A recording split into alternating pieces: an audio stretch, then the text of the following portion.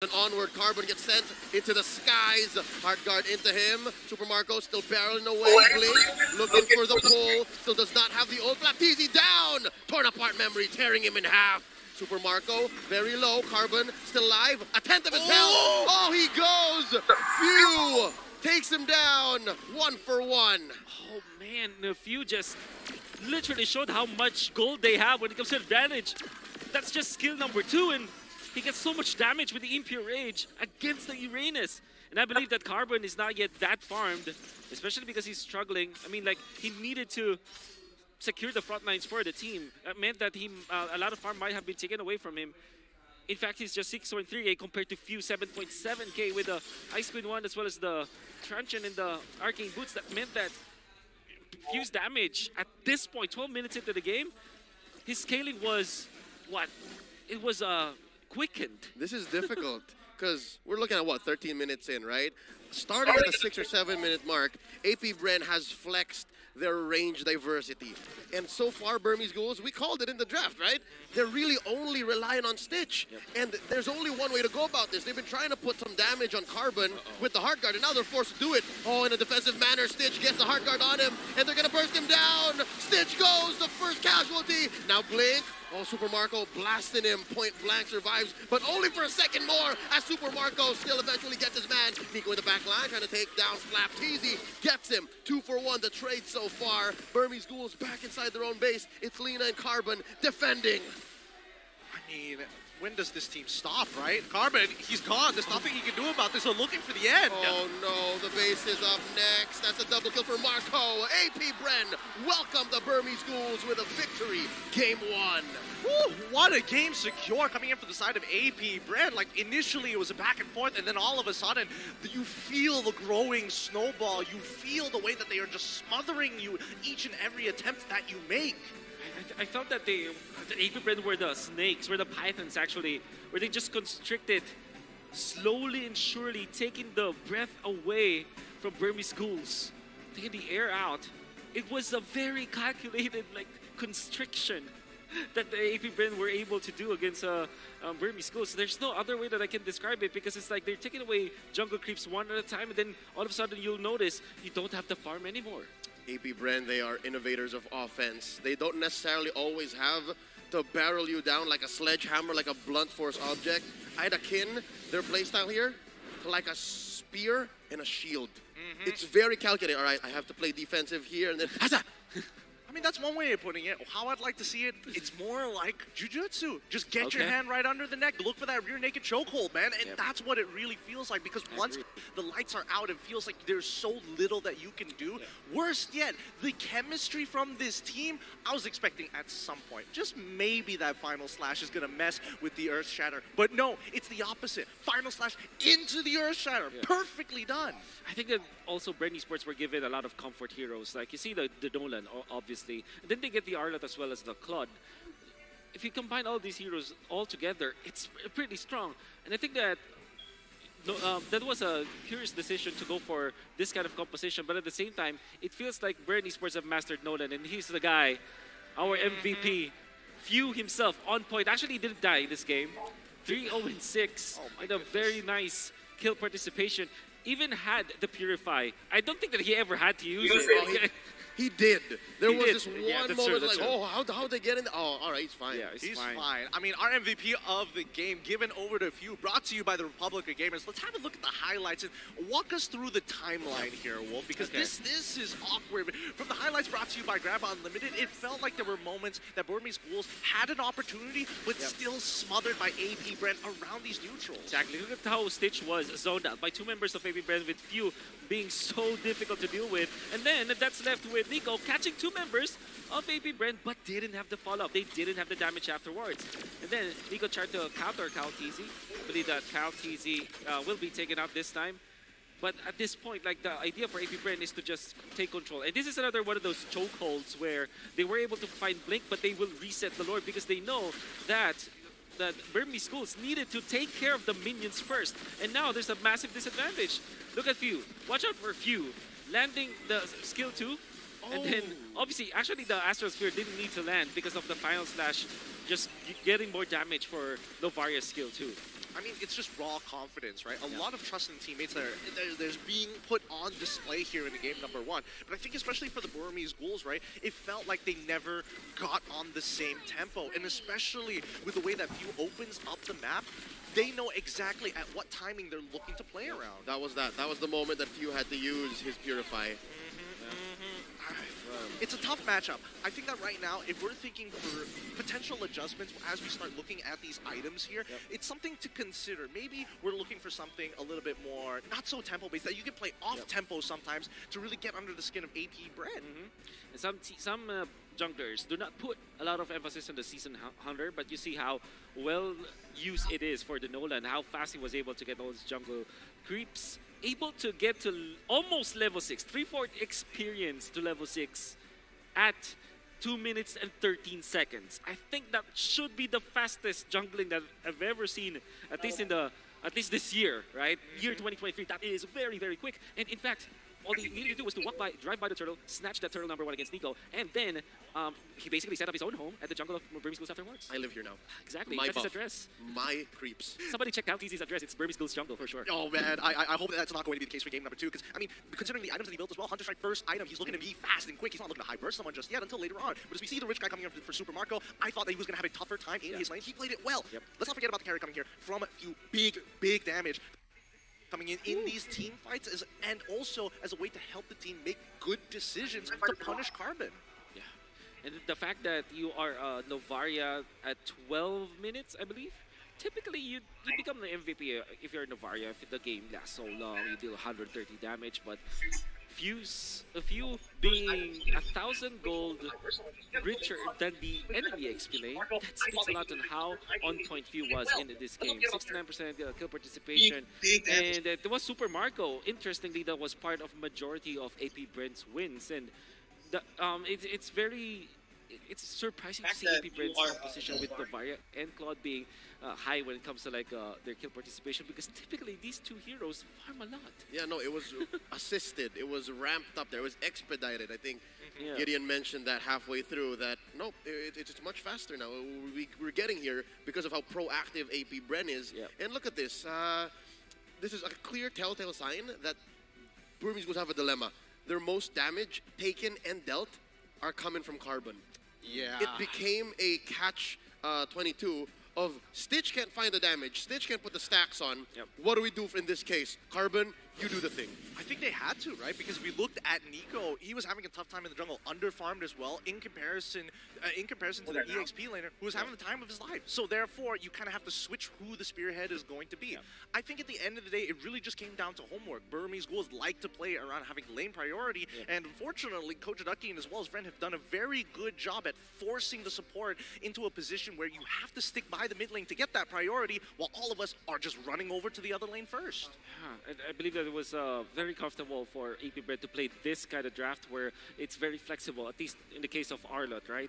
That's why I felt like this is the hero of the tournament, at least for the first week. If there's a triple S tier, I would put Arlott in that case, just because of the flexibility that is given to it. It's like, it's more difficult to draft around or against that hero just because of the flexibility. No doubt, I think it's that same issue that the Burmese Ghouls were dealing with. They're like, all right, our core got hit with the Earth Shatter and the Onward. There's a Nolan about, and you aren't even accounting for the final slash. And that's what exacerbates the whole situation. That's what amplifies Burmese Ghouls' feeling of, I don't know if you guys agree with me, they did not feel at home in their own skin playing this lineup. Yeah, they definitely felt a little uncomfortable for sure. Like, especially once we started rolling into the mid game, which what I was hoping for, especially since the early game may not necessarily gone into their favor, and worse yet, it really was just on the jungler who was struggling. But in the meantime, I think that the game plan needs to somewhat change. I agree. I think Uranus versus Brody might not work. It's not a good composition, I would say. Something that we're going to be considering in the next upcoming match, but in the meantime, let's have an interview up on stage.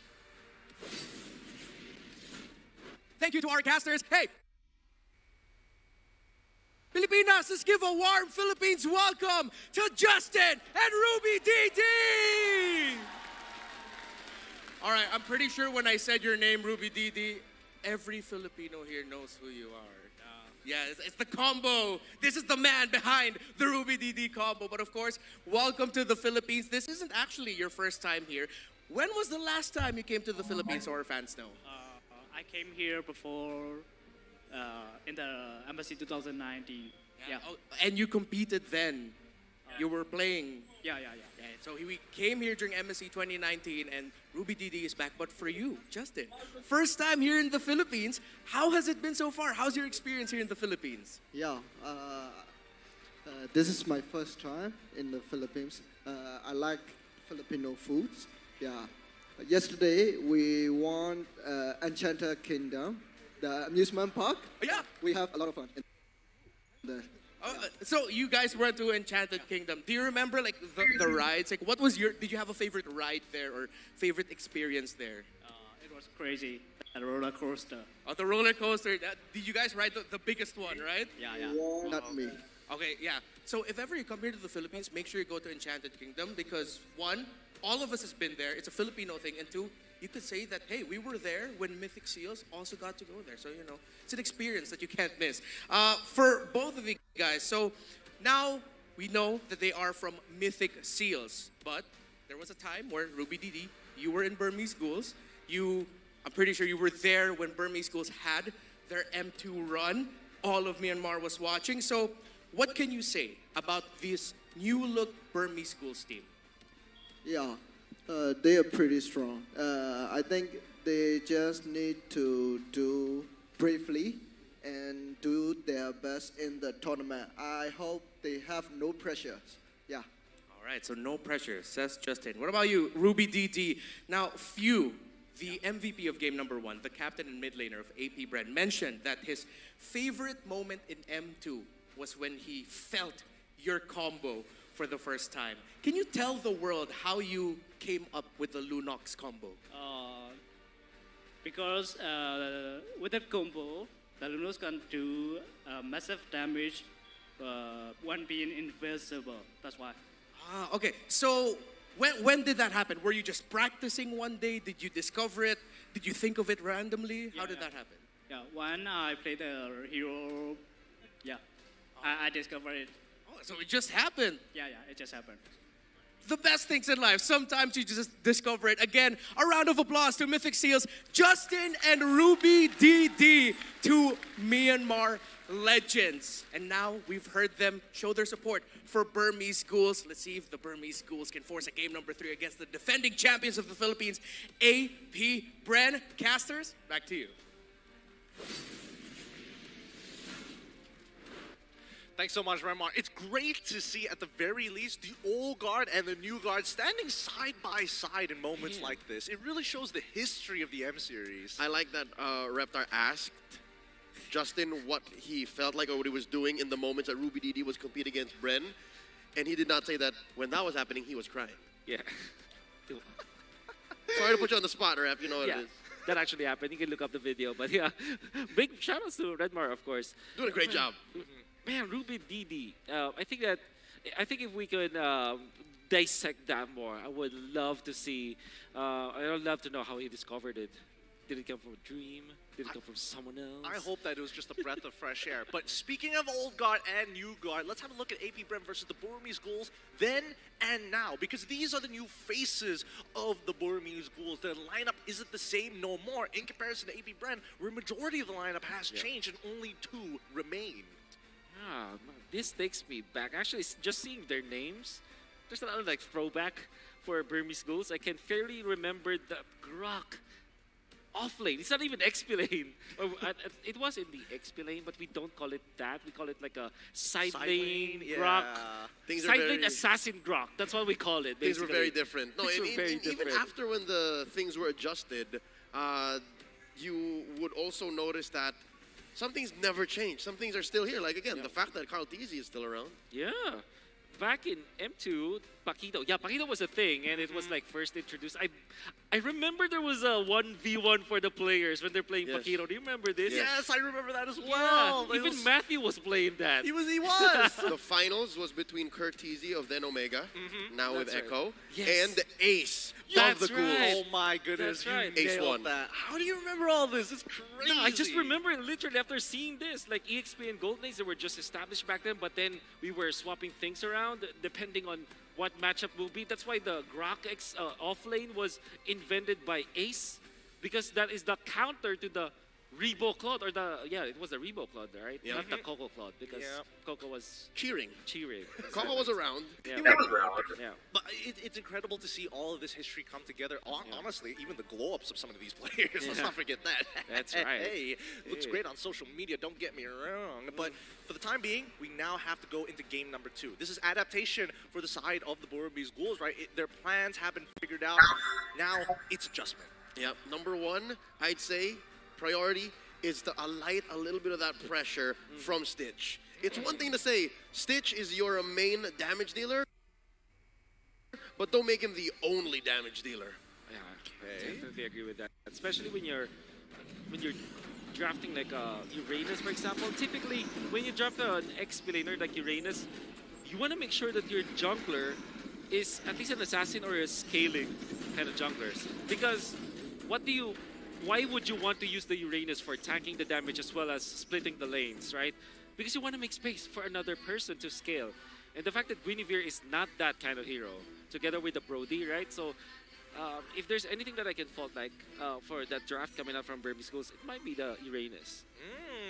Really? I was thinking that maybe even the Angela could have been switched out for something else, put into the support position like it's supposed to be, and Yep. something in the mid lane that could happen. I I could- mean, yes. the other radical ideas are like, maybe Alice in the jungle. I mean, we're Oh talking my about scaling, goodness. might as well scale like that, right? Yeah. Well, we'll see. The first pick now for Burmese Schools. They ban out the Joy again, and then it's still Bruno for AP Bren. But this time, you get first pick. So you have Nolan priority. You probably have Arlet priority at this point. I will not be surprised if eventually both Burmese Schools and AP Bren just get the Arlet at first chance they get. Yeah, and that's more likely for the Burmese Ghouls this time around, because I would not be surprised if this happened the same way Game 1 did, but on the other side around. So maybe it would be like Ujaved. Deja vu upside down. Yeah. Yeah.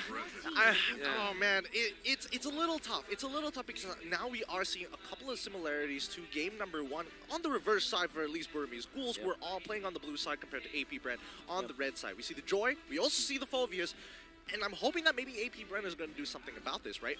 Do they respect Nolan enough? Because I'm noticing that most teams are like, yeah, if we like playing it, therefore every other team loves playing it. Yeah. Okay, so that means that both Nolan and 1-1 is the priority. I think that the weird thing about this is that Burmese Goose might just copy what Brent did and ban the Faramis third ban. Yep. That's a great sign. That's a great sign. That's a great sign. But I think that, the reason why is, imagine if Burmese Goose secures Nolan or 1-1. Both of those two heroes struggle against Faramis, and AP Brent will be very happy to pick up the Faramis as their first set of picks. If the Ghouls don't ban it here. If the Ghouls don't ban If it. the Ghouls ban it here, then we're off to a great trade. We have action. Yeah. Well, I mean, there's also the possibility. I mean, I'm not seeing any Valentina bans considerably coming into game number 1. I don't expect it to happen in game number 2. So it's one of those situations. You take Faramis, I take Valentina. That's true. Therefore, That's that's the very trade. And that's the only time she shows up. Yeah. But then again, was totally snubbed in game 1, so I expect this will be the tell. Whatever the Burmese Ghouls ban here will tell the tale. At the same vein, you want to ban the Arlot, but I think the Faramis might be the best ban for Burmese Always Ghouls. on the way. They banned Mathilda. Oh, wow, yeah. Mathilda, of course. I'm not For gonna lie. that. I was expecting AP Brent to be doing the banning of the Matilda, Yeah, right? I mean, that's they love playing it, so therefore they expect the Burmese Schools to do the same. But Burmese Schools taking that first initiative, now giving that tempo over to AP Brent. Yep. Now they kind of decide what is going to be that first pick. Maybe, what if AP Brand bans Valentina instead? And then Oh. they overload Yes. Burmese Ghouls. What will you pick? Will you pick up something like Nolan, the 1-1, or the Faramis? Which one? Which one? You can only pick one. And if I ban the Valentina, you're now in checkmate. That's a really good. Oh, you're right. This They lose the trade either way. Yeah, especially since they are on the red side. That gets more of these picks. So let's see here. You see that red side, AP Brent have decided to get rid of The 1-1. Oh, the 1-1 already. Yeah. So this allows for Okay. a more equal trade. Yes. Wait, what if they're switching out? Okay, no 1-1, we trust in our gold laner, Super Marco. We still have Arlet available. That's right. So that's going to be the trifecta 100%. now. Yeah. Arlott Faramis or Arlott Valentina, whichever. Yeah, I'm thinking AP Arlott Bren goes Faramis for AP Bren. I mean, honestly, the best choice for Burmese schools now is to pick up the Faramis. But at the same time, I think that they will not pass up on Nolan again. I mean, if that's the case, then is there any consideration with so much CC that, I don't know, throw in that Diggy here, the clock There it broken? is. Because, I mean, back in M2 Grand Finals, Diggy was banned in all 7 games. Truly shows how things have changed. And again, the Ghouls keeping us honest. They Yes. do pick up the Faramis first. Something to note. At the times of M2, Coach Ducky was very vocal about hating Diggy. Yeah. Now, you wouldn't even think twice if Coach Brent says we're playing Diggy. Okay, Yeah. Say less. Say less. we'll do it. All right. Okay, Arlott is open for AP Bren. I think that's a priority now. Valentina as well. I mean, there's so many things that they could open up with, and that's going to predetermine what Burmese Ghouls are going to complete this first phase of the draft with. And they also have the Guinevere. Some teams, some players don't like the Guinevere in this case, but yeah, it's Arlott Gwyn could be good. It's still very flex too. Nolan's still here. Nolan, yeah, Nolan of course. Nolan Arlott. Piccolo, I love it because it's the Faramis answer. That's right. Plus the burst of the Nolan doesn't matter. One, I love the fact that AP Brent always, especially in the drafting phase, it's not like we're setting up for something. It's, oh, you present a question, we present problems upon problems upon problems. That's right. How they answer this? You pick up no, you don't do anything. So they still go Brody. Makes a lot of sense. And a Martis. Martis is a hero that Nolan cannot necessarily overtake in the jungling when it comes to his jungling speed. At least in the first salvo of creeps, first rotation, you get level 4 both of you because of the speed of the Martis. And now it's a coin toss. Do you actually win the first turtle fight and then snowball from there? Between Nolan and Martis, Martis needs it more. Already, I think the Ghouls are off to a good start. They are already much better than they were in game 1, draft-wise. Back to Wolf's point, it's just a matter of execution. Timing, what do you do with the advantage now that you have? Well, I think a lot of things are kind of set in stone now that we see the Arlet get locked in, 50% overall ban, and pick rate 47%. And that number is definitely going to change throughout the tournament. It's going to rise. It's really going to rise. I feel that, especially for the Burmese Ghouls, at least this opens up the option of saying, even if we are going to be playing towards gold side, we can play for the earlier stages of the game. We don't necessarily need to take first turtle as long as we get like 2, maybe even 3 if we're super lucky throughout the match. Okay, AP Bren now, they do have a choice to ban out maybe XP laners at this point. Terza comes to mind because it's a hero that's great versus the Claude. You can actually still ban the Minotaur if you're AP Bren. Yep. Because if you remember, like, Burmese Ghouls, they want their roamer to be in the front. That will definitely be the ban. Oh, they've really done their homework. They're not letting it through, no matter blue or red side. We jump back to the Burmese Ghouls, right? What are the problems that we're expecting from AP Bren that Burmese Ghouls don't want to deal with? Valentina, perhaps. All of those few heroes. Valentina, as well as Edith, I believe. Edith is a roamer slash XP laner choice that kind of deals with the Faramis because you take out all of those shields with your ultimate. Is there any consideration for the Navarra? Because I'm looking at this comp and I'm like, man, it's kind of similar to game number 1. Is that going to be the case of saying, hey, let's just outplay the Netherrealm and then maybe we can make something happen? The falling stars brought us here. Well, the answer is definitely yes. That's a great fight because Novaria is also a hero that Faramis cannot reach necessarily. So you want to go Novaria in that case. Not just Faramis. All of the heroes right now can't find the Novaria. Rises when I give the word. Oh, same bands. It's the Khalid again. Interesting. So that means AP Bren is like, well, I mean, if it ain't broke, don't need to fix it, right? That's right. Let's just keep to the same philosophy. We won in short fashion in game 1. Why don't we do it again? Because so far, it's up to Burmese Ghouls. Ball's in their court. They are the ones who have to adjust. They're the ones who have to show us something new. And so far, I think they're on the right track. Yeah. Do they still ban the Valentina here, though? Just to cover their bases? Yeah, I think so. I think so because, I mean, Valentina is also a hero that kind of likes the decimation in the first fight. Yeah, in the first turtle fight, right? You get the decimate and then you have so much damage. Yep. And then in latter portions of the game, you now copy the Netherrealm. Yeah, and I think we heard the voice. Like, It was definitely her. Is this the Lilia angle coming out from the side of AP Brand? I mean, it just ways to peel their opponents for the time being before they do that push and pull dance all over again. Could be a possibility. Definitely something to consider. But it looks like, you know, the lock-ins have started to come through. I'm pretty sure that's a Guinevere, yeah, am I that's right? that's a Gwyn, which we did prescribe earlier on. They're going to put the Guinevere in the Rome. Or the That's XP, right. either way. That's We've right. seen both Arlott and Gwyn in both rows. I That's mean, right. you know my angle. I love double flex picks here. I love hiding, well, not really hiding your strats, but always keeping your opponents on their toes, even in the draft. It feels like the pressure never left game one. Again, whenever you're playing against AP Bren, you got to look out for those DFPs. The battle begins in the draft. Yeah. That's just what Vren and Ducky bring to the table. I wish that Benedetta will be the XP lane choice, but there still is the Terizla that I see for the side of... oh, Lapu! That's a carbon pick right there. That's really That is a interesting. carbon pick. That's a carbon pick. It's one of those situations whereby, like, when you're going up against the Arlet and you're looking for something to not only win the lane, but also look for some high burst, Lapu kind of comes into mind. Anti-CC works really, really well against that Arlet, but it does mean that AP Brand get the choice of who goes into the EXP lane. That's right. They're leaning hard on that DFP. I love it. Up until this last pick, you don't know who's going where, and we're still looking for the few hero. Farsa could be good for AP Bren, although there's the Lapu Lapu, so that might be a little bit of a problem for Mr. Few. Idle among kids, as he's known Yeah. locally. Or Eve. But Valentina's... Oh, Valentina was already banned out, so... Okay, so yeah, you're left with Gord. Oh. You got no choice. But there's a lot of jump. Well, there is a jump from Burmese Gold, so it's Lapu Lapu.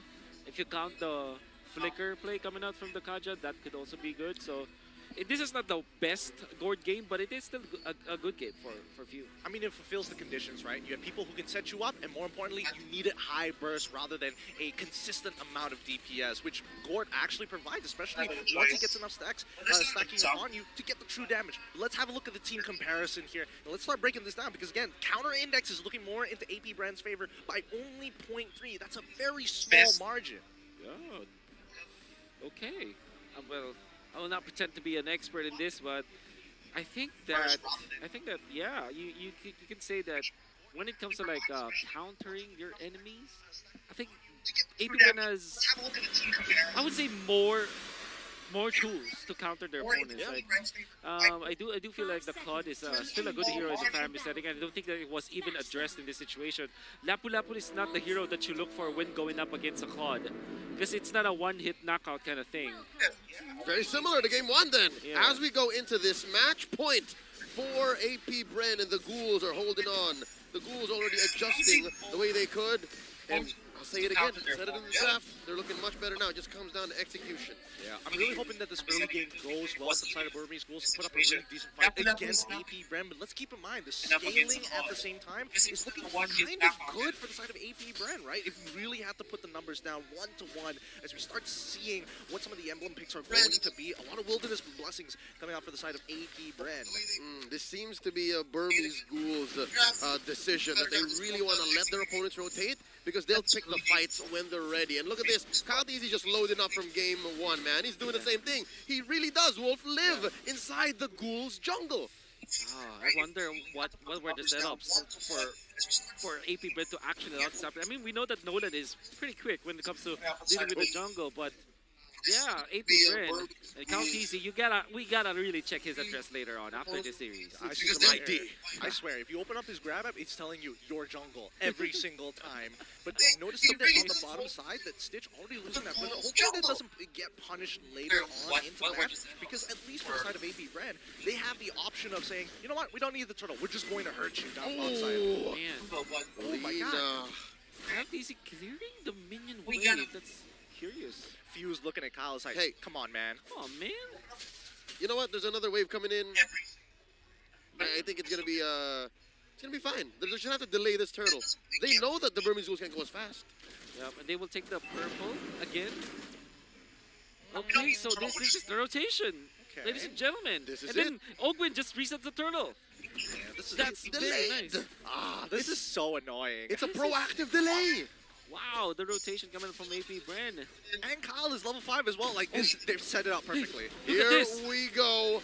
spacing them out. Carbon answering back. Few very low. Gets taken out by Carbon, and now Ogun can't even respond. The ghouls pull the turtle all the way to their side. But wait, look at this. Very sneaky. Yeah. Kyle Teasy stole away Teasy. the orange. And even the Rock Horse is going to be taken out. Oh, Kaltisi is just taking away the farm. He's going down bot side. Schools. our farm. He's going down bot side. No, he's decided off of it. He's starting to head on through. They're going to contest. Coming in with the pull. Committing it on the Ogwin, gets taken out. Turtle still standing. Watch Kyle Teasy goes in. Nico still secures. And Nico gets out of there. That's a couple of wins. Big 3 minutes in for the Ghouls. I love being at these internationals because now we are seeing the evolution of teams don't necessarily have to contest the turtle in the exact same way. They can delay it. And more importantly so, these plays coming in from Carbon is actually making it worthwhile for the side of the Burmese Ghouls. He's unlocked finally. And look at Stitch trying to actually bait out this blazing duet. Big 2v1, close call. Open almost caught Stitch, but Stitch saw it coming. Yeah. Super Marco survived that. He was able to get that cart, the catapult, the cannon. And also, Burmese Ghouls was able to get the turtle. This means that they are in a much better spot compared to the previous game. We're definitely going to see much more aggression coming in from the Burmese Ghouls in just a little bit, especially as we're starting to move in and end this early stage of the game. But I'm curious. I feel like AP Brand, well, more so towards the Burmese Ghouls, wants to extend the laning phase for as long as they can. Yeah. And this is not how AP Brand was looking to let this rotation go. This is cool because the Ghouls are learning as we're going. Oh, wait, Stitch down bottom, not going to survive long enough to get his ult off as Kyle Teasy pops him off 1v1. It's clear that at least for the side of AP Brand, they're looking to just punish Stitch every single time. They kind of want to delay these turtles, but at the end of the day, as long as they're walking away and making sure that Super Marco gets ahead in his lane, then this becomes a much more difficult game for the side of EG. Early corrosion sight coming out from Super Marco, 4 minutes 20 seconds. They go for DHS, slap in trouble. Oh no, commits the flicker, dashes on through. Blink and Nico want to finish the job. Oh, it's a 3v1. How is Flap surviving? No. How is Flap still alive? There's a Mystic Gush. The Filipino cannon survives. I really wish we had a mic check for that because what was the decision there? Was he telling us, okay, I'm going to die, I'm going to buy some time. If you can make it, then come on over. If not, just chill. Because you can see the hovering coming in from Kyle. Like, he kind of wants the help, but at the same time, what can he really do? Craziest thing about it is that Flaptisi is not even rocking a Brave Smite. That's Quantum Charge. He's still able to sustain himself. Flaptisi knows this hero a lot. Here we go. Second turtle already spawned. 5 minutes in. Few throws out. Mr. Projectile. In comes the final slash. Carbon with the bravest fighter. Turtle at 10th of its health. Nico gets a retribution. Kyle Teasy half health coming in. Carbon with the flicker and the tail end of that big two-handed sword as the ghouls advance. Inside AP Brand's jungle, the ghouls are looking great. 2-1 here. 100% turtle take rate. And this is the power spike for Burmese Ghouls. This is how you should be playing your composition. I like seeing Burmese Ghouls' aggression right now. And the fact that they are not getting baited out, getting outplayed by the members of AP Brand. As soon as I say that, there is the gold coin. Whoa, Blink with the pull! And Kyle Teasy gets popped by Nico. Talk about timing here. Literally timing. It happens, right? I think that it's a little unlucky for the side of Burmese Ghouls. No. Charles? No. Charles coming What? in. Final slash, Are you displacing kidding me? Carbon.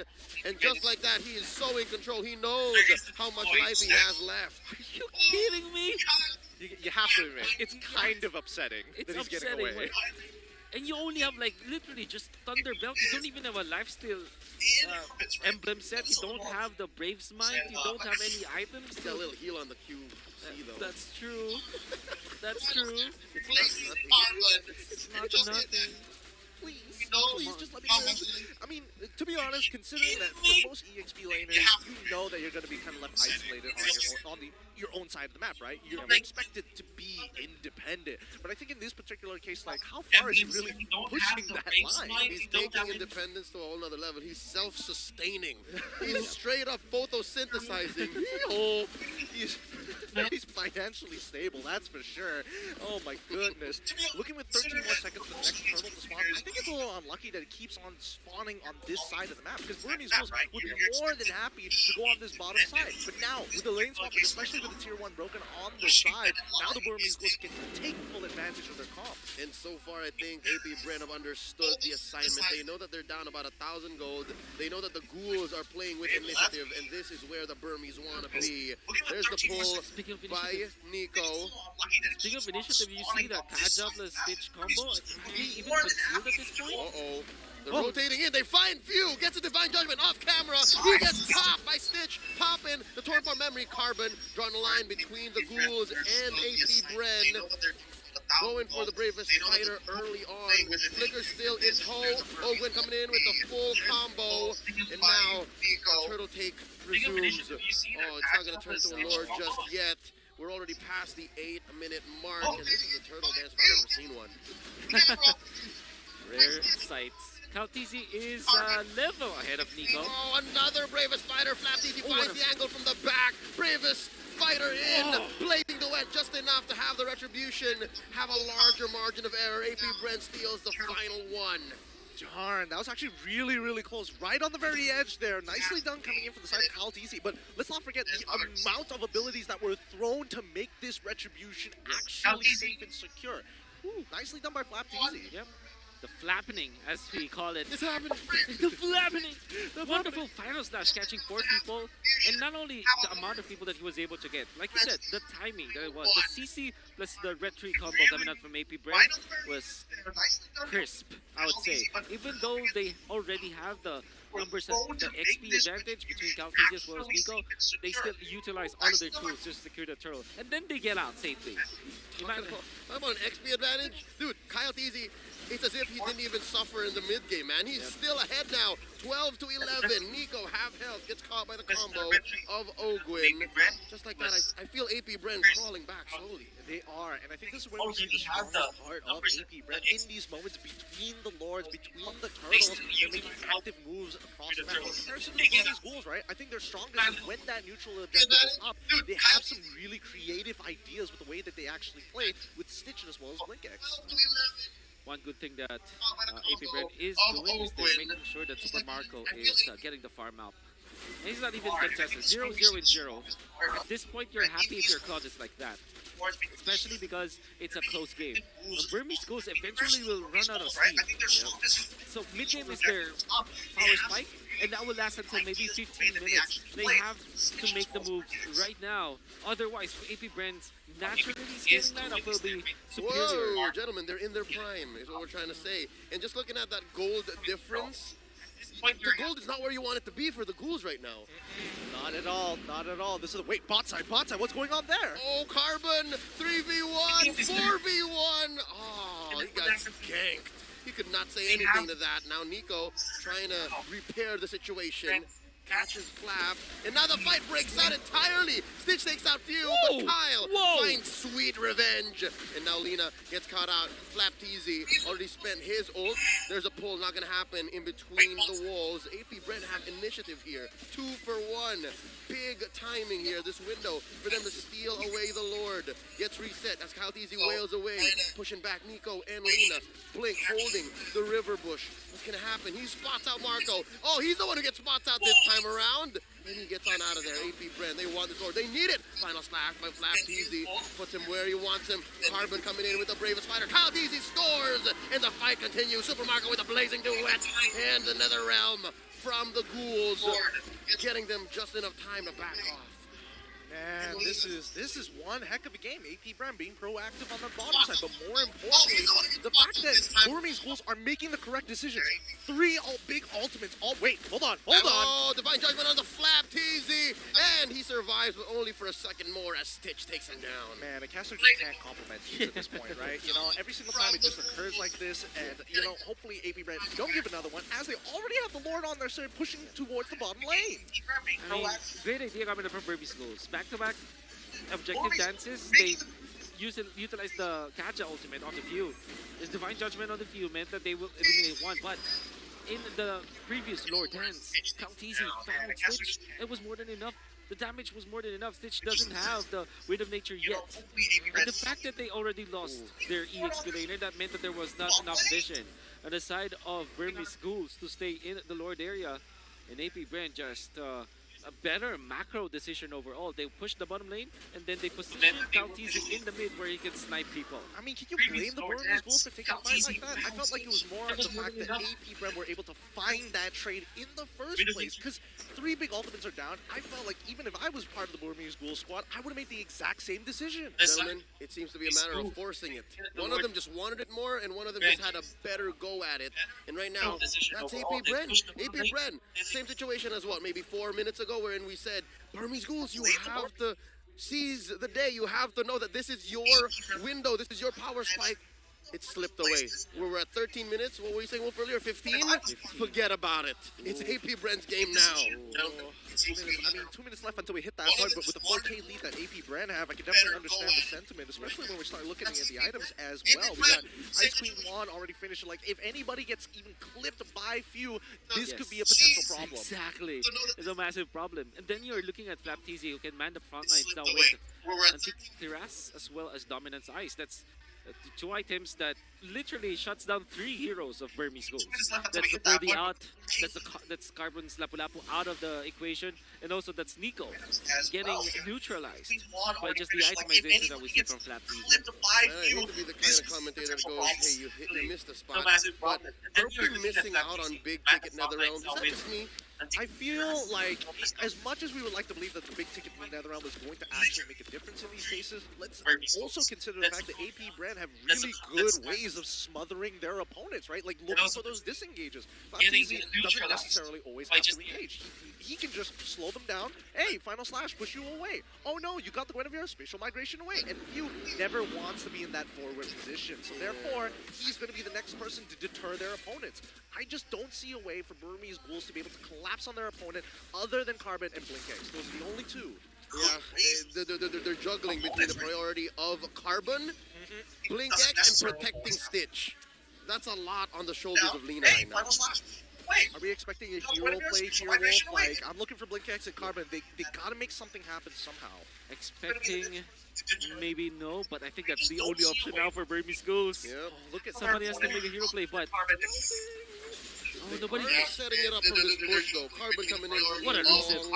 bush. No concealed play coming in from either side.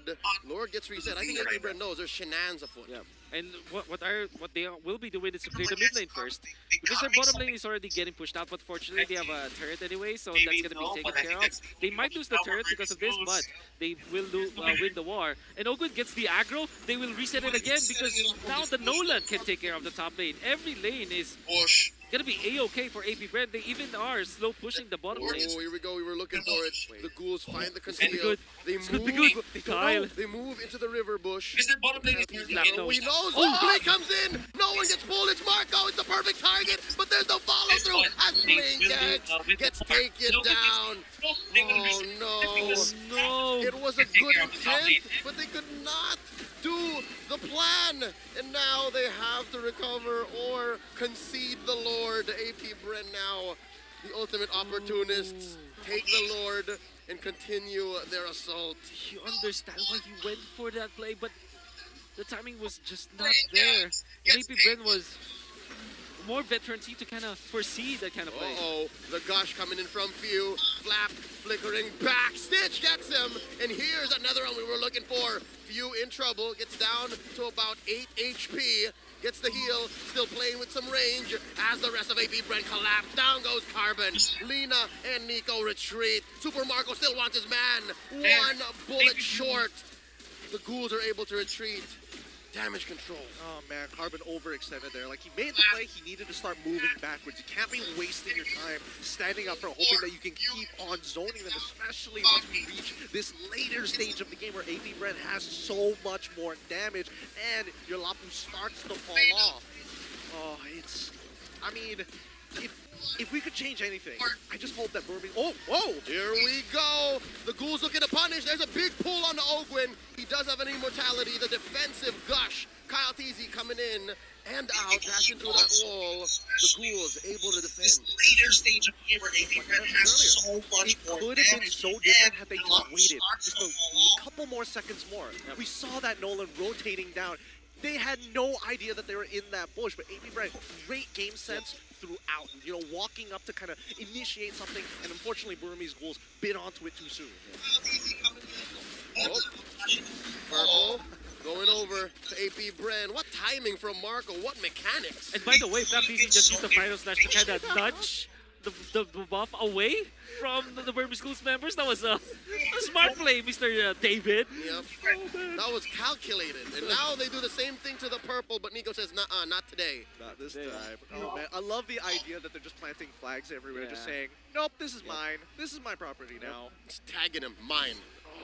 It's upsetting, but at the same time, you can't blame them, right? They're really far ahead. And now that the gold lead is actually coming to a point where it's not necessarily going to matter in just a little bit, I think that even if Burmese Ghouls even it out, we're still looking for that hero play. We're still waiting for either Marco or even Few to make a mistake. We were looking for it, and we saw half of it, right? We saw Blink find the perfect target. It's just the other half of the movie, they asked us to vacate the cinema. Where was the action scene? That was it. That will be the worst happening in my life. I wish that would not happen to me. It's basically Inception, but as soon as the heist was about to go down, the lights go on. Like, what? Yep. Or better yet, people are just bringing their phones into the cinemas and trying to record it, and someone had to stop it at some point, right? It wouldn't. It wouldn't. You wouldn't divine judgment in the 5.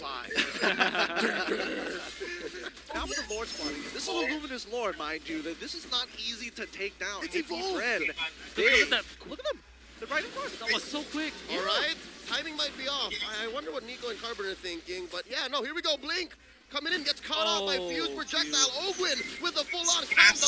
And Carbon coming in with the bravest fighter. Netherrealm saving them already. Blink with the pull, and Marco gets popped.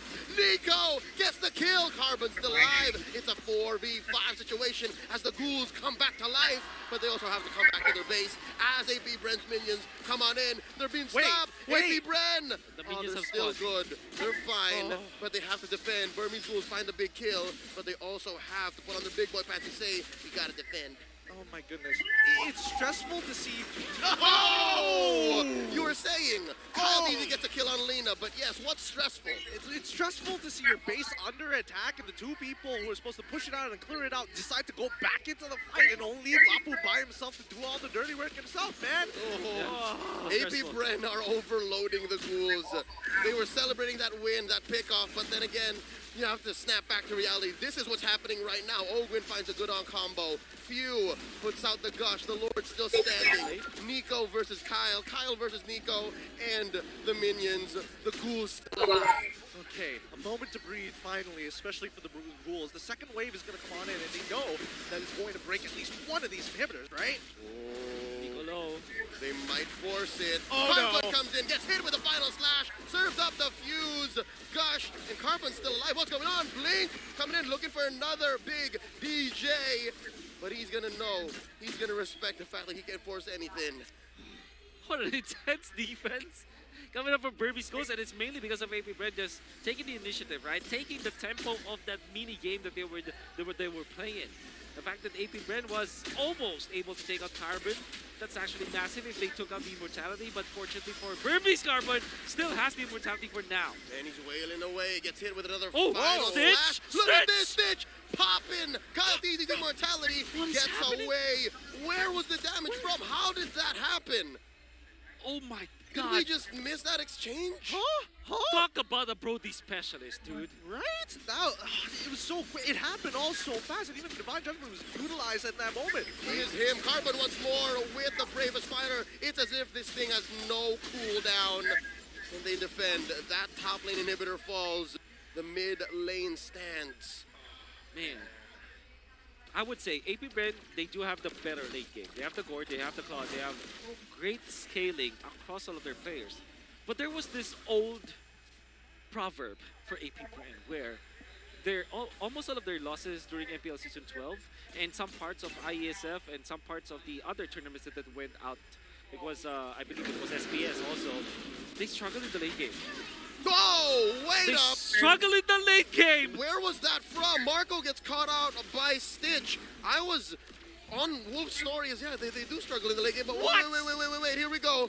this Lord fight, this is an unprecedented situation for the Ghouls. They have never had a game this good against AP Bren right now. This situation, Blink gets hit with a final slash. Carbon slashing away at Few. He's getting smothered by 4. Gets his immortality pop as the rest of the Ghouls wail away at the Lord, an evolved Lord, their very first Lord. Can Nico get it in? Yes, he does. Retribution is good. And now the NetherRealm saving Blink. They're going to get the pull onto Flapdeezy. Not going to even pop his immortality as the Philippine Cannon walks away. Stitch gets popped. 3 defenders from the Ghouls. 4 from AP Bren looking to crash out into their base. This might be it. All the waves are crashing in. Top, middle, and bottom. 2 seconds to learn was fun.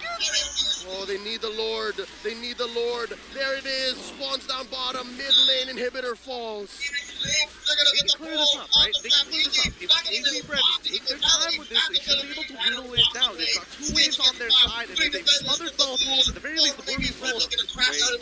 Open is back, by the way. Right? Carmen's come back at 13. It's 10. The longest Flap. 20 seconds. Flap. Oh, gets trying to pull in. Does not happen. Lord gets taken down. 5 members of AP Bren here. Applying pressure. Can the Burmese defend? Carbon is alive. Oh, here comes Carbon. With all the rifts, all the damage. A Divine Judgment on the Flapdeezy. He gets his immortality pop. And Carbon and Lena leaning hard on AP Bren. Carbon goes down. Lena goes down. Stitch just waiting. Flapdeezy gets popped. Ogwin loses his immortality. Oh, this is an actual life bar we're looking at, gentlemen. The Ghouls still here. 1 for 1. 23 minutes in. They're ready to play. They've evened it up 10 to 10, 23 minutes into the game. We were talking about the fact that, hey, they've already missed their power spike. We're expecting AP Bren to really take full advantage of it. And now, with the creativity of the Burmese Ghouls, and especially with a couple of mistakes coming in from Super Marco, giving them a breath of life here. No inhibitors still, but if they get that next upcoming Lord, they might be able to even out the odds. Blink. Oh, that's a full-on combo. Into the skies they go. The NetherRealm saving them for just a little bit longer. Cloudeezy, look at this. Watching, waiting, commiserating. Does not find the pop-off as Nico goes in, uses the immunity and dashes away, gets his immortality pop, and he's gonna go down here unless he has something to say. Another set of iframes, dashes on through, stays himself, torn apart memory, popping, fuse immortality, and that's 1 big HP bar, 1 resource that AP Bren have to look out for. Crazy mechanics from both teams. Stitch used the flicker forward when they're trying to get back. What the hell? I wouldn't have even considered it, only because, number 1, he's got immortality. Number 2, Lord spotting in 30 seconds, he's not going to have his flicker. But Few, my oh my. There was, 5 years ago, he was called Mr. By himself at a certain point. But the immortality at the right moment. You can see Stitch. Oh my goodness. He bought the immortality just a split second. He knows. Oh man, thank you for the instant replay coming from Kadia. Now we get to a very critical moment in this game. And I mean, considering that Lena hasn't been dying as often as you would like to imagine, he's been stacking up real good here. Okay, 23 minutes. Flapdeezy went for a game changer item. I love it. Twilight Armor. There's a lot of big bursts coming out from Burmese, including the body damage. If you count the Ghost Bursters from Lina, that's also massive damage that you take out. That's going to be a game changer now for AP Bren. Speaking of which, here's another dance. This is the 5th Lord of the game, 25 minutes scaled. No longer going to get stronger. Flapdeezy gets pulled in, forcing out. That flicker gets hit with a Divine Judgment. Still alive though, down to a 10th of his health as Cloudeezy scores. Now Ogwin gets to use his ult. Full-on combo coming in, still alive. Forcing it out, Nico gets the kill. Nico gets caught by Marco though, and that's a 1 for 1. 2 for 1 now, as Few gets caught out in the back. Carbon goes 2 for 2 as well. Cloudeezy finds Sweet, vengeance, and there's a pop. Cloudeezy just going from target to target to target, and now it's just Lena and the Blink, the winner's crunch coming in. Cloudeezy still alive, gets pulled in. Final slash by the Filipino cannon as he goes. Ladies and gentlemen, Blink is the only one left. Can he defend? AP Bren coming in with the Lord, and they are going to take this series in a 2-0 sweep. History tends to repeat itself, but my God, with the new faces of the Burmese Bulls, they put up one hell of a defense up against AP Bren, but it still was not enough. AP Bren take the game 2-0. a showdown of mechanical skills that we saw. There's so many items sold on so many items bought. A fraction of a second, the decision making, even the NetherRealm, the big thing NetherRealm that we were looking for, pretty much on point that time. With the Winter Truncheon usages, the Winded Natures, all those flickers, all of those immortalities being popped, and then Winter Truncheon being bought afterwards. My oh my, what a game! That really was a great way to open up Emma 5. You got to see a little bit of everything. You know, the mechanics, the overall decision making, the creativity is what I'm very impressed by from both of these squads. At the end of the day, this is going to be setting a very high bar as we move on with the rest of today's schedule. The schools forced AP Bren to learn on the fly. There was a moment, I'd say, what was that, 19, 20 minutes, wherein AP Bren said, all right, we have to take this slow because they're pulling out something new. The fact that Carbon was just coming in, as soon as I have this ult off of cooldown, I'm going in. Blink is, again, doing the hero play like it's nothing. He's just baiting it out to a certain degree, right? The last Lord Dance was actually a result of AP Bren's learning. What they did was Flappy picking on the Twilight Armor, fronting for the team, and actually took so much time away from the entirety of the Burmese. So you see Carbon trying to go and look for the HP bar of the Lord. They want to see it, right? So they want to have a vision of the Lord. That's why they put Carbon in after they were trying to kill Flaptizi. But because of that, Flaptizi stayed alive. After the fact, they almost won that fight afterwards. But then again, AP Bren just already took the Lord.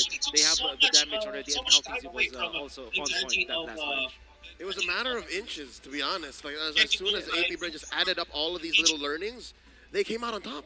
They really did. I mean, it was a great match to watch, but obviously there can only be one MVP, brought to you by the Republic of Gamers. Let's have a quick look at who it's going to be. Give a wave, give a shout out to your boy. He's played so well, and I think the entirety of the team does deserve it, but there can only be one, and it's going to Kyle Teasy, because the man is an absolute assassin. The heir to the TZ Blade. When he won the MPL Philippines Season 12 Championship, I ran into him earlier that day, and he said, Leo, it's just another day. It's just another day. And here, he's opening up M5 with a performance like this. Yeah.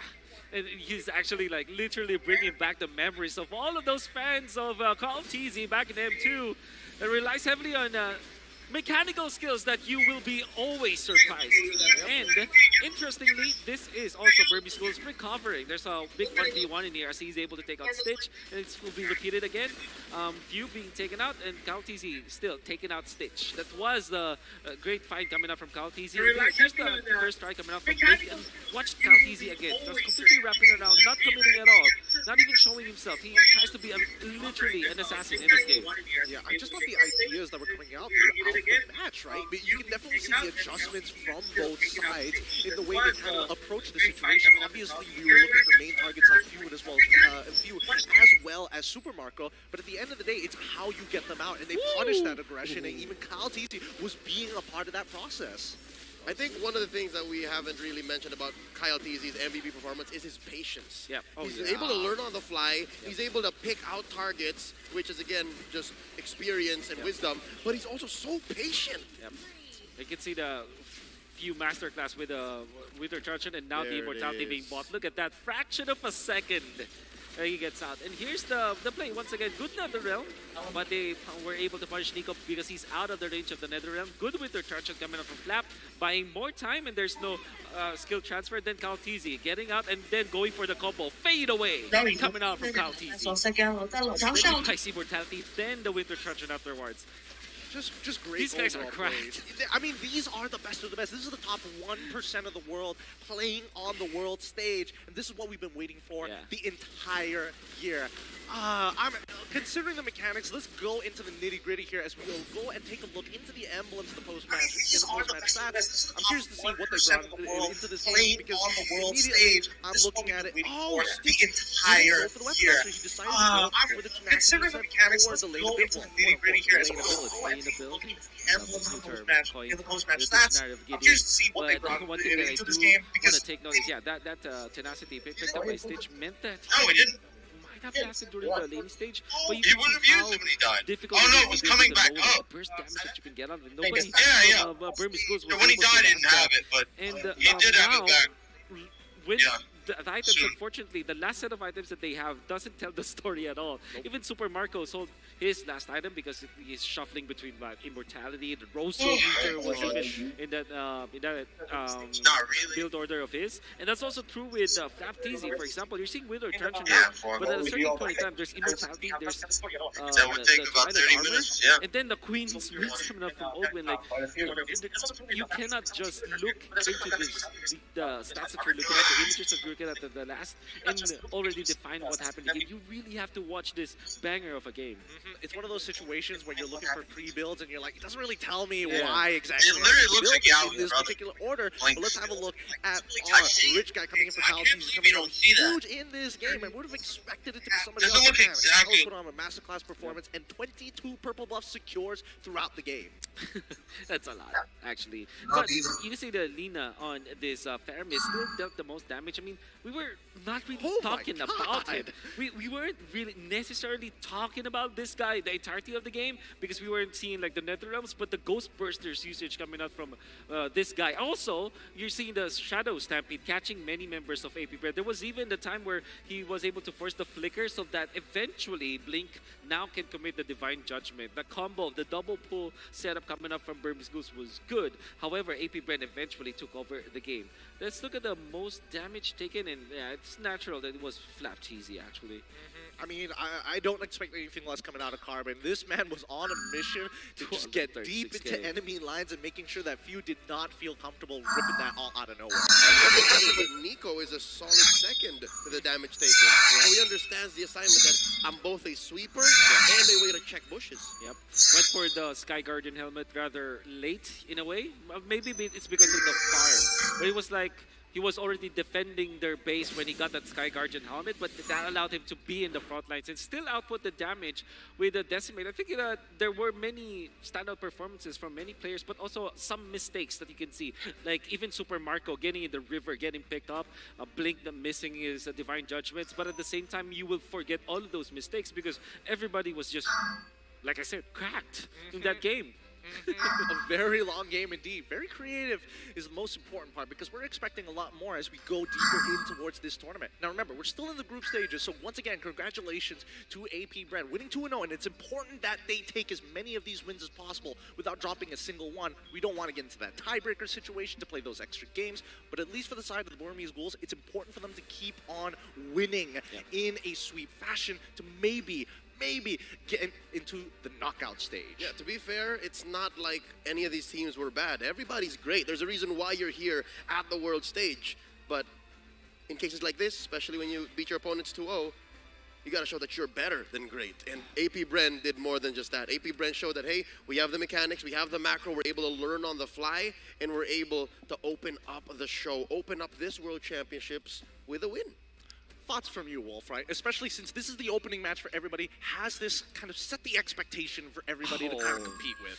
Look, I think they set a very high bar. I would really fear for the other teams, but especially after seeing like Burmese goes challenge AP Brent, the favorites of the tournament. They're one of the 3 kings that was you can see from the trailer.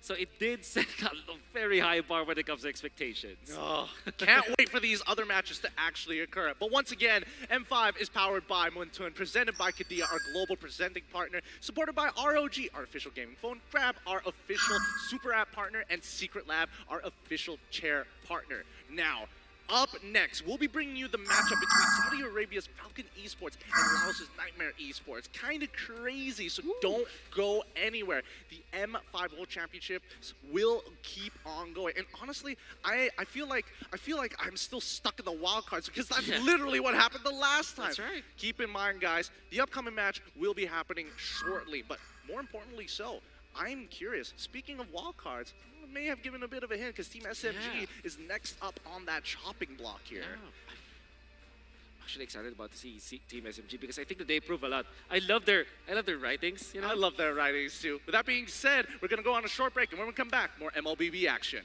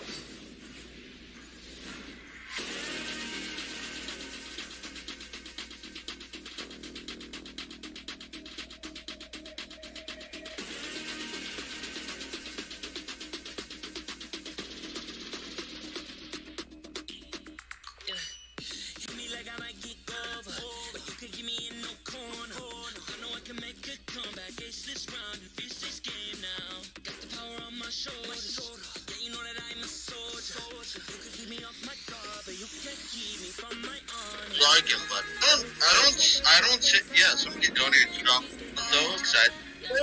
That's and with that too, the acting.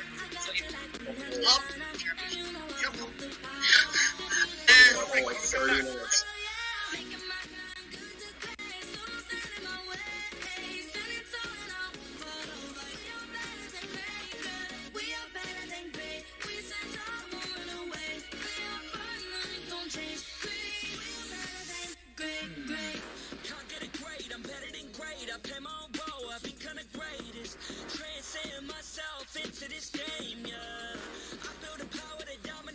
Hey, is it raining? Hold on.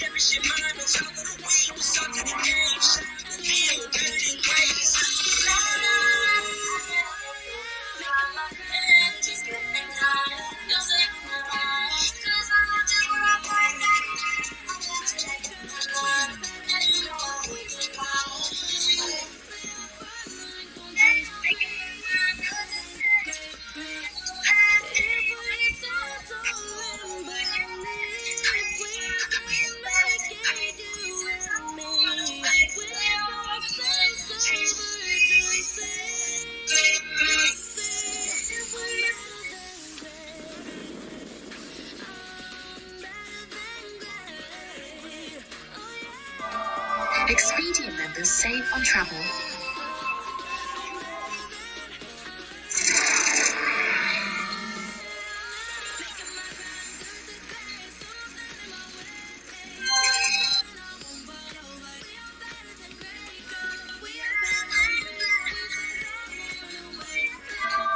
Expedia members save on travel.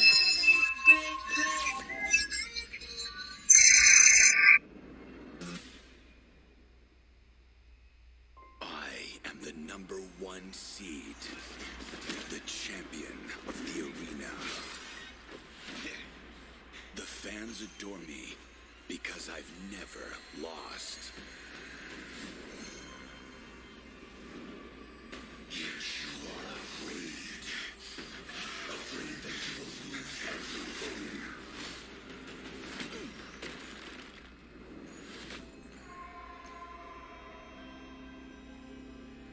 Do you ever get scared of losing, Kimmy?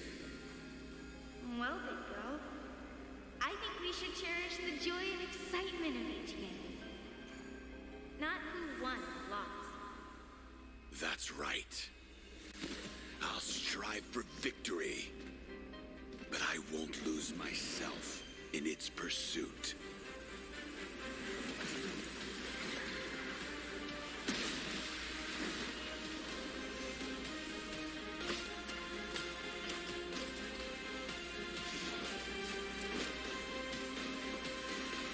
M World Championship. I'm back.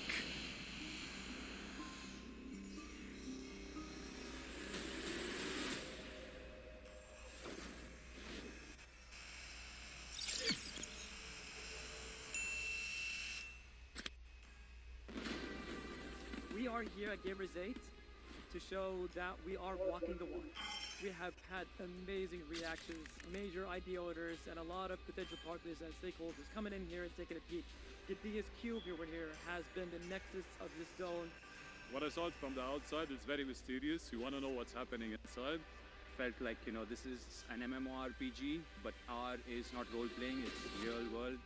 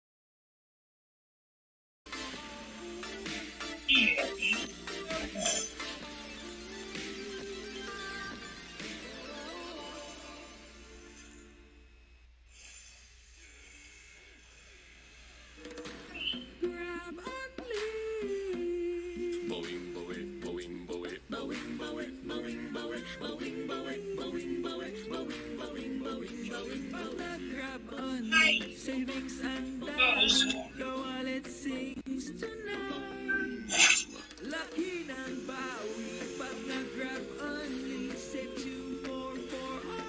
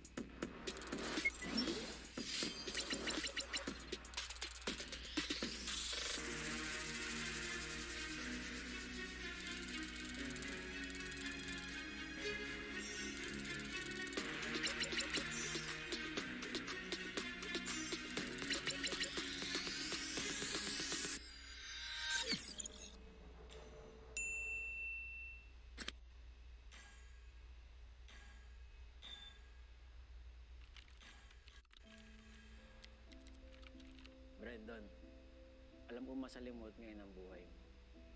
Kung kailan ka nabigyan ng break as a head coach sa pro scene ng Mobile Legends, hindi ka pa nagkaroon ng malubhang sakit. Iindahin mo ng 1 buwan. Itatago mo kasi akala mo, nalay lang naman. Hanggang sa isang gabi, hindi ka na makatayo. Hindi ka na makalakad. Wala nang choice kundi dalhin ka sa ospital kasi grabe na yung sakit na inihinda mo. Magsisimula ang season na wala ka sa tabi ng team. Sobrang lungkot at depression ang dadanasin mo dahil sa sakit at kawalan ng pakiramdam sa kalahati ng iyong katawan. Munti ka nang sumuko sa buhay. Buti na lang at may mga nurse, mga doktor, mga physical therapists, at mga kaibigan na nagpatibay ng loob mo. Huwag mo silang kalimutang pasalamatan. Akala mo okay na ang lahat, kaso luluba palalo ang sakit mo. Mapupunta ka sa bingit ng kamatayan, halos hindi ka na makahinga. Doon, papadasal ka sa Diyos na huwag ka na munang kunin dahil hindi pa tapos ang mission. Hindi pa tapos ang pangarap mo. Sabi mo nga, magja-champion ka pa. Maniwala ka na gagaling ka. Lumapit ka. Sa pagkakataon na yon, madudugtungan ang iyong buhay. Binigyan ka ng isa pang chance sa mundo para tuparin ang pangarap mo. Kung akala mo wala nang kukuha sa iyong ML team dahil sa kalagayan mo, nagkakamali ka. May magtitiwala pa rin. Kukunin ka as coach ng isang team abroad. I-grab mo yung opportunity kahit pa naka-wheelchair ka kasi gusto mo yung ginagawa. Magiging mahirap pero okay lang. Ang importante, sumubuka at wala kang regrets. Unti-unti na rin mag-i-improve ang kalagayan mo. Sabi ng mga doktor, kailangan mong ma-operahan pero wala ka pa namang pera noon kaya maniwala ka na lang nagagaling ka. Sa tiyaga at paniniwala, makakatayo ka rin. Darating ang punto na makakalakad ka na ulit. Himala, di ba? May isa pang biyaya na darating. Lalapitan ka na isang kaibigan, si Coach Daki, para maging tactician ng AP Brand. may chance ka ulit na ituloy ang pangarap. Huwag mo itong sayangin. Ikaw ang susi na magbubukas ng bagong pintuan para sa iyong team.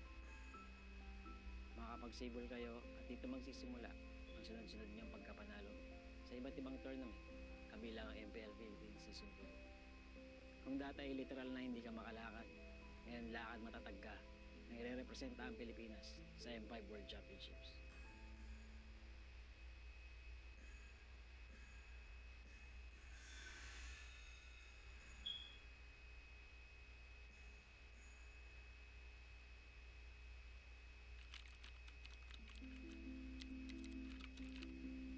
David, nakakatuwa manood ng MPL, no?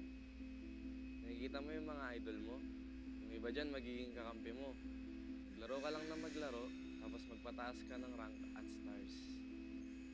Sobrang loko mo, darating pa nga yung 24 hours na nag-live ka ng ML para magpapansin. Dahil sa kasipagan mong yun, may chance ka pang nakasali ka sa brand. Sobrang saya ng magiging run mo kasi magcha-champion ka na sa MPL tapos makakasali ka pa sa M2 World Championship. Nakaka-pressure pa yan kasi rookie ka pa lang tapos mag-worlds ka na. Buti na lang umayon yung resulta sa atin. Magiging champion ka ng M2.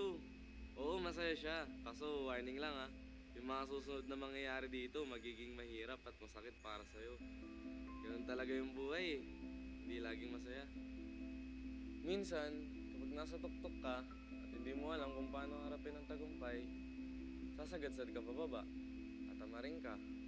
Makikinig sa maling sinasabi ng iba. At ang uli, magmamahal ka ng taong lolokohin ka lang pala. Sa mga panahong yun, mapatingin ka na lang sa salamin at parang hindi mo nakilala yung sarili mo. Magiging madilim yung mga susunod na kabanata ng buhay mo. Pero David, dito ka matututo. Oh, baka gusto mo laktawan tong part na to Hindi pwede, kasi mahalagang pagdaanan mo to. Okay lang matakot, gawin mo pa rin. Magka-top 8 kayo sa MPL, talo, laglag. Hindi lang isa, 2 beses pa. Dahil dito, mapaisip ka kung kaya mo pa ba, kung para sa'yo pa ba yung ML. Ngayon ka dapat hindi tumigil. Kailangan mong ituloy at patunayan sa sarili mo na kaya mo.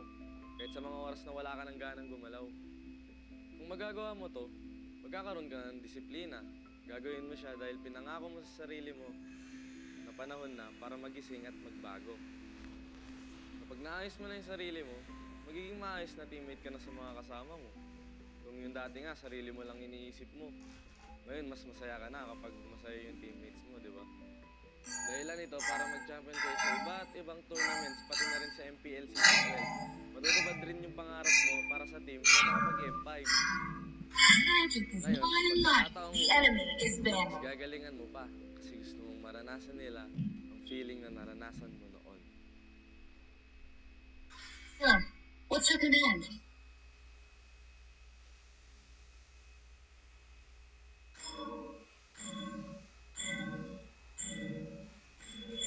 ENG, and always these. Kyle, siguradong may echo pa dyan sa banyo kung saan ka naglalaro ng ML. Hindi ka kasi pwede maglaro sa kwarto nyon. Dahil sure, magkakapagalitan ka na. I'm gone! Tatagan mo. Kasi sabihin pa ng magulang mo na wala kang napapalala. Huwag mong i-take yung negatively.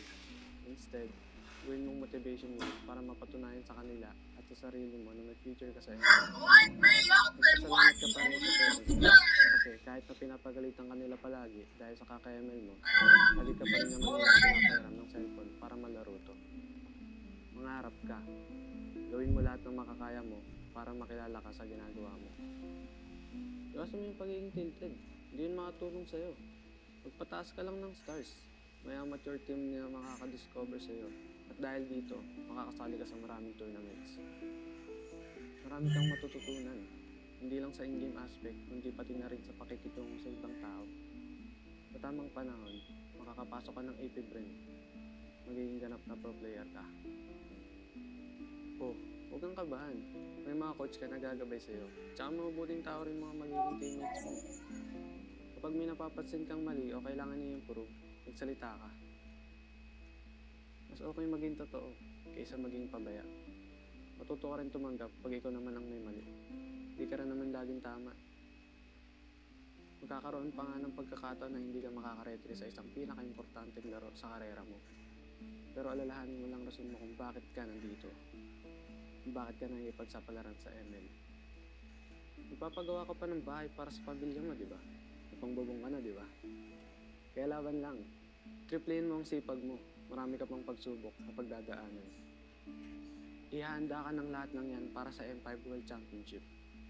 Malay mo, ang kasunod pa lang tagumpay dito, sarili mo ng bahay at mas maginhawang buhay.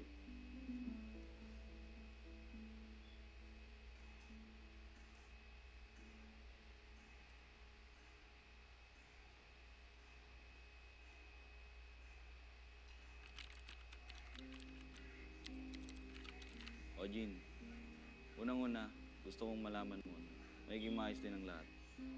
Alam kong pagod na pagod ka ngayon kasi sabay mo yung work, paglalaro ng ML at pag-aaral mo. Call center agent ka sa gabi, estudyante sa umaga, tapos sumasali ka pa sa ML tournaments tuwing weekends. Maga kang namulat sa hirap ng buhay. Dito kayo magkakapatid at walang ibang maasahan ng mama mo.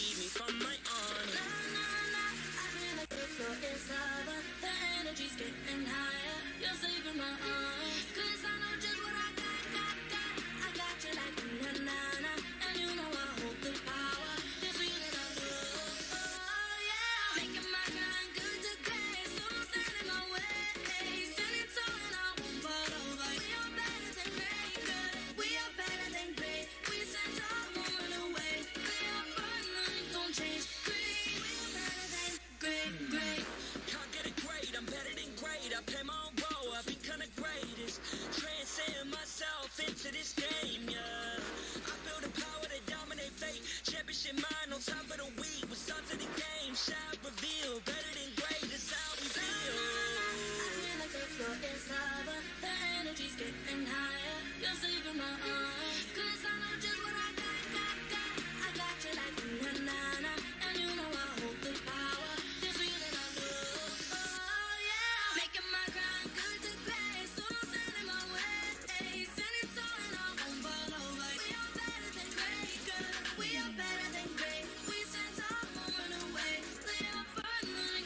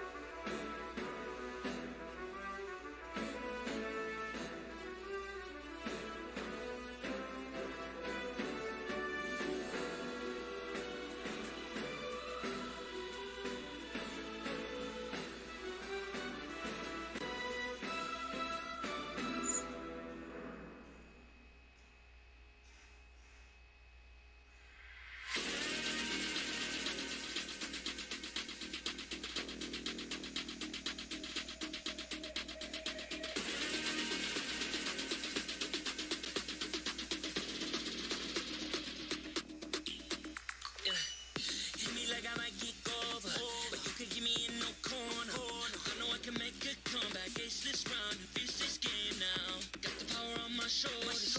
Yeah, you know that I'm a soldier. You can keep me off my guard, but you can't keep me from my honor. I feel like the floor is lava. The energy's getting higher. You're saving my arm. 'Cause I know just what I got. I got you like na-na-na. And you know I hold the power.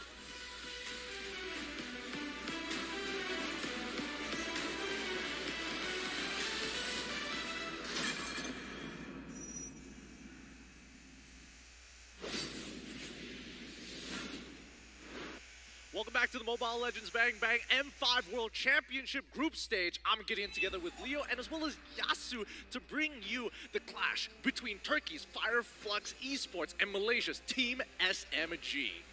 The M5 World Championship is powered by Moonton, presented by Kadia, supported by ROG, the official gaming phone, Grab, the official Super App partner, and Secret Lab, our official chair partner. Well, that's why we have to say thank you to our lovely sponsors. M5 wouldn't be possible without your support.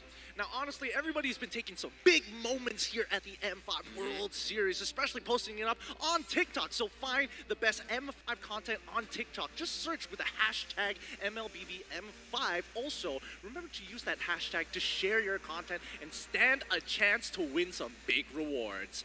Now, as we go into this upcoming game, and obviously this is near and dear to my heart because our headliner today is back to greatness. The return of Sasa and Rosa in this matchup between Team SMG and as well as Fireflux. And I'm a little nervous because the last time a Malaysian team met up against Fireflux from Turkey, we got knocked out.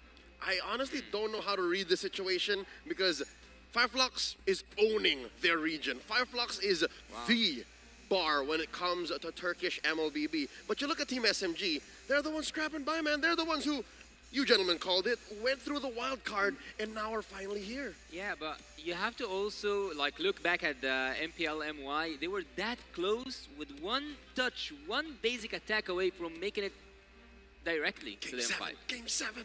It could have been their moment. It really could have. But if you look at the upcoming poster here, we got to talk about these two players from both of these great teams. Starting off, it's the last Kage versus the Thorn Queen, the last active Kage that has been playing here at the M Series.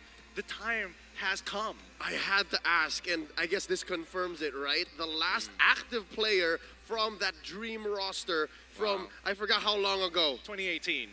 Plus, I guess, yeah. He's going up against Rosa, who is returning. I actually missed Rosa from MSC this year. Well, he's the last man standing, so let's see what he can do. It's true. Honestly, this might even be a little bit of a spoiler for SpyX family fans out there because Thorn Queen Rosa himself just being the top of the line, especially when you compare to, well, I don't know, the assassins out there. But as we get into this matchup, I'm nervous. I'm so very nervous. Wait, are you, all right, is it because the fire of Fireflux is in full force this time around, and now that it's Team SMG facing off against them, the back-to-back-to-back Turkey Championasi and MTC champions are facing off against your boys? Is that why? Don't call out my insecurities live on cam, Leo. Come on, man. This team is dangerous. They are dangerous, and they have been named the dark horse before at M4, so right now maybe we are about to see a possible dark horse as well at Team Fireflux. But what makes it even more interesting is that, as Leo said, they are dominating the Turkish MLBB scene. So, would they face a challenge here at M5 or will they dominate?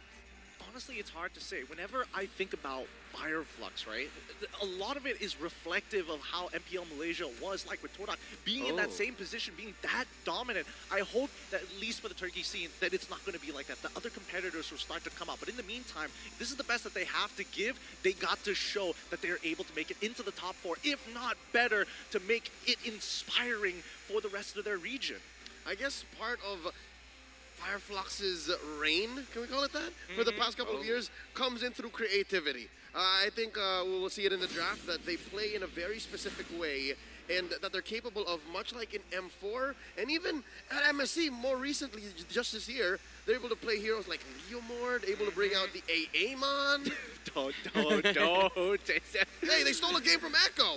That's true. They did steal a game from Echo, and obviously these are great feats. But again, a lot of it came down to whether or not they have their full power. And today, we get to see them at that full power. That's why I want to make this comparison here, because in Malaysia, we love to call Stormy the Malaysian mage prodigy in comparison to Rosa, who already has quite a moniker in the Thorn Queen. These are very prominent mid laners. But look, actually after seeing Rosa and experiencing his gameplay, seeing it how it works, I actually think that this guy loves his range. He loves to be far away from everything, but yet be in control of everything. So Rosa is actually a really good player that I'm really excited to see what he's gonna play today.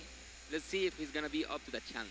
I mean, it could be a challenge, it might not be. It's a little tough to see whether these teams can actually shake off the upcoming rust to really give us a show here at the group stage, especially after our previous best of 3. But with that being said, let us begin. To officiate the M5 World Championships, we have our marshals making their way onto the stage. They are here to ensure the fairness and the integrity of our game is at an all-time high. Thank you, Rain, Wilbert, Shun, and as well as Ivan for helping us in this endeavor. I would not have anyone else be taking care of our players here at the grandest stage of them all.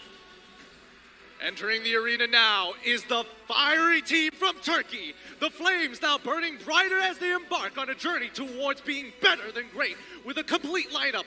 Ladies and gentlemen, fire up for Fireflux Impunity! Earlier this year, they competed at MSC, and they were not complete. They had to play without Rosa, but right now, Turkey is behind them, and they're facing off against a powerhouse from Malaysia.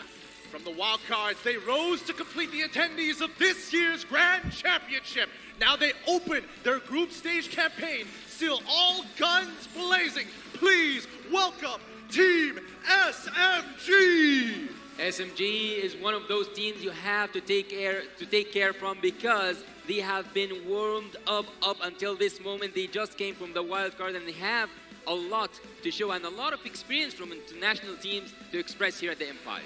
With that being said, Coach Blacklistev, Analyst Sigabub, Coach Pao, and as well as Analyst Long, thank you for your contributions as they are the brains behind the brawn. Oh, it's time to fire it up as they go ahead and get their fist bumps in. You're right, that's a fact that I actually forgot to bring up.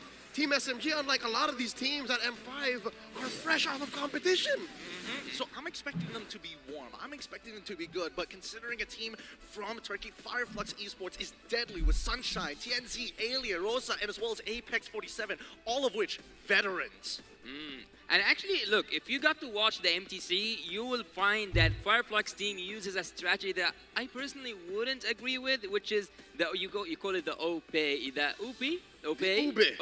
That's right. Strategy, and that's like focusing on the utility heroes with the support. But in the case of Team Fireflux, they use assassins with the healings, which we will get in depth more in the draft. But let's see if they will bring something new to the table. Only TNZ can do that. Only TNZ can do that. We should ask Murano of Turkey to actually help us figure that out.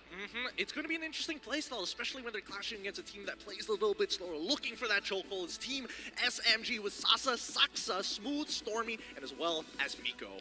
Steady Pom PP, whatever happens to Team SMG, they're always going to be here. And now with Saksha, Miko, and Coach Pao at the helm, belated happy birthday to Coach Long. Actually, we share a birthday. I'm excited to see what they do is because, again, besides the fact that they're warmed up, I've always been of the belief that there's more that they're hiding. I know that Coach Pao takes a lot of notes. I know that Coach Pao is capable of, stretching what the meta is capable of. And here, maybe he'll unleash it. Maybe he'll unload it on Fireflux.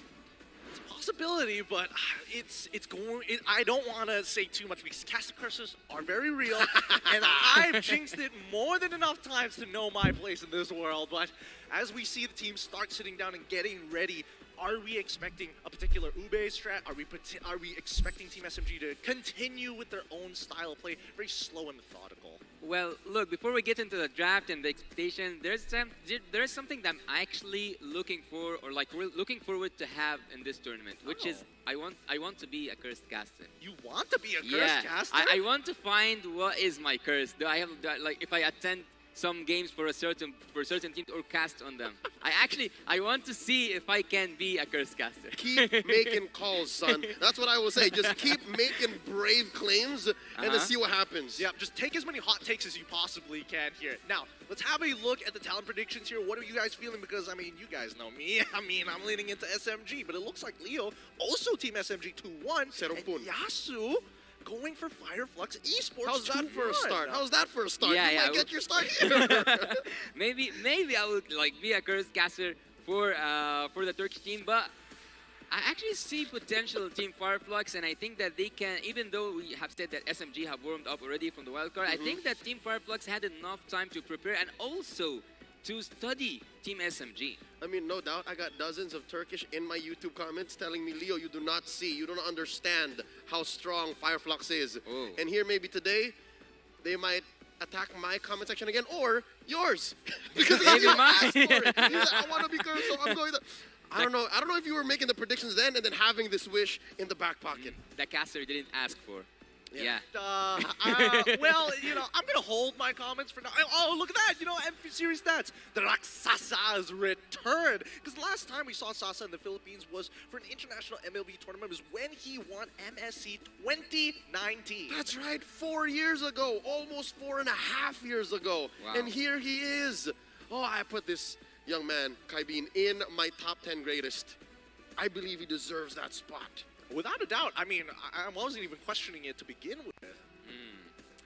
Well, look, we are 10 seconds away from getting inside the game, and we are 10 seconds away to see what are the cards. Maybe SMG team brought some wild card from the international experience that they had earlier on. So let's get in depth a little bit into the draft, and let's get more in, let's spice things up and let's make it more interesting. Will it be Team Fireflux taking the first game, or it's gonna be SMG? And more importantly, will it be a full series as we all expected or not? I think it's likely that Fireflux will come in, ironically, guns a-blazing. I think it's Fireflux who will shock us. And then SMG is gonna, you know, show their experience, show that they are from a region that has been around since 2018, and then we'll go from there. Yeah, I think that especially when it comes down to game ones with the style that Team SMG plays, usually if they get that lead, then it should go rather smoothly. We're trying to see whether or not, well, actually, the more that I think about it, and the more so with the fans here, it's quite the homecoming for the Filipino players for the side of Team SMG as we go into the drafting phase. How do you join and become a Saxonatic? A Saxonatic? What? Oh boy, we're starting a new fan club. That's them. That's them? They are the Manila chapter of Saxonatics. I should have known. I should have recognized them. Maybe it was the sign. Maybe it was the sign that I missed out. As we get into the drafting phase, it looks like Team SMG is going to be on the blue side with Fireflux on the red side. Let's get this show on the road. Immediately, we are seeing Khalid bans. We're seeing Fanny bans. We're seeing Juan as well as Bruno. Well, seeing that Team Fireflux have already banned 2 marksmen indicates and only let us know very obviously that they are familiar with Sasa's heroes, and not just that, they know that his 1-1 is so special. And on the other side, there is not much of a focus on a certain, let's say, role. There's a multiple banning phase happening there. Fanny in terms of the jungle, Khalid on the side, on the XP lane, and Guinevere, which is one of the most, in MENA, we call it Joker picks. You guys call it Flex picks. So XP, I think that pretty much everywhere except for the gold lane. Okay, if that's the case, this next ban coming out from Fireflux coming in as the farm is rather interesting. At the very least, it's not just all 3 target bans. Yes, this is diverse. Again, this is what we can expect from 2 teams from very different regions here clashing now at the world stage. Coach Pao has a lot on his mind. I would say the Nolan was open. I would say the Matilda's open, but look, he goes for the Joy.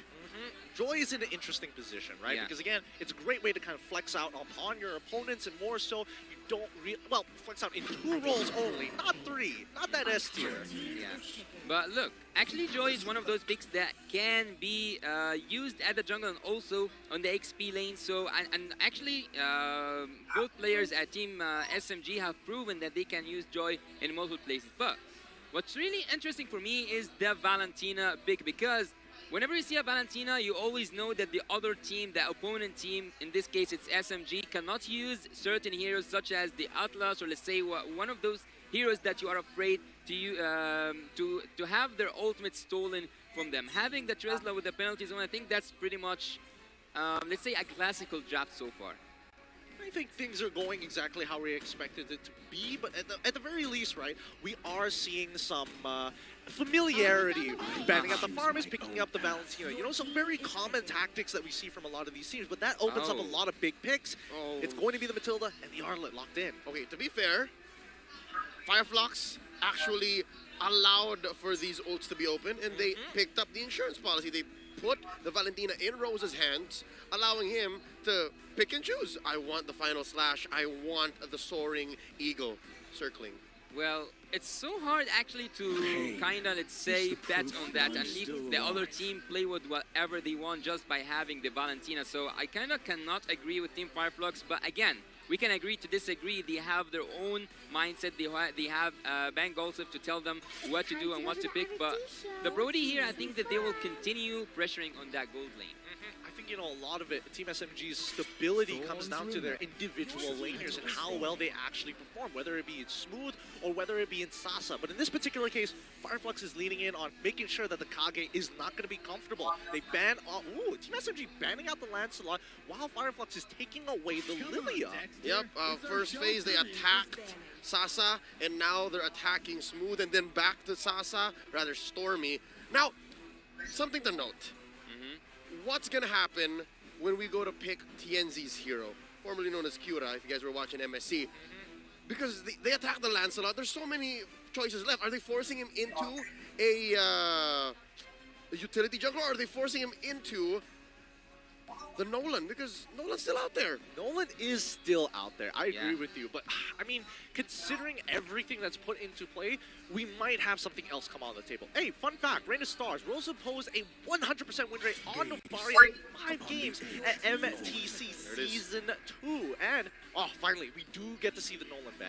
Yeah, and as I told you, after taking the marksman or the gold laner generally at Team Fireflux, they will continue pressuring Sasa a little bit, but here comes the funny part for me. There's a lot of picks that are still there. They can be used for the team, for the side of Team SMG. They haven't yet chosen the marksman, but the Beatrix is there, and there's a lot of other picks for Team SMG. So far I would say that the early phase of the draft, I kind of lean towards Team SMG. I think I could agree with that sentiment as well, but it's highly dependent on which side of the map it's going to be played around. And I feel with Fireflux, considering where their bans are, I think they're going to be, again, playing towards the gold side. Baxia gets locked in, so that answers your question. They're not going to go for the assassin. They want that utility jungle, and more so, they want to maintain their tempo against Team SMG. So that means the roamer might also make a difference here for Fireflux. They need someone who's very proactive. They need someone who can go toe-to-toe or at least run by TNZ's side. They want someone to go up to speed with him, and instead of going, it's been a long day, right? You don't want to leave the box hanging. That's true. That's also true. I'm thinking like along the lines of maybe even Angela if we're really like forcing it out, right? You're always there. Exactly. But then again, Team SMG, they could pick it up on this side, but I'm not sure about the lane priorities at this point. Well, having a Baxia on the side of Team Fireflux actually gives them that flexibility, but look at Team SMG, they will just have one of, both these, let's say, supports in the mid lane. Maybe mostly it's going to be the Angela, but going back to my point talking about Tenzi or Tainzi with his Baxia, I think that he have proven so many times that Team Fireflux, he can be the sole Reaper, I would call him. For Team Fireflux, he always goes in with a fast rotation and takes what he wants. Man, how did you see that Angela come in? It's like you're from MPL Malaysia or something. It's crazy. It feels like the MY in my heart is the same as the MY on stage. If you look at the audience predictions, thank goodness, because apparently here in Malaysia itself, we have a population of nearly 150%. People flew in. People flew in. For the wildcard, they're still there apparently. Just to send in their votes. But look, the rest of the world is still leaning. I mean, there's still parts that still believe in Fireflux, especially from the EECA. It's good that they have that support, but honestly, I'm ready to have my expectations either be met or completely ruined. Well, I will tell you that your expectations, if they are towards Team SMG, for them to win, they have to win the early game phase, because whenever they lose the early game phase, it's so hard for them to recover. Well, seeing the draft here, I would say that Team Fireflux have a lot of pressure to apply, but let's see together. Well, with that being said, as we go in towards Land of Dawn, we have our second best of 3 matchup here at the M5 World Championship between Team SMG versus Fireflux Esports. Team SMG on the blue side, Fireflux Esports on the red. We're already seeing a little bit of spice here as the Fireflux finesses this Hilda into that roam. Apex 47, known for his Estes, known for his Atlas, now picks up a hero that lives in the opponent's jungle. So something tells me a part of Fireflux actually wants to go fast, and this is the right hero, right? This is the hero that we were looking for. Someone who can run alongside TNZ's Bak as he wails away at Nico at half health. Oh, wow. Fireflux already off to a great start. I mean, it is just level 1, right? And that's what we should expect from the side of Fireflux. They need to start creating advantages around in the side lanes, and this kind of gives us a rough idea that they do want to play towards that gold side. With Boxia starting on his purple, he's going to be ending up on the top side of the map, and it's going to be pretty crazy, right? These are potential expectations in terms of items. Don't get too confused just yet. It's only a minute and 20 seconds into the game. I think that Avix is trying so hard to just pressure, I would say, the jungle area, but so far he cannot do that much because of the slowdown coming from the Angela and as well as the Matilda. So I would actually say that Team SMG, in terms of the rotation, they have to focus on their gold lane a little bit because they have 2 supports. So there's nothing better than having 2 supports. I think that these are actually the most banned supports in all the tournaments, not just the internationals. They usually never get slipped through, but keep in mind... Oh, wait. Oh, Miko trying to help out Lord Smooth, committing his flicker, because again, he ran into a 3-man mid-rotation from Fireflux. It's tough. And now the Turkish have priority over the First Lord. Yeah. Rather Turtle. I don't think Team SMG is going to contest this at all, right? I mean, we're seeing that, unfortunately for Smooth, he's not level 4. He's already in a difficult matchup against Alien on this Rizla. Top side getting harassed early on, so it's difficult for Sasa to actually take trades for the time being. And Nico just getting stopped in his tracks with Fireflux parking in their jungle. Well, if you got to watch Team SMG, you will think that they are kind of robots, but in a good way, because whenever they win the early game, whenever they have that chance, they continue. Uh-oh, Alien here put down to a 1/10 of his health. Tienzi to the rescue, keeping his XP laner alive. And just like that, Alien's back at it again. Let me get some heals here. Brave Smite doing its job. Stormy in mid does have the Hearth Guard, and it is off of cooldown. Didn't use it quite yet. So maybe now we see Team SMG actually, put up a fight. Well, I don't know. Personally, for me, when I'm thinking about, like, Stormy on Angela, my blood starts to boil because he's such a mechanically gifted player. So why put him on something so, I wouldn't even say brain dead to a certain degree, but something that doesn't allow him to express the way that he plays as we go into this pause. He throws out those love waves, just pixel perfect. Pixel perfect. I'm trying to help him out, man. I mean, it's got to be something. Like, the timing obviously is going to be good. But yes, Yasu, as you were wanting to mention earlier. Yeah, I was saying that Team SMG, whenever they control the early game, I think that this what makes them go into their own comfort zone. Well, Team SMG, when they control the early game, I think it's, I'm not going to say easy, but it's so hard to take it away from them. And for Team Fireflux, they are used to have good trades. So far, I think they are playing, Team SMG are playing so passively, and I think they should actually, because they don't have that much of a front lane thing.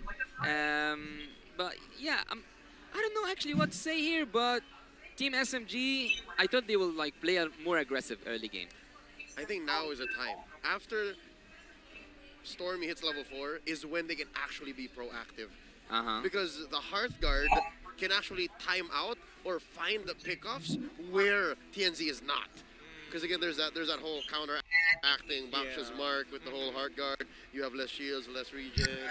So maybe that's where Stormy's mechanics can come through, is those last minute final calls. Do I go in here? No, psych! I'm gonna jump into someone else. But thinking of it, how much shield I think it's a disgusting amount of shield that TSMG has, right? I agree. I feel like if we have to kind of summarize what TSMG is playing, it's a catch me if you can style of composition. They're all the shields. That's a scientific number. All the shields. All the shields. They've got the CC as well, and they also have the mobility to kind of like run circles around you. Right? Like this is what we should expect for the style team SMG. And don't get me wrong, this is not exactly the easiest comp to play, especially considering that Fireflux likes to have that Think of it how much style. shield, Play together, I fight think it's as a a disgusting team, amount move as of a shield team. that Team SMG has, right? I agree. I feel like if we have to kind of summarize what Team SMG is playing, it's like, Are they waiting for Sasa? Are they waiting for Sasha? All the shields, they've got the Let's see CC, here, and because they right also now, have the mobility to it's kind of like the Turkish are saying when the fights happen like this now, right now. Kenzie coming in, forcing a fight. Apex as well. I can't believe it. It's a 2v4 and they know it. Sunshine holding this Y bush. Just a few stacks on to the Kage as they both back off. Now, Unfortunately, we're looking at when. damage may not necessarily be there. It does take a little bit of Are they waiting for to Sasa? build to that Are they point. waiting But in the for meantime, at least for Sasa, he's on the Beatrix, right? And we know that traditionally, even if Beatrix is in a quote-unquote losing matchup, clearing the waves is also an option. And I would actually also want to add one more point. There is a strategy called Protect the King, and that's by protecting the gold lane. I think that the gold lane at this moment for Team SMG, like calling Sasa out here, is should be served to the best, because you have two supports, one of the best, if not the best supports at the current meta. So whenever there's pressure on Team SMG at the top lane, I think they have to prioritize to save Sasa and make him farm even. I think I agree with the sentiment there, especially with the micro rotations that are going on, sending him into mid lane, picking up that wave, and quickly rotating the heavy diving waves from Miko to get by the top. protecting the Second turtle fight coming in, circling eagle. Genzi still able to hit the retribution, and now Sasha regretting everything, running on out with the guiding one of the best, if not the best supporters at the current meta. So whenever there's pressure on Team SMG at the lane, and have to prioritize save Sasa and make it farm. I think I agree. There's bottom. Sunshine barely gets away, but that was a close goal for Sasa. That wave quickly Stormy for the hard guard, and the fight continues. Apex winning way. Second turtle fight coming in. As we call the tail of Arla. By getting near to that 5 minutes, we see that there's a switch lane that happens so fast, but what's also too bad is Saxa. Still Apex, this man is I'm relentless. telling you, it's Interesting. That stat down bottom might as well tell the story of how Arlet barely gets away, but what? We look like this now? Yeah, because the stats look better. I mean, the stats definitely are going to look better Whoa! overall. Miko, he should be out of there, no problem, right? I mean, they're not going to die By after getting they near to use that the hard guard. 5 It's about minutes, time out we about, see like, that 4 there's a seconds switch more. that happens. This is a stolen hard guard, by the way, from Rosa. And as early as 5 minutes, they're already pulling the Turkish Ube as Miko tries to defend Stormy's position. Apex commits the power of wildness. Apex deep in enemy territory as Kenzie moves in like the Autobots, throwing another flicker from Miko. And now next Stormy on the docket. Flickering on, now gets hit by the Puissance. And now Miko's up next. Sasa can't do much. In comes Smooth. Can he do anything? Crashing out the final slash. Serving up Kenzie, but Sasa does not have the damage yet. Sunshine pulls the trigger. Torn apart memory. Smooth folded in half. I think that Smooth came in a little bit late. He was so late for that team fight. On the other side, you see the Team Fireflux are utilizing, taking that turret down. I think the Team Fireflux took more than the Team fight was offering. Yeah, I agree with that as well. And wait, this isn't a solo, right? You should be okay, right? Oh! The DPZ not going to be able to save it. Sunshine, pull the trigger. Overall, torn apart memory. Smooth folded in half. I think that Smooth came in a little bit late. He was so late for the Team 5 on the other side. You see the Team 5 Flux are utilizing, taking that turret down. I think the Team 5 Flux took more than what this Team 5 was offering. Yeah, I agree with that as well. Team SMG looking to punish Apex. Not going to happen as he dashes through the bushes. The DPZ not going to be able to save It's tough. Fireflux taking I think that all the turtles. the Fireflux it's actually pretty smart, right? But keep in mind that Team SMG are quite accommodating. For an example, we did see something now. That Team SMG are focusing with Smooth more than they are focusing with Sasa. to give that kill over to TNT, and to give it over to someone like Sunshine. After the turtle takes, this will be the punish Apex. Not going to happen as he dashes on through the bushes using the Hilda's passive. I agree with you. It's tough. Fireflux taking all the turtles, going 2k ahead for 7 minutes. We see that the Well, already there's got something the that bit really of share on irritates the me other side. about There's that. two items, And they are focusing, that Team SMG are focusing. Team SMG might be looking for a play here. I wonder if they knew that Rosa was in the bush. Rosa, by the way, stole the hard guard. And up top, this is fun. They planted Saksha there for about 2 minutes now. Smooth! Gonna get taken down. What's happening to SMG? This is what I was talking about, right? It's Look at the in-game equipment here. We see that the Matrix really got the little share on the other side. There's Sunshine's actually doing really good. Oh, it looks like. Well, Team Fireflux are actually doing really good with that draft. I wasn't at the beginning, at the first phase, I wasn't agreeing with the draft that Team Fireflux had, but this is odd.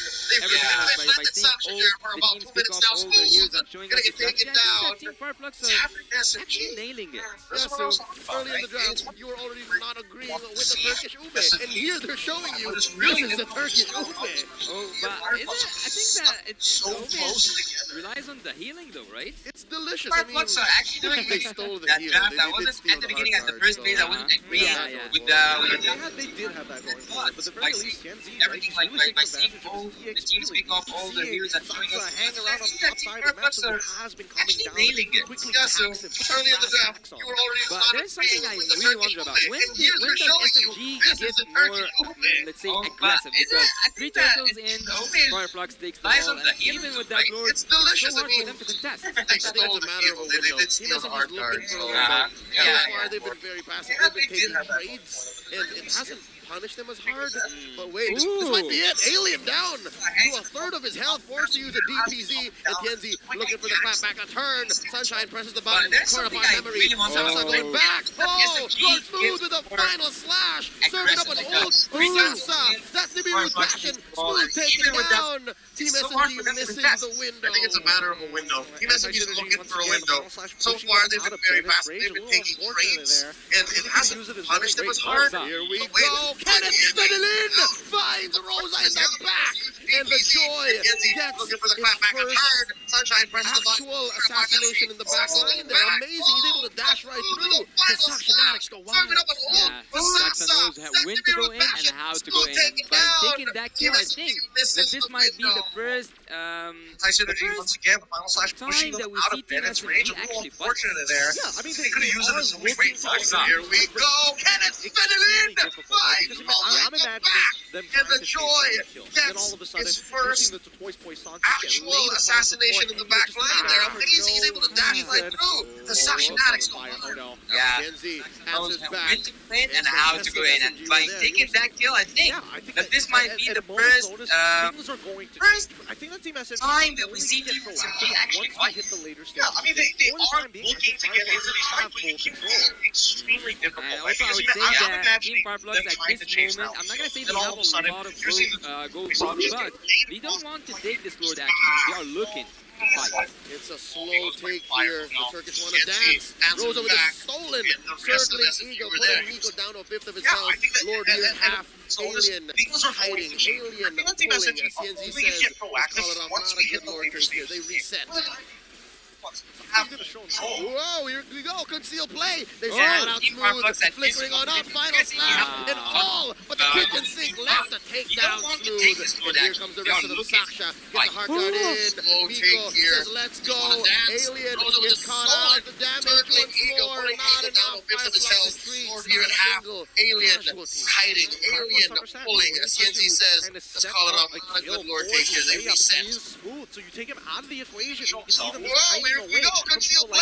They spot out smooth, flickering on up, final slap, and all. But the kitchen sink left to take down smooth. And here comes the rest of them. Saksha gets a hard gun in. Miko says, let's go. Alien gets caught out. Damage once more. Not enough. Fireflux retreats. Not a single casual. When they are behind. Fireflux understand. The person trying to set up a kill for the layup is smooth. So you take him out of the equation. You see them just hiding away from people like Sansa, who's currently, yes, he's casual, but EXP doesn't have his third item. The members, they are working so hard on that defense items in terms of the magical defense. So The rest of them actually, they and are we can only see. not kinda. Yeah. They're totally right because if you look at Team SMG, they have a lot of magical damage there, but some players of Team Firefox were going for the Athena Shields and some of them were going for the Radiant. Or even a tanky lead just yet. I think it's just going to be a matter of time because there'll come a time For Team Fireflux, after seeing the itemization of all the members, they are focusing so hard on where it that actually defense matters item how in you terms juggle. of Right now, momentum. it's about So, positioning. And speaking Actually, of, they are here's kinda, what Team not SMG kinda, they are has. totally right They can because plan if you look at Team Stormy SMG, here, they and have it'll a bite them lot less of in the magic butt, damage much like there, how but Firefox Esports has to Team, commit some to players the of Team defense Fireflux taking were the long going ball. for the Athena Shields and some of them going for the Radiant. Yeah, and I think it's just going to be a matter of time because there'll come a time where in items don't matter. You have to execute on it. Maybe if you're to the level of AP Brandon Burmese Culture earlier today, where it actually matters how you Rosa with a juggle. stolen Right circle now, eagle, got caught right into it. It's Oh, all the the penetrate. Smooth With the final slash, and they take Stormy one here, down. and They it'll get bite two. them less in Alien the butt. Kenzie for Sasha as Team SMG gets a winning trade. The long Oh, in the grander scheme of things, they lost the retribution and they're still going. Oh, Riverbush coming in, forcing Apex to come through. Smooth, wailing away. Not enough damage between these four left. Team SMG back off. Fireflux holding their ground. Okay, they're going to need a reset here for the time being.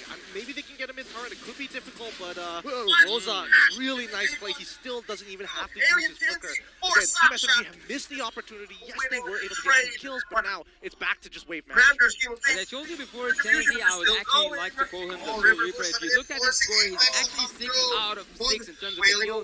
He's having 2 kills and 4 assists, as you can see, and he puts his final touches. Well, if we look at Team Fireflux and we wait for them until they hit the Lord, we will take so long. They actually want to take the fight more than they want to take the Lord, and that is actually justified by having the gold deal and also having the control over the map. And I told you before, Genesee, I would actually like to call him the Soul Reaper. If you look at his score, he's actually 6 out of 6 in terms of the kills. He's having 2 kills and 4 assists. And he puts his final touches. Well, if we look at Team Fireflux and we wait for them until they hit the Lord, we will take so long. They actually want to take the fight more than they want to take the Lord, and that is actually justified by having the gold lane and also having the control over the map. So, Team SMG must take the initiative. They're up stacks, but this is Lord, coming in with the final slash. It's Miko with his whiz to actually take it down. Big win for Team SMG, but they do lose Smooth along the way. Fireflux doing damage control, backing off Team SMG, holding their ground here in mid. Tier 1 in jeopardy, gets taken down by the Turkish. Sasha tries to look for the flank. In he goes, hard guard by Stormy, asking for the assist, and they back off. This is a perilous engage. Yeah, a messy team fight followed by a mid-lane turret, followed by a kill. And actually, the one who takes that Lord was the rumor, so both junglers better luck next time. Doing damage control, Look backing at off Team SMG. You'll see that they did recover, and that's actually the opposite of what I said earlier on Team SMG. When they lose the early game, they don't recover well. Well, and he goes, now hard they're guard by Stormy, asking They've for been the struggling to assist, kind of and set they up back this off. arm This is bar, really trying to like pull it out of their hands to get them in that This is chokehold. Team But 5 Fireflux followed doing a by a really, mid-lane really turret, good job followed of by a slowing kill. it And down. actually, the one who takes that Lord. Hold on. Oh, Miko! Gets folded in half. There's a trade though. The damage is real. Team SMG are obliging Fireflux. Did recover, and that's actually what I said earlier on. Team SMG loaded. Early game, they don't recover well. Now Fireflux now on they are the active. defensive, Yeah, losing turrets. they've been struggling to kind of set up this arm bar, really trying to like pull it out of their hands and and the get gang that pushing chokehold. them But back. Fireflux Oh, doing now a Stormy's really feeling good it. job Now at kind of Stormy like just slowing calling it the down. shots. He is, and Wait, honestly, coming to cinemas near you this December, Sasa Reloaded. I mean, the fact is that we're coming to a point where the items are starting not to matter, and with that's where we open see arms. SMG Sasa building up that is a confidence. fully It's not like we're loaded. at a disadvantage. We're coming to a point where we can actually take you on toe to toe. Well, looking at Sunshine, especially, he's the first one who completed his itemization, and at some point, one of these Winter of Nature, can be a game changer because both marksmen have it, and if you look at Team SMG, you will know that this is the person you want to take out. It's Sasa. He's the most dangerous. He is the most favorite, let's say, player at the team currently because he is getting the assistance from both Matilda Well, look at Sunshine, especially. He's the first one who completed his itemization, and at some point, one of the Winter of Nature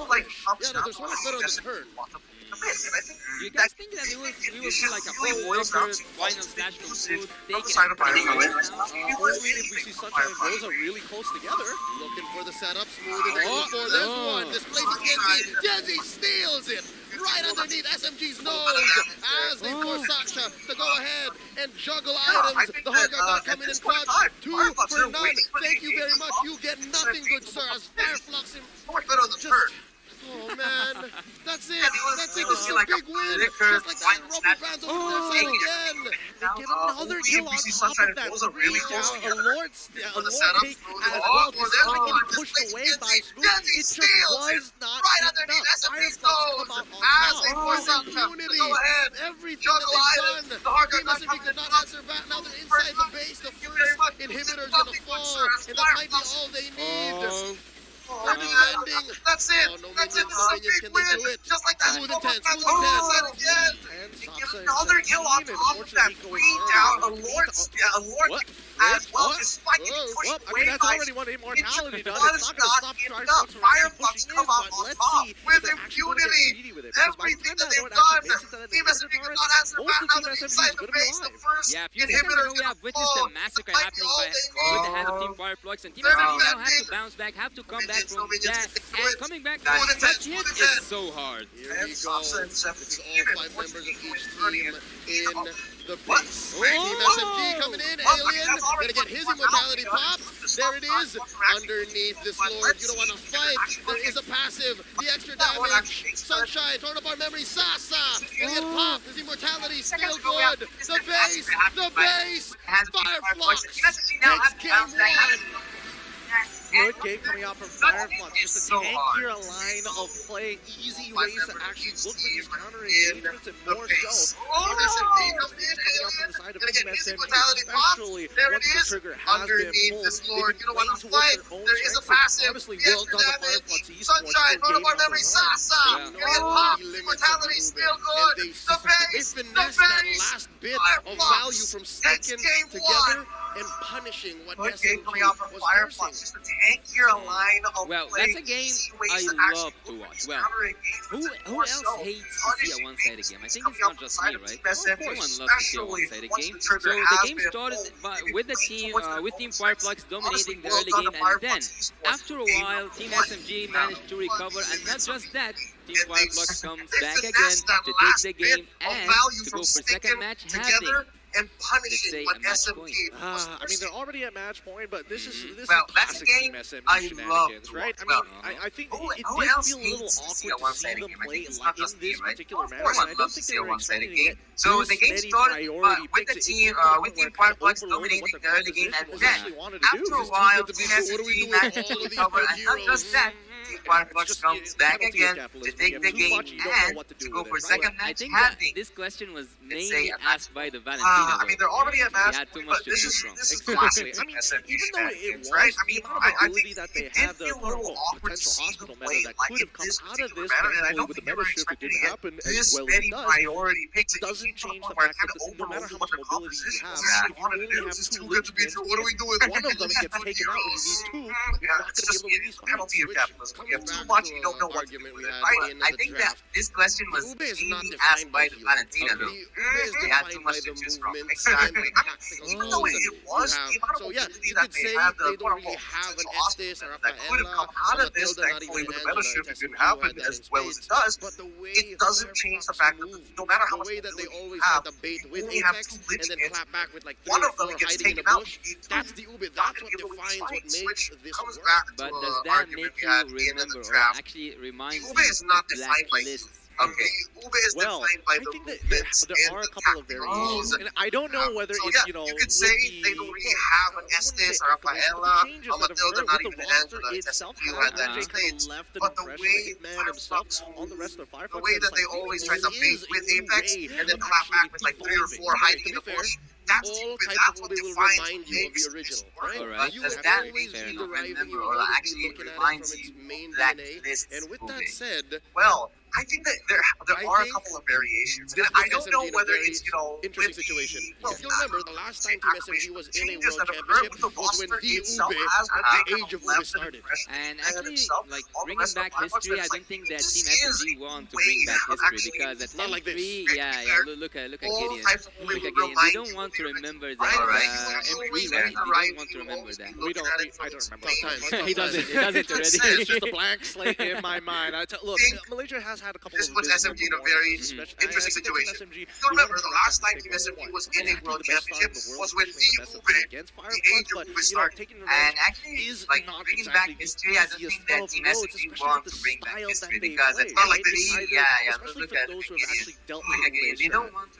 Well, I mean, from the original source, a couple of potential solutions. Either you're looking for pickoffs, either you're looking to actually team fight with the team fight, Or go much, much faster, as proven by the M4 World Champions. But that for me, after you like you put it that way, I'm thinking, is the Ube strategy is the antidote of Team SMG? Is it like the medicine for them to not be able to play or perform well?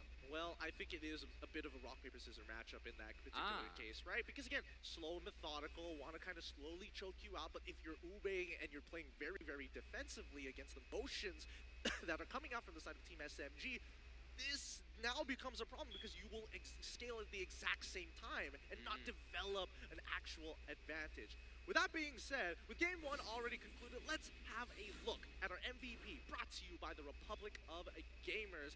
Give it up, hands together, for the MVP of the game, going over to TNZ with his 2-2-12 overall playstyle, very cool, calm, and collected. But as soon as he got that advantage, he told the rest of his team, this is what we're going to do. 100% kill participation is going to be mine, so let's choke him out.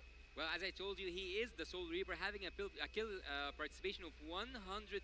He was there during the whole thing, and also he knows how to build up his hero. So having that radiant armor and also focusing on the HP, the amount of HP that was so ridiculous for Team SMG to take him down, and also you would see that he went for that tanky emblem set. Going back to the highlights, see one of the best, or like the best shots that we had this game. First shot by Tennessee, and also Team Fireflux dominating the early game. Saxa as well was trying to get Ilian. He got him with the first kill. Yeah, he did get him here with the first kill. And I think that the turning point for Team SMG, let's say, was the early game. They couldn't recover from that until they found the window, as Leo said.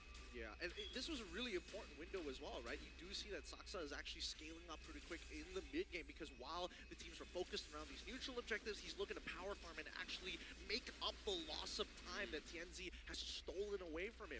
Once they reach that point, then comes the second problem, right? You have the Droid, which is already good at going in and out, but if you commit the Heart Guard and everything towards the Droid, what happens to Sasa on the Beatrix? Well, actually, going back to the draft, I remember that I saw Team SMG banning that Phoebus, so they kind of wanted to go for that mobility, let's say, kind of composition, and they did. They have the Joy, and also they have the Arlet, which was like a free game for Phoebus. But here, it was the only chance that Team SMG actually had to finish the game, and it was so hard for them because of Apex coming from the back line, getting everyone, or making everyone distracted from the crystal, from the main point here. Was the only chance for Team SMG to get that base, and they couldn't have taken it. And here we see that Tennessee taking the Lord, and everything fell down for Team SMG. It's really unfortunate to see in these particular moments because, again, I felt like SMG's biggest problem was the overcommitment and the overutilization of certain ults onto one particular target. I think if they were just a little bit more efficient with their abilities, it might have been a completely different result because, again, Fireflux, they really took advantage of these windows. Overcommit, you got no cooldowns, instant punish. Yeah, they did get instant punish, but they could have made it somehow to just use that window, to use the opportunity to finish, but everything has settled for Team Fireflux to win the game. Let's say, I'm not so focused on the goal difference because whenever you go to the late game, it doesn't actually matter because everyone have their own items, like full items, and some of the players actually have made me wonder why did they even bring that spell, because as I remember, I haven't seen Rosa uses his flicker quite much, but let's go to the itemization. As I told you, at some point the Cold Rose Meteor and also the Wind of Nature was used by the side of Team Fireflux at Sunshine, especially because he managed to escape a lot of the pressure that Team SMG had, and at this moment I'm talking about Saxa.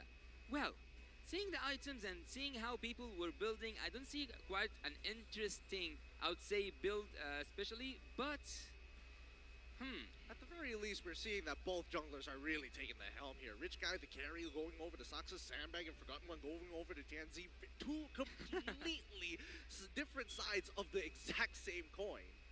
And that's why, actually, having 12 assists on Tianzi, this is something we are kind of used to see on the rumors, but in terms of the utility heroes meta, that's what we can see and what we can expect from the jungler also as well. Team 100% participation by Tianzi, which is the most mesmerizing statistic on this board here, and the damage dealt.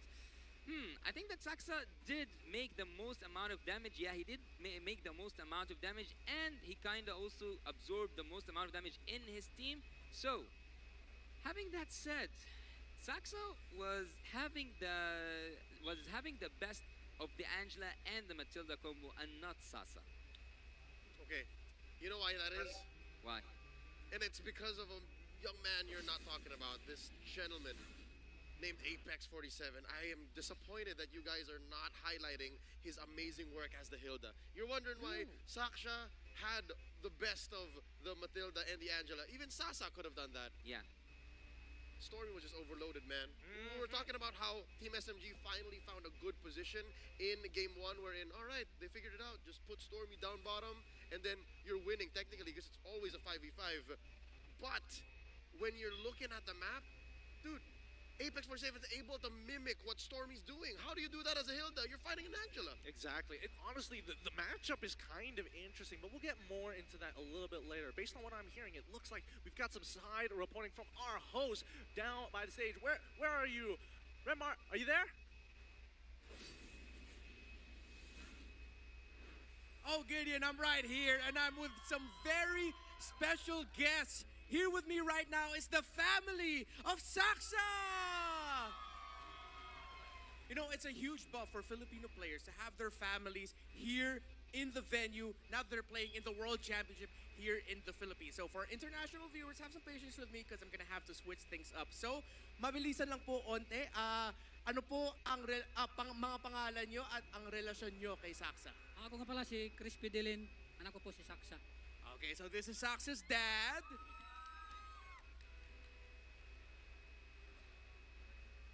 Ako po si Princess Nicole Pedro. Okay. Ano naman relasyon mo kay Saxa? Kapatid po. Kapatid, alright. Ikaw ba yung bunso? Okay, so this is Saxa's youngest sibling on your screen right now. Her name's Princess. At kayo naman po? Hello po, ako po si Angelica Pedelin. Pinsan po ako ni Kenneth, ni Saxa. Alright, Saxa's cousin over there. At kayo naman po? Hello po, ako po si John Christian Pedelin, ang kuya ni Saxa. And Saxa's older brother. Okay, tatay, mabilis lang po na tanong. Kamusta naman po si Saxa bilang anak, bilang family member? At nung nasa Malaysia siya, paano niyo siya tinutulungan nung nandun siya? Sinachat lang namin siya para mawala yung kanyang lungkot. Okay, so lagi po kayo nagchat-chat, voice call, video call, kasama si Saxa. Ano naman po yung mga kwento niyo tungkol kay Saxa bilang anak? Mabait naman siya at masipag. Mabait, masipag. So, he said that Saxa is kind and hardworking. And what else can you ask more from your son? A hardworking and kind son is Saxa. Ano po ang pakiramdam yung lahat? Kayo na lang po magsagot siguro. Na nandito si Saxa, nakabalik siya sa Pilipinas at nagkukumpit siya sa World Championship ng Mobile Legends. Sobrang proud po kami bilang family ni Saxa kasi ito po yung isa sa mga pangarap niya na makasama sa sa M5 and then sa worldwide talaga. Ito po yung pinaka hinihintay ni Kenneth na makapasok dito. And we are so proud as your family. Go Saxa! Go SMG! Alright, I'm sure the last part needs no translation. But they did mention that Saxa has been wanting this for so long. I asked them how does it feel for the family that Saxa's back in the Philippines competing in the World Championship. And then they said that Saxa has been hungry for this and they're so happy for him that he finally gets a chance to compete in the world stage. Mabilisan lang po, ano po ang mensahe nyo para kay Saxa at para sa team nila for the series? Good luck na lang sa team SMG saka kay Saxa. Galingan mo pa konti. Alright. Good luck, SMG. Nagawa niyo na sa Malaysia. Bakit hindi pa sa Pilipinas? Go, SMG! We are so proud! Good luck, SMG! Alright. And what... Shout out, mabilisan. Sige po. Pa-shoutout po sa Fidelin family and Team Bahay. Hello po. Alright, but of course, we can't end it with a quick message from the baby sister of Saksa. Ano ang mensahe mo para kay Kuya? Galingan mo po, Kuya Kenneth, tas lakasan niyo pa po. Lakasan daw po yung loob. Go Saksa, go SMG. Alright, that's it. Maraming salamat po sa inyong lahat at buong pamilya ni Saksa na nandito at buong pamilya ni Saksa na nanonood sa Team Bahay naman. Thank you to the family of Saksa and of course the fans of Team SMG. So, SMG fans in Malaysia, don't worry. The family of Saksa and the SMG fans here are taking care of your team. Alright, so just a moment, we're gonna be seeing the start of game number 2 between SMG and Fireflux. Sinong team ang sinusuportahan nyo? SMG! Parang ano, okay, sige. One more time. Sinong team? SMG! Alright, thank you so much. Now, let's go on back to our casters all over the world for game number 2 of Team SMG versus Fireflux.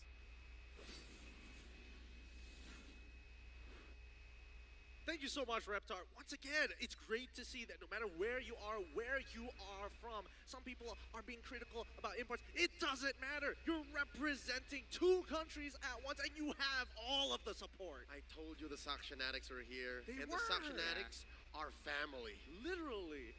So I actually love it when I see the families supporting the players, and that's what we are seeing right now, witnessing at the M5 World Championship stage. But I would like to go back to a point that you pointed out earlier on, Leo.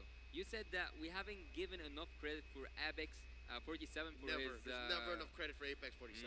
There's never? Never. Okay, so I would actually say that I love that you pointed that out because Apex 47's performance at this moment, or at this game, made me believe that he is a specialist at annoying heroes because he played that Hilda. He also loves the suppression heroes, Kaja and Franco, and not just that, he also has surprise heroes, but so far, he is an annoying tank. Yeah, I just hope he doesn't pick up Atlas. I still have Right? memories of it happening all over again. Every time I Right? close my eyes, it's that 5-man all over again. Dude, Wow. from Jakarta to Phnom Penh, now down to Manila, that'll make it a hat trick if he picks up the Atlas. Then. I feel like it's too soon. We're gonna have to wait till the knockout stage, but in the meantime, the drafting phase has begun. Match point currently in this best of 3 between Fireflux Esports up against Team SMG. I'm curious on which side that Team SMG has decided to go on this time to kind of change things up against Fireflux, and it looks like it's going to be blue side. They're currently on the play, and I think this should change a little bit of the dynamic because, number one, this is where they started, but they learned. That's what I'm going for here. They learned. Yes, it's the same draft. Again, literally the same draft. It's Fanny and Khalid, and then you have the Bruno and Faramis for the first phase here. Yeah. But just the same, you never really lose if you learn. So I'm hoping they learn from their lessons in game 1, man. Well, I think that Team SMG likes to take minimum risk, let's say, the least amount of risk. If they didn't find a 100%, maybe I'm not 100%, but let's say 90 or like 85 to 100% opportunity, they will not even risk it.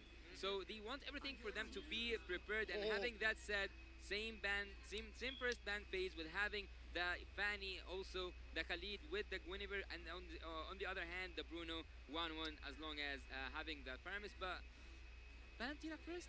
Gideon, are you seeing this? They are cutting off from the main artery. They are nipping it at the bud. The Thorn Queen, as they're known, is no longer getting their hands on the Valentina.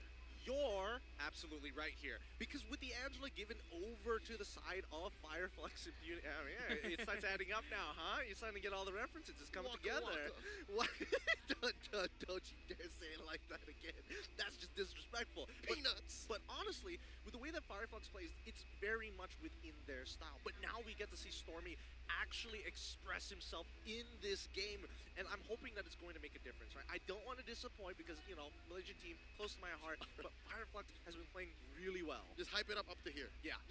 Well, I don't actually like that the fact that the Matilda is still out there and also a lot of other picks. So I think that Team S, yeah, see, it's just basic. They will take the Matilda and having also Akaya as their jungler, they will focus so much on the neutral objectives. And with that first phase of drafting, again, Team SMG have a really good solid first phase. No way. Gideon, no way. Is this true? We've been seeing this young man in competition for years now. Is he really a human being? I'm sorry, man. I've been keeping it to myself. The extraterrestrial is actually a human being. He is blood and bones inside.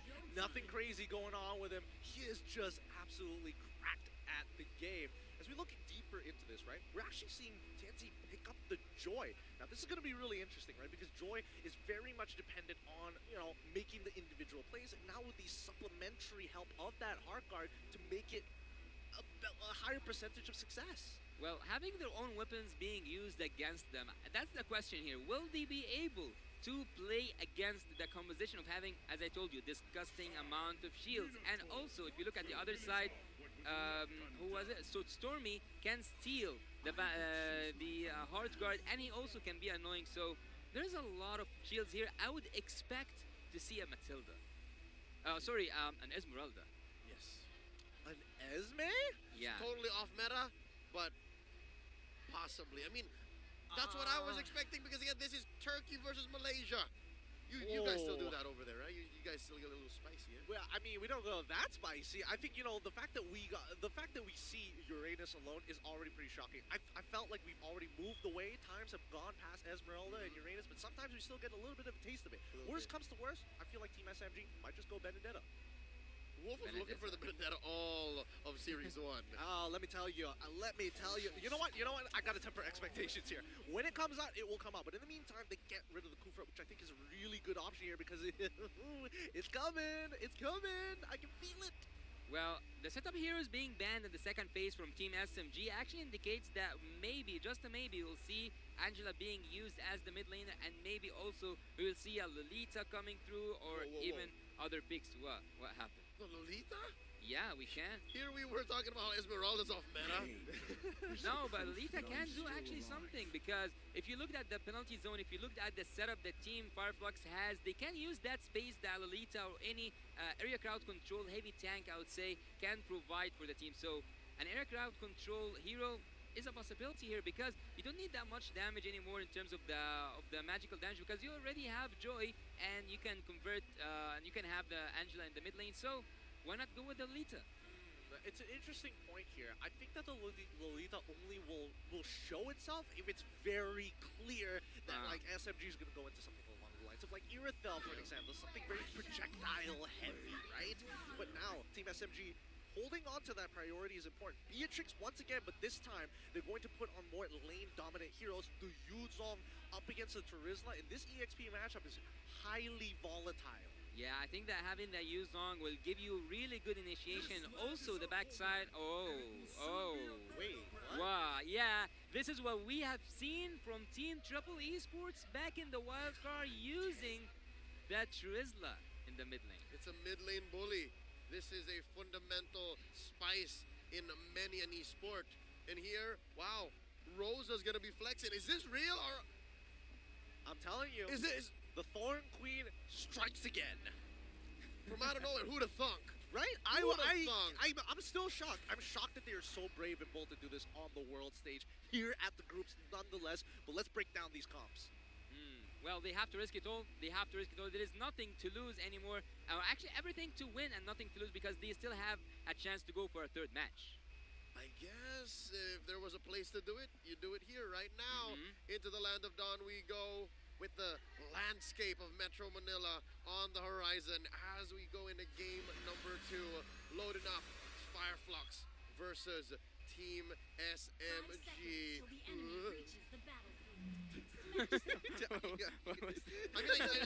speak for everybody when you go that fast in the land of Dawn, right? No, I find it hilarious because it's too relatable. It's like too real. It's too real. You know the words of the soul. know how to express them well. With Team SMG on blue side up against Fireflux on this red side, I am genuinely nervous because if we're talking about the way that Stormy plays highly mechanical and now has to go with a kind of strange off-meta pick, but more importantly, so he can't force push these waves against the Terizla. Terizla wins every time.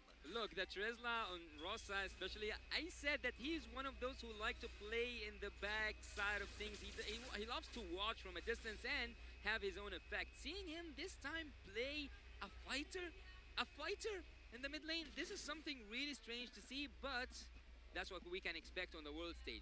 Having the emblems here, we'll see that both teams nothing is out of the ordinary. They are just using the penetration in terms of the Brody, and also having Beatrix wants to actually go for the late game a little bit. She wants to use the items. Looks like, I mean, Smo's gonna take some damage here. He's not going to die just yet, but you can see that he's pulling attention away from everybody else. Whoa, let's calm down here for a second, boys. We're not level 4 just yet. We don't want to be giving first bloods too early on, especially a minute and 32 seconds into the game. But with 26 more seconds until the turtle actually spawns, I'm realizing that this might actually be a problem for the side of Team SMG, right? Because as soon as the heavy spin comes out, there's not really much of a way to kind of disengage other than the guiding wind, which can only pull one guy. Well, I think that at the gold lane, I would expect to see, because I've just like had a quick look at the items here, I think that both Sasa and Sunshine want to go for the Blade of Heptases, which will give them a really good start, but you can also use some of the items to also defend yourself against these heroes, because they both depend on the basic attack. So maybe the parts of the blade armor as well can be here at the early stage? Potentially. The way that I see it, that maybe this could be like a half component into straight away go into a Hazclaw for the side of Sasa, just to make sure that he's still very, very healthy if he gets dived on by Rosa and even TNZ in these types of situations. I don't know how much of a difference it's going to make, especially with the Heart Guard, but we'll have to see the stats, the stat check later on, as TNZ currently level 5 and Sasa level 5 as well, but this is kind of difficult because Miko is giving so much info. Yep. Forcing a retribution from TNZ, but not going to respond. Now the dance begins. A minute into this turtle fight. After it spawns, there's the Black Dragon form from Smooth. As Sasha pops a heavy spin, uses the retribution, shields and extra damage on the Team SMG. They did not get TNZ as he dashes on through that wall. Thank you so much, small creep. Fireflux walks away. Team SMG happy, though, with their major objective. Nicely done, honestly, coming in from Rosa to kind of stop the follow-up from actually happening. Like, Smooth still has his Petrify. Could easily have gone to look for the lockdown target of TNZ against the wall, but still wasn't able to make it in time. Whoa! Forcing a flicker off of Apex 47. He will live. Still no casualties here in this 3.5-minute game in already. Look at how deep TNZ is. Look, he's stealing these little camps. Actually, Team SMG is using their arsenal just to go for Sasa. Again, as the first game, they are trying their best to farm him out to go. Oh, look, they will do it. Sunshine! Flicker's not going to save you, son. Not after we hit you with a heavy spin and everything but the kitchen sink. Oh, that young man has a family. Apex 47 follows on through. Rosa's not going to be able to save this duo down bottom.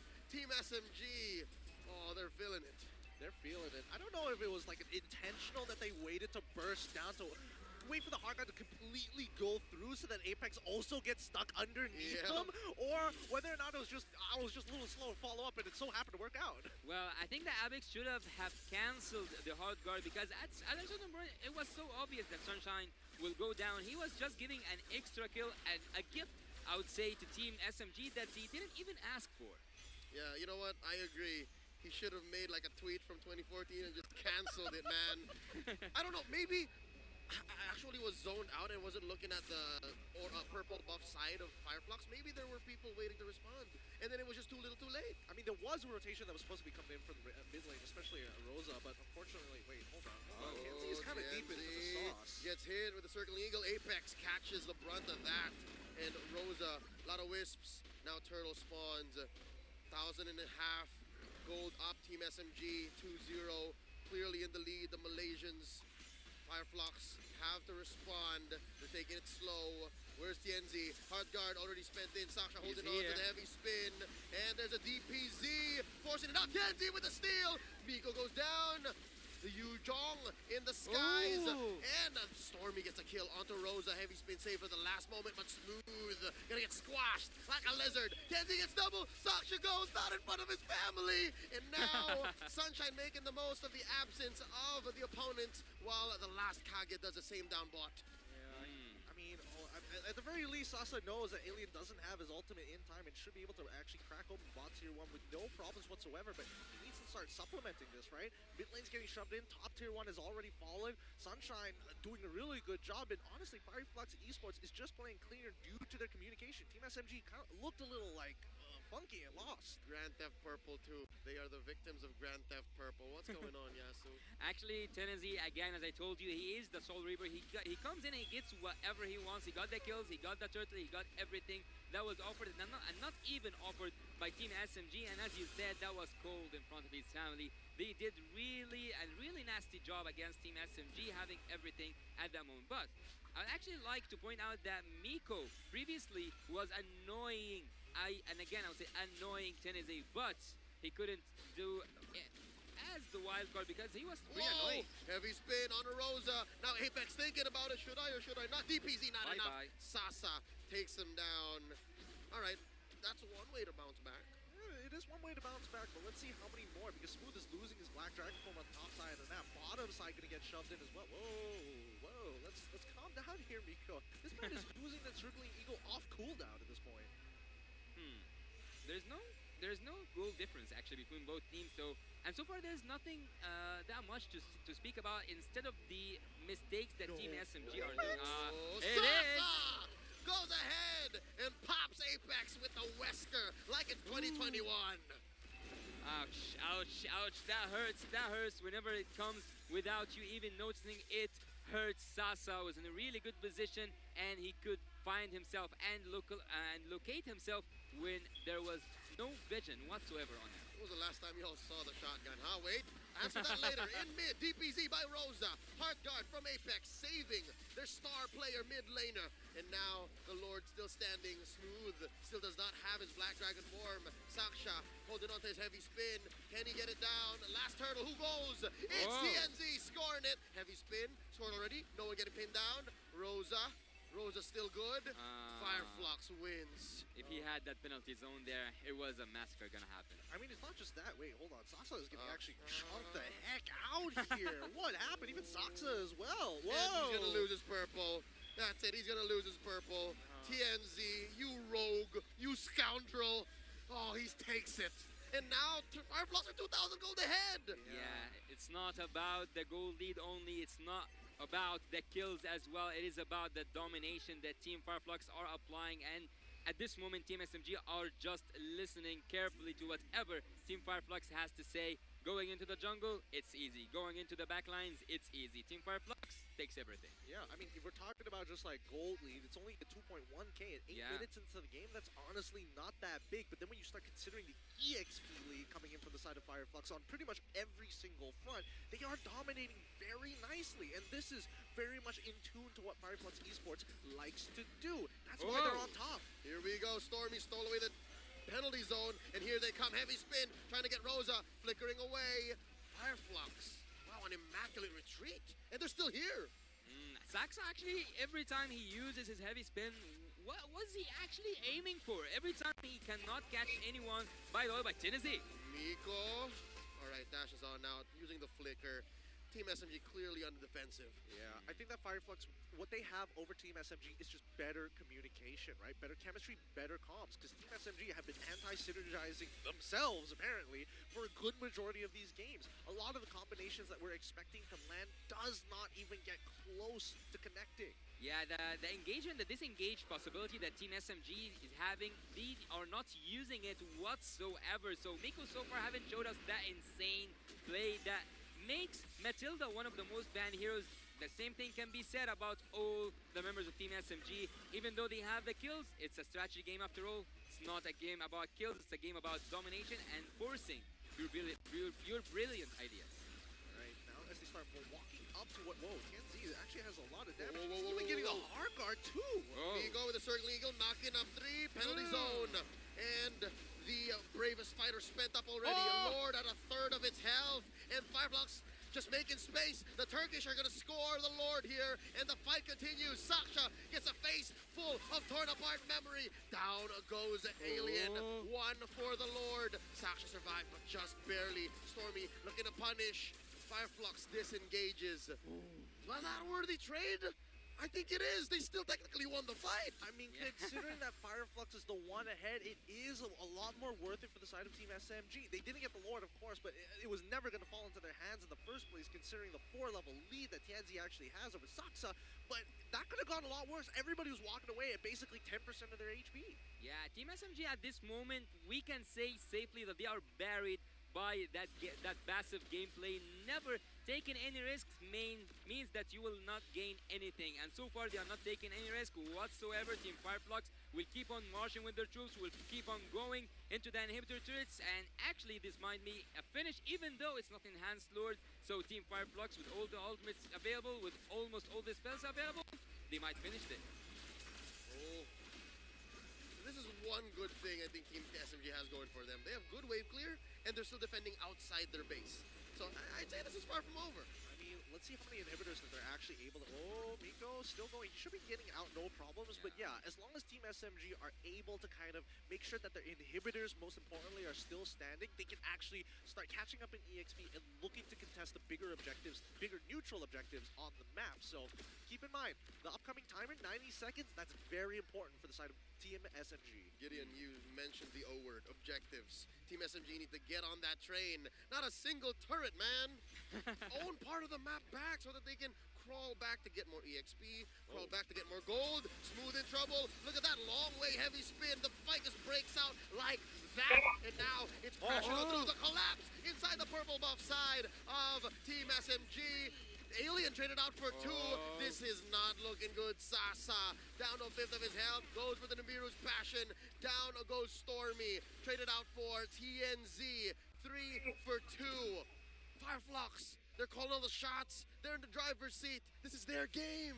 You have to pay the price. You have to pay the price. And seeing the Sunshine almost completes his items, you have to pay that price heavily. The damage is just unbearable and unmatchable. No one in Team SMG, even though the Beatrix has a gold lead over the Brody, we haven't seen Sasa's damage. Oh, we actually have 5-0-2, but I didn't see him as effective at the team fight as Sunshine was. I mean, he was already getting attacked pretty heavily. I think that was kind of on Smooth to go for the big follow-up. He has the Petrify, he has the Furious Dive, and he had 3 targets close enough together to actually secure that knockup. I think it could have gone, it was a good idea, but the execution from the side of Team SMG was a little on the low side. I think Fireflux, they did get a little lucky there, but they're not going to let that happen again. They kept in mind the conditions that were set by the side of Team SMG to make that happen. Well, being lucky wouldn't help them enough, but as again, we have mentioned how Miko was before Miko, let's see what's coming in here.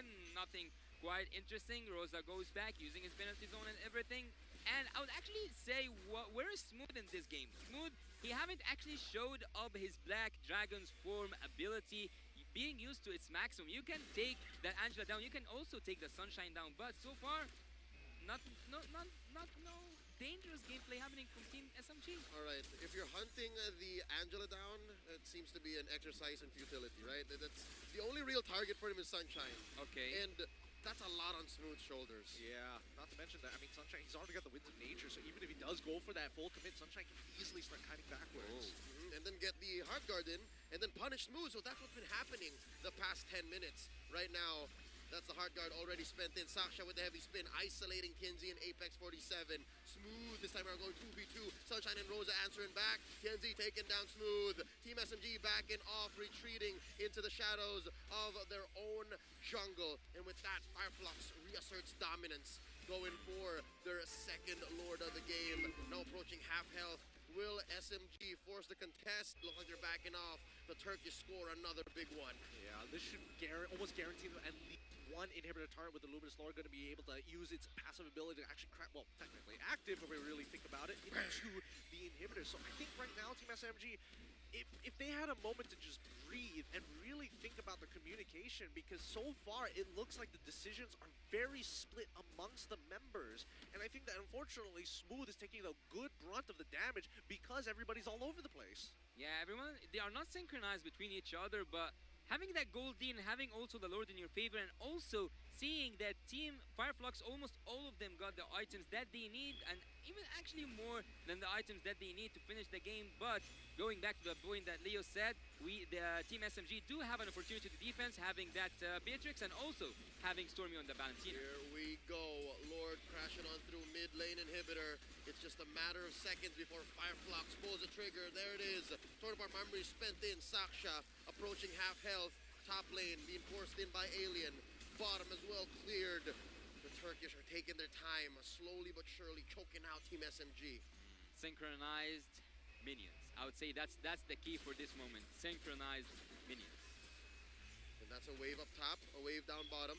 Team SMG have to very clearly decide where their resources are going to go. Kenzie already gets a hard guard in him, fighting underneath their base. Sasha very low, heavy spin committed, torn apart memory. Oh, the nub of the turret, enough to poison him into that weird position. And there he goes, Sunshine picked off. 4v5, look at Lord Smooth and Sasa and Miko forcing the issue. They're gonna take out Kenzie, popping his immortality, and they're gonna take down this Joy. Where's she going? The last Kage, the killer Kage. 2 pickoffs. Team SMG still breathing.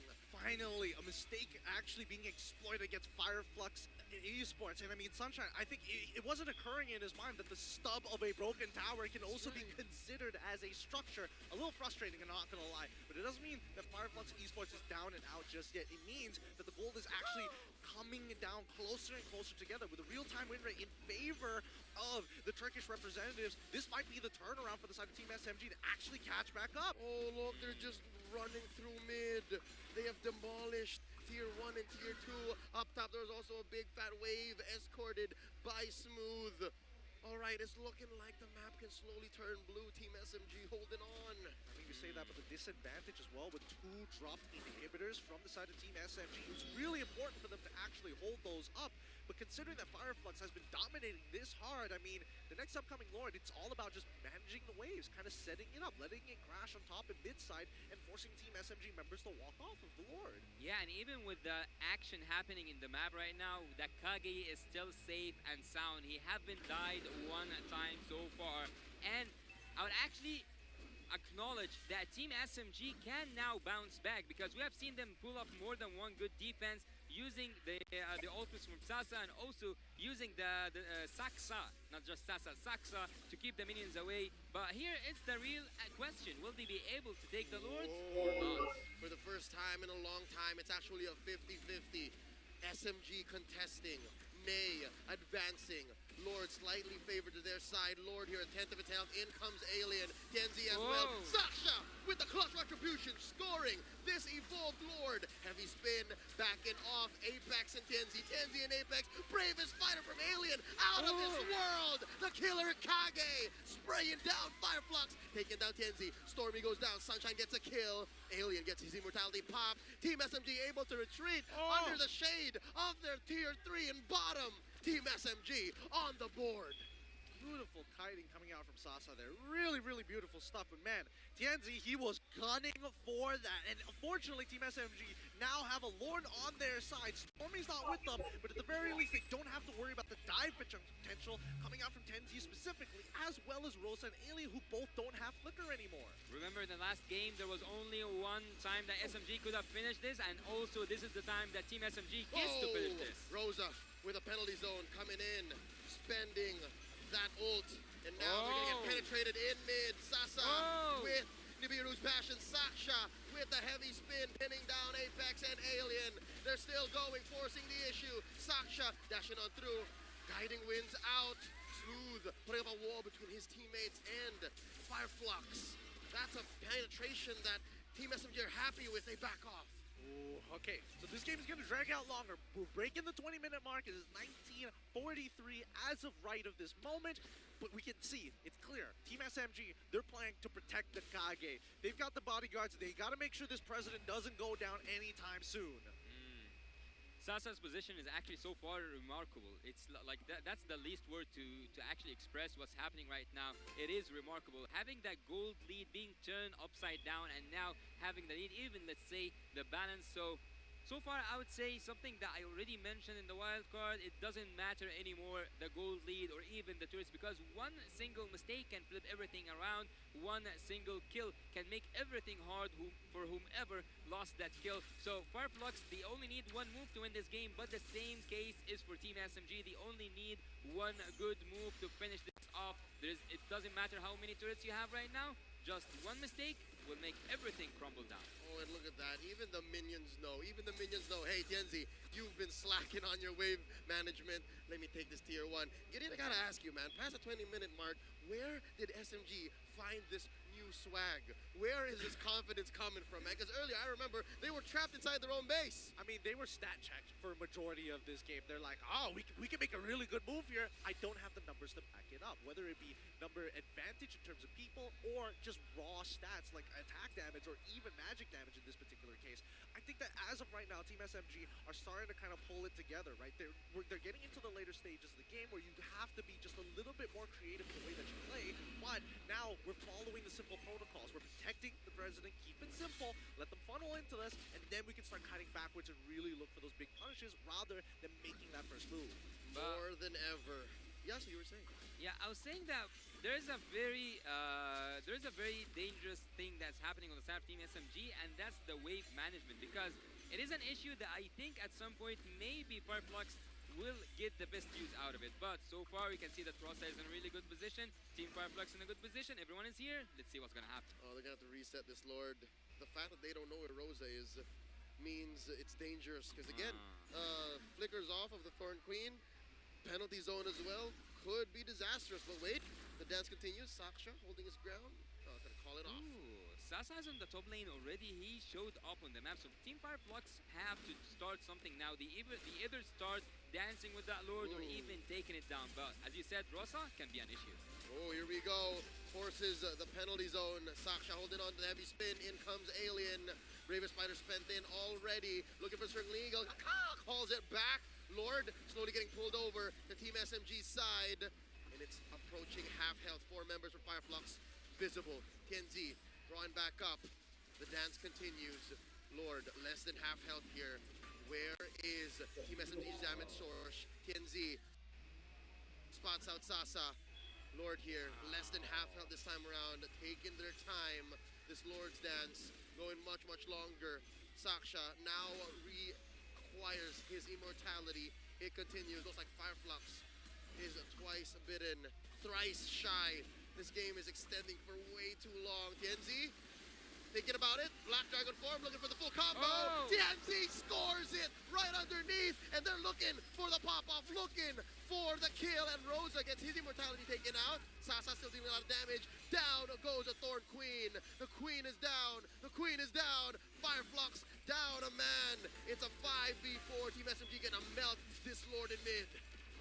Man, what a beautiful dance that was, but now it's going even deeper as they start to push forward! Oh, the passive of the Lord is helping Fireflux deal more damage. Alien here, the Vanguard, the sides here, Stormy and Smooth need to pick their fight very specifically. Saksha able to survive with about 1 HP. And a Dream still here. Waves crashing through. Fireflux Esports, they smell blood in the water. Smooth and Stormy in trouble. Tienzi gets 1. It's a 4v4. Lord still alive. A quarter of its health still in. Nico with a Circling Eagle. As it goes. Lord still standing. Saksha still here. Sasa dealing out of damage. Team SMG defense.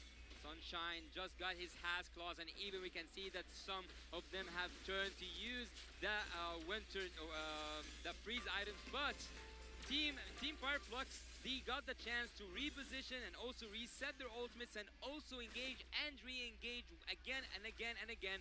Fireflux gets back to the driver's seat.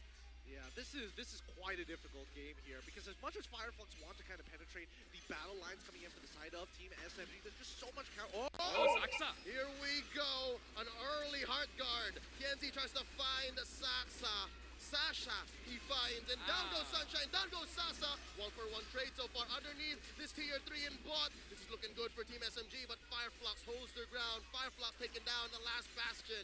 Team SMG no longer has inhibitors. And now Stormy back on the map. He wants some action, he wants a fight. Miko coming in with a Circling Eagle, and they're dealing a lot of damage. Is this the right kind though? Heart guard! Oh, penalty zone coming in. Stormy gets taken out. Alien still stands. Alien goes down, gets the immortality pop. Smooth here to the live, has an immortality as well. Penalty zone coming in. Saksha and Miko still here, defending, pushing out the minions. Minions slowly walking in.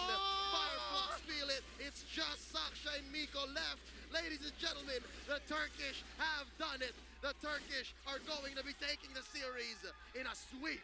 Oh my God, 2-0, well done. Fireflux Esports really pushing the limits of Team SMG and more importantly coming out through a war of attrition. The bodies, the items being purchased, they maxed out everything until you had no more resources. There's only one result left. A full sweep that looks exactly like a replay from the first game, dominating the early, losing the mid game, and coming back at the late game. That's what we have just seen, ladies and gentlemen. The winner for this match is Team Fireflux. Now they get to do whatever they want, or not get to do whatever they want, but they have got whatever they wanted today. A full sweep, that's a thing in the early stage. You know what? Maybe the commenters on my YouTube videos were right. Maybe I do not understand Fireflux. And now I've learned. Now I know. I have to admit, this team is truly patient. They are they can wear you out so easily with the amount of fighting, and especially with a base fight like that, especially on that defense. Oh my goodness. Should it have been like that? Questionable. But did they come up on top? 100%. But I have a question here. Who was the one predicting the Fireflux would win? You were predicting it for all intents and purposes, you're absolutely right. But it was a 2-0 and not a 2-1. We definitely you got me there. Yeah, I mean, we did have higher hopes for the side of Team SMG, but Fireflux, they have put up an incredible performance thus far. They do actually deserve that victory because they came back and dominated the game, and we will get to see now the MVP of the match. I would say that it was definitely on the side of Team Fireflux. Teneze, yeah, it's Teneze. He did really good on that. The Joy, and again, he is the Soul Reaper, having a kill participation percentage of 92%, and not just that, on his itemization is really good. He worked on that penetration, and he also got the extra damage. Sometimes we have seen him with the immortality, sometimes we have seen him with the freeze, but what was actually most fascinating to me was the times that he chose to engage. Dude, everything that Fireflux did was for TNG to clean up house, right? Even their mid laner, even Rosa was like, you know what? I see ya. I'm gonna pick up the Terizla. Let's do it. I mean, hopefully we get to see this in the highlights brought to you by Grab Unlimited. And personally for me, that's the thing. It's the small micro mechanics that they're really taking into account. And once the ability is down, that's when they look to pounce. Fireflux at this moment, they were losing a lot to Team SMG, and I think that this was the moment where Team SMG could have actually dominated the early game, but they couldn't use the best out of both worlds. They couldn't get the best out of this trade, and we can see here that again and again and again, Teneze is the Soul Reaper, taking whatever he wants. Sasa with a really clean play we haven't seen for a long time. The Kage is here. He haven't died for he just died one time actually, the shutdown at the late game, but having that mentioned, it was a long game, and he was with a great and amazing performance. Saksa won again and again and again. He was trying, and he managed at some points to take the Lord down. And here we have to see the messy, the nasty team fights where Team Fireflux have used their gold lead in their advantage and got a lot of kills. It's hard to watch, man. It's a lot of missed opportunities from the side of Team SMG. I'm expecting them to have a level of polish. You know, I'm expecting all these global teams coming here for the international to have that level of polish. We didn't get to see that here, and it's clear that at least for Fireflux, they've done this long enough. They've been together long enough to have it naturally. Exactly. And say what you will about Turkey being a developing region. Nah, man, the playstyle and the execution that they're showing here, come on, that's a mid-lane Terizla. That is understanding of gameplay and mechanics unlike anything I've seen in a while.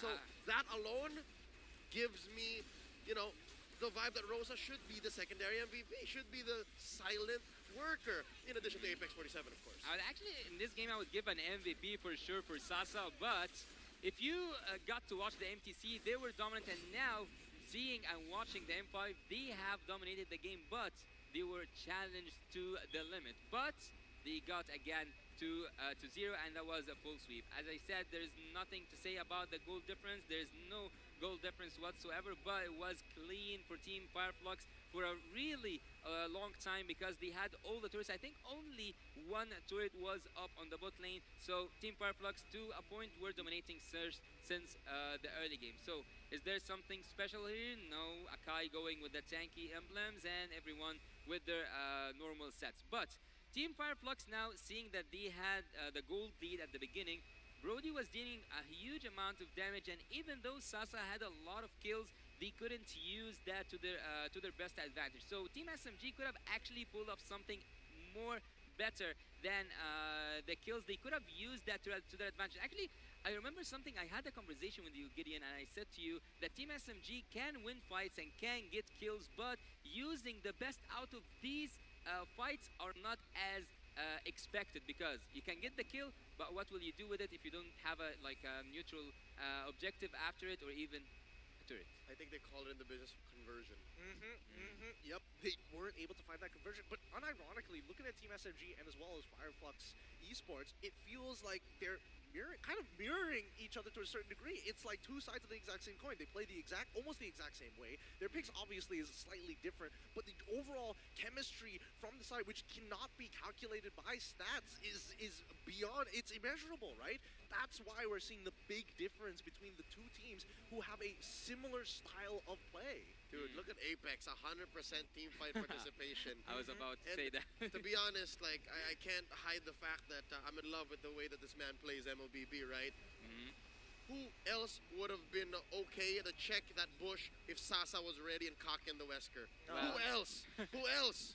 You said it earlier. You said it earlier. No matter how much you talk about Apex, you will not give him his what did you say? How did you put it? He will not be appreciated as he should. Ever. So Apex having 100% team participation in the team fights, and also actually on the other side, Miko had also 100%. So both of the rumors were doing a really good job, but it was all about the mistakes. And Team SMG, no matter how much or no matter how many times they are in the lead, they don't get any use out of it. It's a sad way to put it. It's all about the mistakes. It's true. No, honestly, it is true. If you're being brutally harsh about this, and it comes down to it, that they don't look like the same team like we saw them in the regular season. You know, something has happened in between that is causing either a rift or just looking a little awkward, right? Any thoughts on this, Leo, or do you feel like this is like as expected? There's got to be more to Team SMG. I still believe in Team SMG. Again, it's in their name. Still moving under gunfire, and this is quite the... It is quite the fire. But what about you, Yasu? Any final thoughts on this? I think that Team SMG can actually do much more better, because we have seen them in the wild card, and we have seen whenever they dominate the early game, they get to be in their comfort zone. And as I said, they play like robots, but in a good way. Well, with that being said, M5 is powered by Momentum, presented by Kadia, our global presenting partner, supported by ROG, our official gaming phone, Grab, our official super app partner, and Secret Lab, our official chair partner. Coming up next is Indonesia's Geek Fam going up against another Malaysian representative, Homeboys. So don't go anywhere. The M5 World Championship group stage will be right back.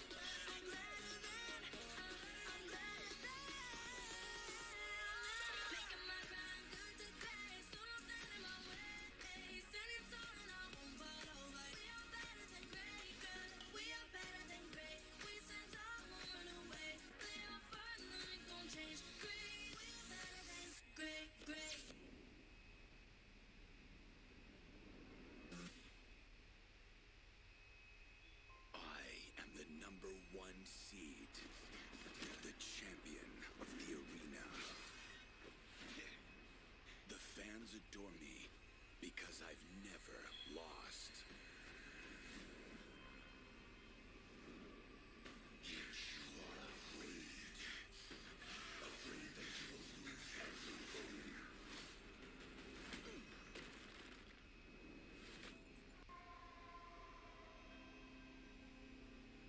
Do you ever get scared of losing, Kimmy?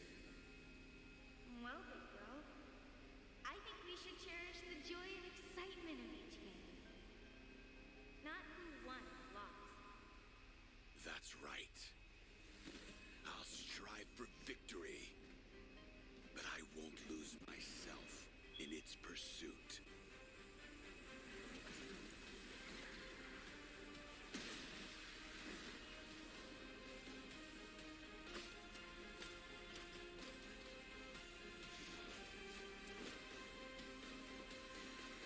M World Championship. I'm back.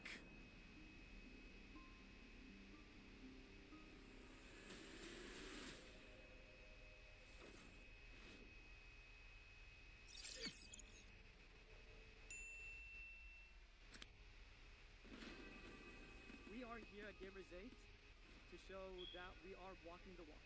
We have had amazing reactions, major IP owners, and a lot of potential partners and stakeholders coming in here and taking a peek. The biggest cube over here has been the nexus of this zone. What I saw from the outside is very mysterious. You want to know what's happening inside. Felt like, this is an MMORPG, but R is not role-playing, it's real world.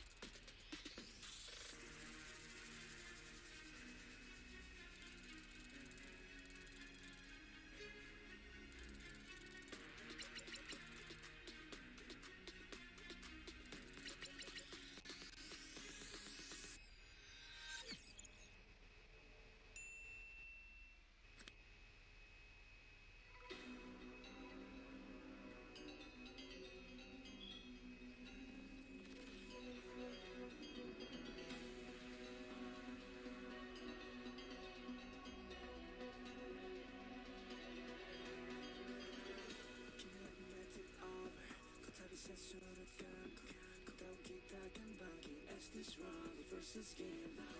Got the power on my shoulders. Tahu ko siyang patalo.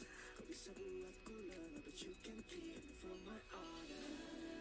I feel like the floor is lava. The energy's getting higher. You're serving my arms. Cause I don't just want me. I got you like na-na-na-na. And you know you hold the power. Cause we are better than great.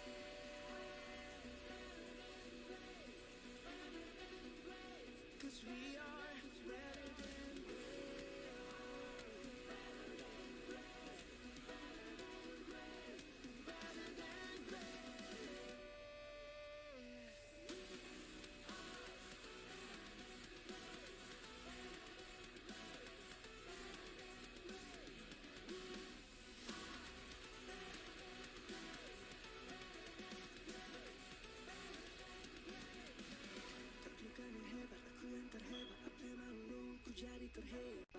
transcend myself into this game, yeah. I believe the power to turn me free. Kemenangan bukan tignya lemah. The start of the game shall reveal better than great. It's how we feel. I feel like the floor is lava. The energy's getting higher. You're serving my arms. Cause I don't just want me. I got you like na-na-na-na. And you know you hold the power. Cause we are better than great. I can tell you if I don't spend my way. Stand in front of you talking. We are better than great. Keep it up to hip hop. Hard up in and back to body. They're all bound out of the bar. We are better than great.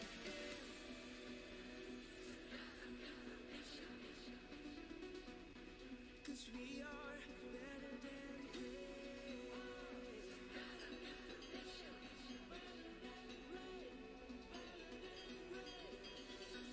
If we stand tall and believe, countdown aku kan bisa dengan tekad membara. You'll see, I'm better than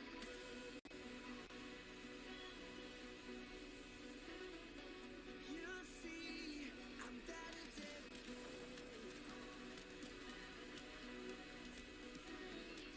you'll see, I'm better than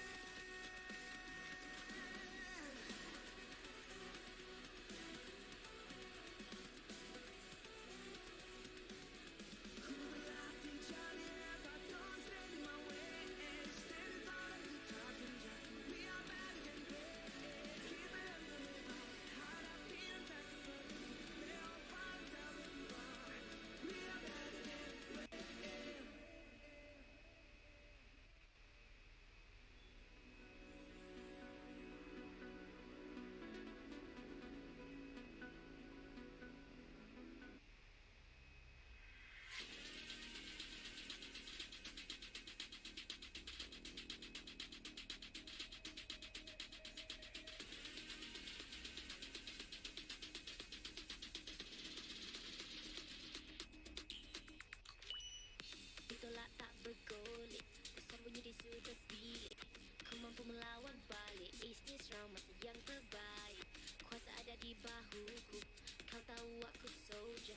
Cuba buatku lega, tapi tak mampu rampas my honor. Na na na, panas sepanas lara. Ku semakin bertenaga bila bersama. Ku tahu just what we got. Terbuka like unanana. Kuasa di tangan kita. It's feeling I know. Kerja kuat lebih dari hebat. Usahlah kau menekan. Jangan gentar terus bertahan. We are better than great. Cause we are better than great. Tak gentar mulakan tekad. Great apa yang gonna change. Great, we are better than great. Misi berat lebih dari hebat. Jalan kanan mana masih bersemangat. Transcend myself into this game, yeah. Jangan kuasa tu genggam piala. Minda juara kan tawanya lemah. Hasil di balik usaha buktinya lebih dari hebat. Itu yang ku rasa. Panas sepanas lara. Ku semakin bertenaga bila bersama. Ku tahu just what we got. Terbuka like unanana. Kuasa di tangan kita. It's feeling I know, yeah. Kerja kuat, lebih dari hebat. Usahlah kau mendekat. Jangan gentar, terus bertahan. We are better than great, 'cause we are better than great. Tak gentar lagi pekat. Play our part, then gonna change. Great, we are better than great, great. Terus yakinkan diri, gapai impian pasti. Usah berlengah lagi. Oh yeah, I'm better than great. Oh, better than great. Oh yeah, better than great. Better than great. Kerja kuat lebih dari hebat. Usahlah kau mendekat. Jangan gentar, terus bertahan.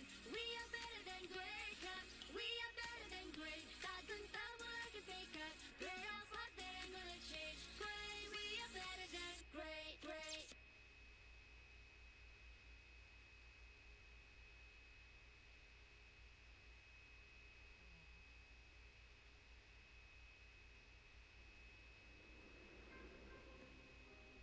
The Shadow Dragon was once my biggest weakness, but now it's my most potent weapon.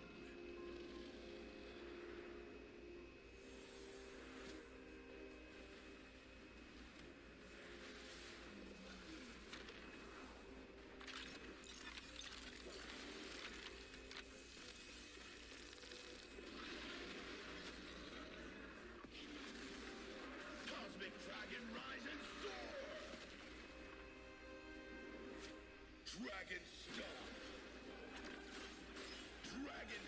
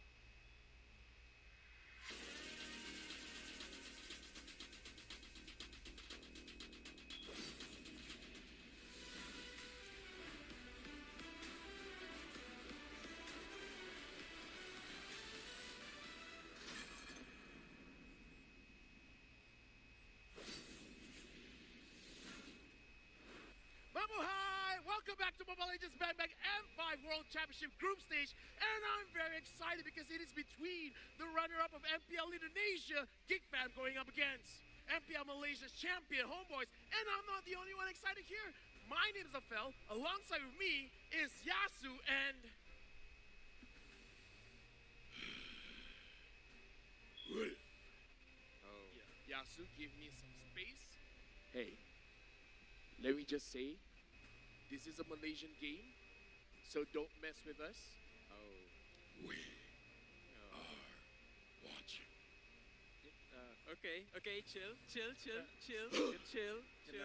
Okay. Let's start it this the right way.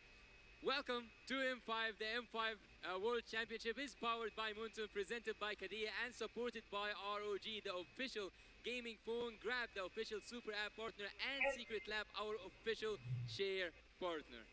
Thank you to our lovely sponsors. M5 will not be possible without your support. And thank you, Lafel. Need I remind you that you are actually in the Philippines? Hey.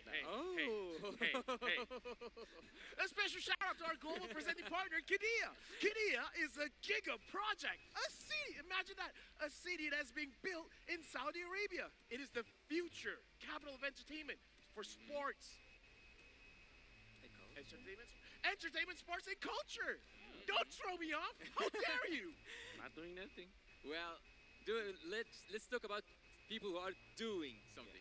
Look at Kadia. They aim to change the world of gaming and esports. Don't forget to follow at Kadia Gaming on Instagram, Twitter, and TikTok. Stay tuned to their social media pages to find out more about the giveaway. Also, even though Wolf is an analyst, don't just stop at the best hero builds and combos. Get ahead of the competition. Rich Mythic, Mythical Honor, Mythical Glory with the Secret Lab Titan Evo gaming chair outfitted with pro-grade ergonomic features, engineered for maximum performance. And shop match-winning comfort and keep yourself at the top of your game now. Match-winning comfort, something that the Filipinos are very much used to. Sure.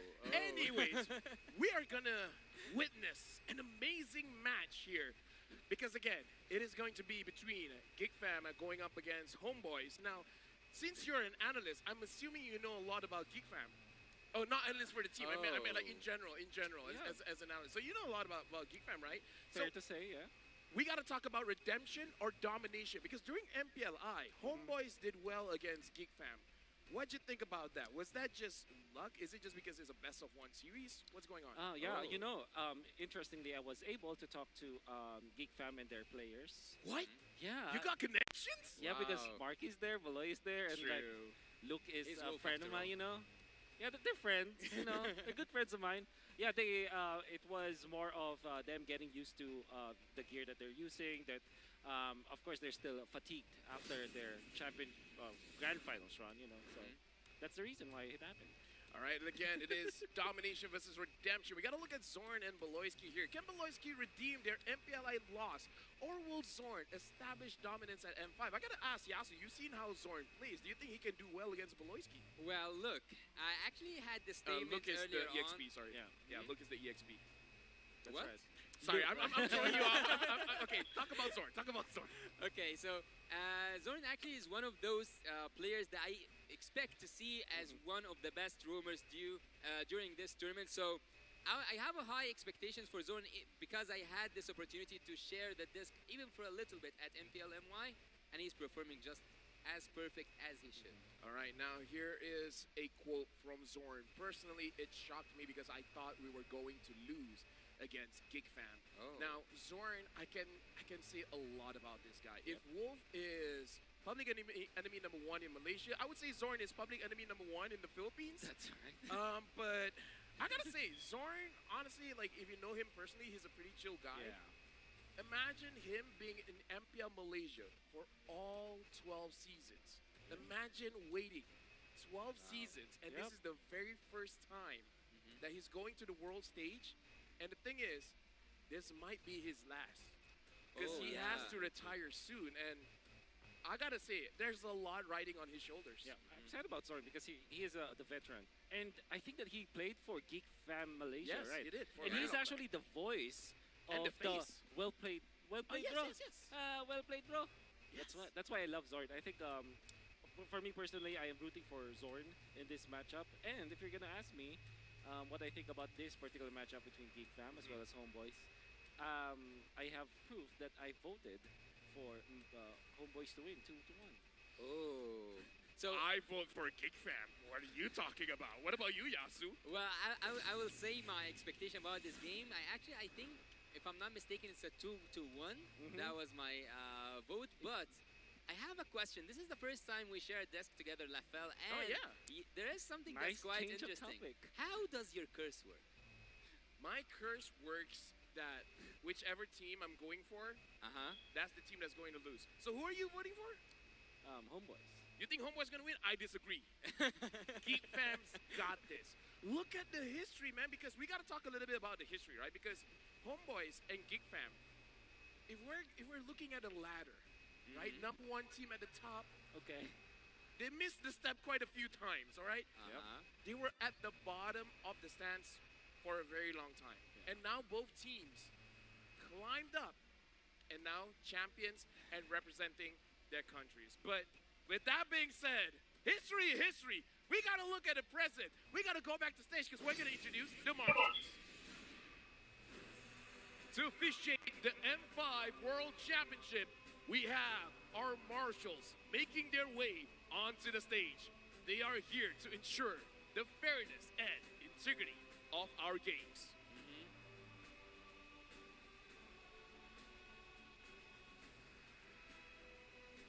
And now, making their way into the arena are the Geeks. Their tenacity and adaptability serve as factors to represent Indonesia in the World Championship stage. Now, they're looking to exhibit the same. Ladies and gentlemen, give it up for Geek Fam! You know what they say, once a geek, always a fam. And now we can see the Malaysian team, a team that you can tell us about. Yeah, a team that is as tenacious as their opponents. Their never give up mentality allowed them to clinch not only their first ever MPL title, but their very first M-Series World Championship appearance as well. Make some noise for Homeboys! Wonderful story for sure, as they have finally found their way into the international tournaments. And now to guide the teams to victory, we have their head coaches and analysts. For Geek Fam, it's Coach Erpang. For Homeboys, Coach Pops and analyst Saiful. Now we can see that everyone is ready. Everyone is going to compete to see who is going to be better than great. Will it be Team Homeboys and they will bring that victory home? Or will it be for the Indonesian Giants, Team Geek Fam, who came all the way through here from Indonesia to prove that they are, yes, the runner-up, but yet they have a lot to offer so far. And speaking of both these teams, both of them kind of have the same strategy. They dominate the early game. And they also have their imports as well. That's Mark and Baloyski going back to the Philippines, presenting themselves. There was a time where the camera actually zoomed into both Baloyski and Marky. They look very happy because now they're back after 1.5 years. They're back in home soil, performing as the representatives of Geek Fam. With, of course, Nael, Luke, and the boy. A lot of future for these young players from Indonesia. I would say having Marky as the starting lineup here instead of Kadera is also going to be a point that we're going to be talking about. But now for Homeboys, Rizal, Chibi, Sapai, Warlord, as well as Zorn. I would say in this lineup, Chibi and Zorn has represented Malaysia before in the SEA Games, but the rest, this is very fresh for them. Well, Team Homeboys right now on the screen, they have 5 members, right? And that's like the natural thing. But actually, I kind of have like a fun fact. Team Homeboys at some point they play 4v5 because Zorn is kind of busy doing his recalls. I gotta say, based on the way they play, he's gonna make. Okay, you know what? Okay, come on, guys. Don't do me dirty like. Come on. We're just telling you how good Homeboys is. No, he's making sure all the buttons work. Exactly. But look at the good side, or like Look at as a player. Yeah, look at the full half of the cup. All right. If Team Homeboys win, they win 4v5. That's something. Yes. Wolf, help me out here. I know we're frenemies, but be my friend now. Okay, I will be your friend by saying that Homeboys is actually very impressive, and that is the talent prediction. How dare you vote for Homeboys? And Yasu's a liar, by the way. He said Oh, 2-1. Yasu's You're a zero. liar. Okay. How dare you, Habibi?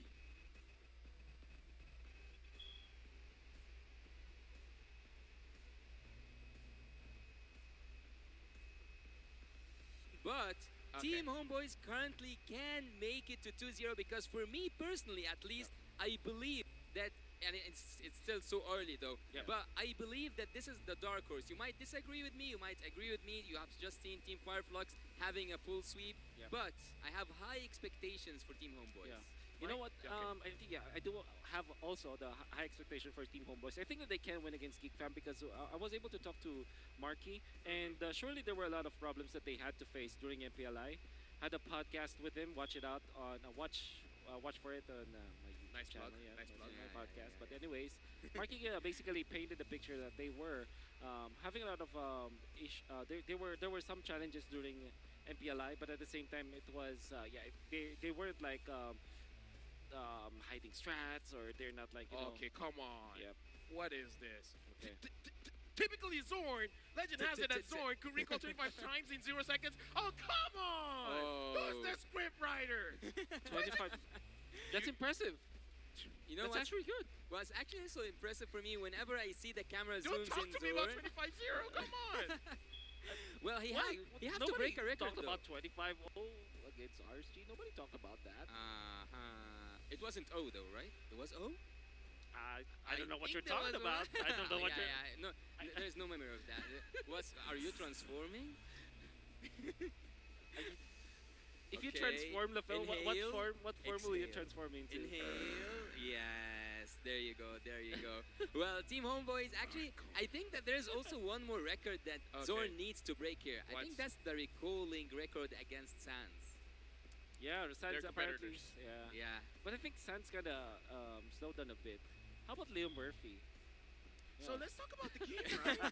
So let's see. During MPLI, Homeboys did kind of good. Do you think they used all of their strength during MPLI, and now for M5 they got nothing? Homeboys, you mean? Yes, Homeboys. I don't think so.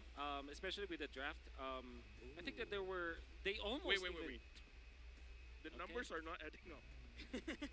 It's okay. Let's not talk about it then. 100% from. Yes. Oh, Geek Fam. Nobody loves Homeboys in that area. I wonder why. So, how about the Philippines? I wasn't able to catch it. I don't want to talk. I don't want to talk about the numbers. It's a bit.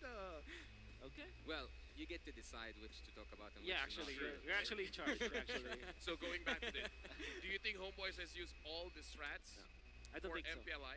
I don't think so. Especially because of some of the changes, and they were facing up against teams like RC, for example, that they might have just been surprised about their playstyle, right? I think that especially because they will play 3 best-of-3 matches, I'm sure that Homeboy still has something going in for them. And I saw after MPLI that they're still very happy. You know, they're still their energy is still there. I'm actually very excited to see Homeboys because I know that they are a team that will rely on their instincts more than anything else. Well, adding up on that, I wouldn't safely say that they intentionally lost against RSG, but at this point, I think they didn't need. They didn't. No, not intentionally. Of course, they will not lose intentionally. But I mean that they didn't need to use all their cards. Yeah. and Okay. Now I get it. MPLI. Okay. Now I get it. So maybe they used Now I the get same it. things, you know, that they used during the MPLI at the early stages. Can I just say, I feel like I'm getting attacked here. We're going into the drafting phase. Geek Fam going up against Homeboys. Geek Fam is first pick. Homeboys is second pick. 1-1 getting banned out by Geek Fam. And for Homeboys, banning out Matilda. Yep. Matilda, great counter to Poloisky, of course. Homeboys are in the red side, so they are the dedicated Nolan ban. I'm sorry, I'm colorblind. I think both is red side. I am also colorblind, so I think I am too. yeah. So it's red side versus red side. So who gets the first pick? Okay, so my question for Yeah. Wolf. Now, Martis is very strong in Malaysia. So do you think this Martis ban is a meta ban, or is it specifically for GB? Yeah, it's a very so much of a target ban. I cannot remember a team in the Philippines and in Indonesia to actually second ban the Martis, unless of course they're facing up against like players with limited hero pool. And I don't think that this is like the best situation, but maybe Geek Fam thought about the right idea to counter or at least neutralize Homeboys with this ban. Well, speaking of GP and the bans upon this like magnificent player, I would say that it's just the Mars that he's like playing really good, but also he managed to pull off the Hellcurt during the MPL MY, that's true. and also he have proved that Leomord can be effective at the finals. Okay, Okay, I'm an anchor, but let me be a bit of an analyst here by letting you guys know the way that Homeboys draft. They will always have a balance. One person has to dive, one person has to stay back. So if Chibi, as the jungler, is using a utility jungler, Sapat is going to die. He's going to flank. If Sapat is being the front line, then Chibi is gonna dive. will be the one diving or flanking. Yeah. So if they want to pick up a Hellcurt, then Sapat has to pick up something like a Terizla. If they want Sapat to use something like a Paquito, then we can see a Baxia, a Akai, something like that for GB. It kind of feels like they're kind of compromising, not really compromising, but kind of relieving each other's jobs, basically. So it's job-based. Joy, Nolan, Arlot, they're all open. What will Geek Fam prioritize? Nolan, obviously, is a strong choice. Also, who else? I think also Joy has proven like that it's worthy in the previous game. But there's something really good about Team Homeboys, and that they do love the tanky or like the setup heroes. I agree. That's why I kind of feel like Geek Fam might just prioritize the Arlot, in fact. But instead, it is the Bruno. Well, that is coming up as my second question, honestly. Homeboys has been doing well when Rizal is doing well. And one of his better heroes is the Bruno. And as you said, Wolf, on your first cast of the day, the difference between Bruno and Wanwa is that Bruno, you can put in any kind of draft, and it works. See, I listen to what you're saying, And it's really good. So now Homeboys, they have picked up this Joy. Now, the Joy is, for me as a Malaysian, I'm slightly worried. Because they've shown that Sapat is willing to use the Joy in the EXP, but it did not do well. Yeah, and you know what? Thank you so much, Yasu, actually. I don't know why you had to give me this. You can actually just say it. Rises 91% in MPL MY. Yes. With the Bruno. So this is more of a deny They pick. took it from him, They basically prevented him from using one of his most comfort heroes. But seeing the Joy coming in, I don't have anything but, or like I don't have anything to say but to wonder, why did they leave that much open in exchange for just Bruno? Oh, no, legit, I kind of feel like playing the game myself, Bruno is one of those heroes where you don't have to think. Which improves your gameplay because you have time to think about everything else. And the thing is, when Bruno, a situation happens. Imagine a big fight around Turtle. No one is handling the lane at all. It's so easy for Bruno to take the objectives. Exactly. Bruno makes a snowball, feels like an avalanche. I agree with that. And it's because of the criticals. I wonder why Geek Fam just literally based on stats to pick up the Bruno first pick. Do they have a good analyst? Do Well, you think the analyst is like a good person? I don't know That's what a to good think. question. I cannot think. I don't think. You don't think? I don't think. So he doesn't think No you're wonder they're not colorblind. champions. All right. The Grok. a very early Grok. Not the hero I would be thinking of, but this is huge flashback. Huge flashback. The Grok was the reason why Zorn brought Geek Fam as champions in MPL Malaysia Season 3. Before there's the M series, Zorn, during that time, no one cared about the roam position. He used the Grok to grant them the championship. Did he just open the book of history and went back all the way through until Season 3? MPL Season 3. MPL Season M1 hasn't started yet. Wow. M1 started after Season 4. Exactly. But It's not even. So they represent Malaysian embassy? See, this is why it's sad for Zorn. He has become champion in MPL Malaysia, but never on the season where you go to the world stage. So he became a champion when there's no such thing as a world stage. So it's kind of like he got in the scene way too soon. Well, there's a question I would actually like to ask you, Wolf, because you are Oh, the... and I feel like this Joy is going to the jungle because they banned out the hill down. Yeah. I was just about to say that. Yeah. Oh, yeah. Yeah, I'm faster. He's the anchor. I mean, So, he's in control of it. I'm that fast. so would you actually think that we will see some flick picks from Team Homeboys? Yeah. Like, let's say, for example, do you think that Grok will be used Yeah. anywhere except for the room? Yeah, XP maybe. Because I feel that the idea here is, and Lafell already painted this picture where you need a frontliner to go with Chibi. So if they're playing this Joy, for example, somebody has to man the front lines. And Grok is usually that kind of hero. It could be Flex, but of course, in the presence of the Arlot, which I think is a good pick, I'm not from Homeboys. Yeah. Now, And it's still Flex. it still is Flex. If this was the previous series, I would say it's Flux. Okay. Yep. Okay. I'm sorry. I would say it's Fire. Yeah, thank you very much. Yeah. And I have to just balance that Sure, love, so sure, to sure, make it sure. Fire Flux.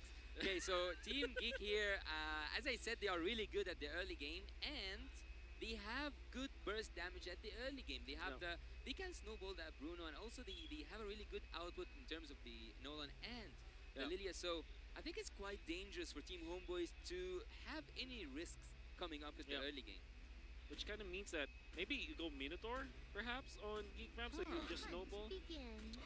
Oh. One Okay. of The hunt the begins. signature. That's a Ruby. Charizla, I guess. Ruby? Yeah. Of course, the Baloyski special. Yeah, Ruby. the Beloyski's special. Yeah. Beloy Ruby. Rubeloy. Rubaloy. Rubeloy. Rubeloy. Rubeloy. All right. Alright. Great. Nice.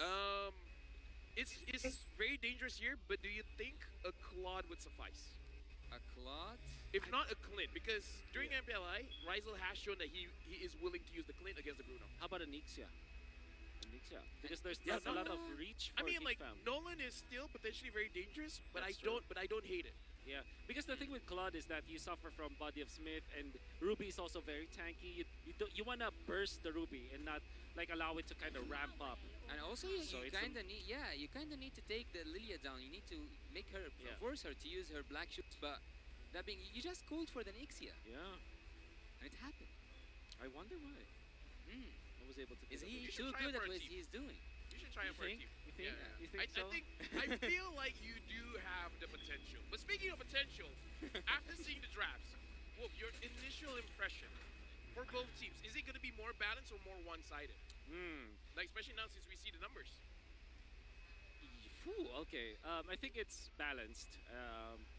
Maybe the only hero that's kind of out of place is the Grok, but at the same, and I'm saying that because there's Lilia, right? Yeah. With Lilia is a problem for a roam Grok because of the amount of damage that it can output to the Grok.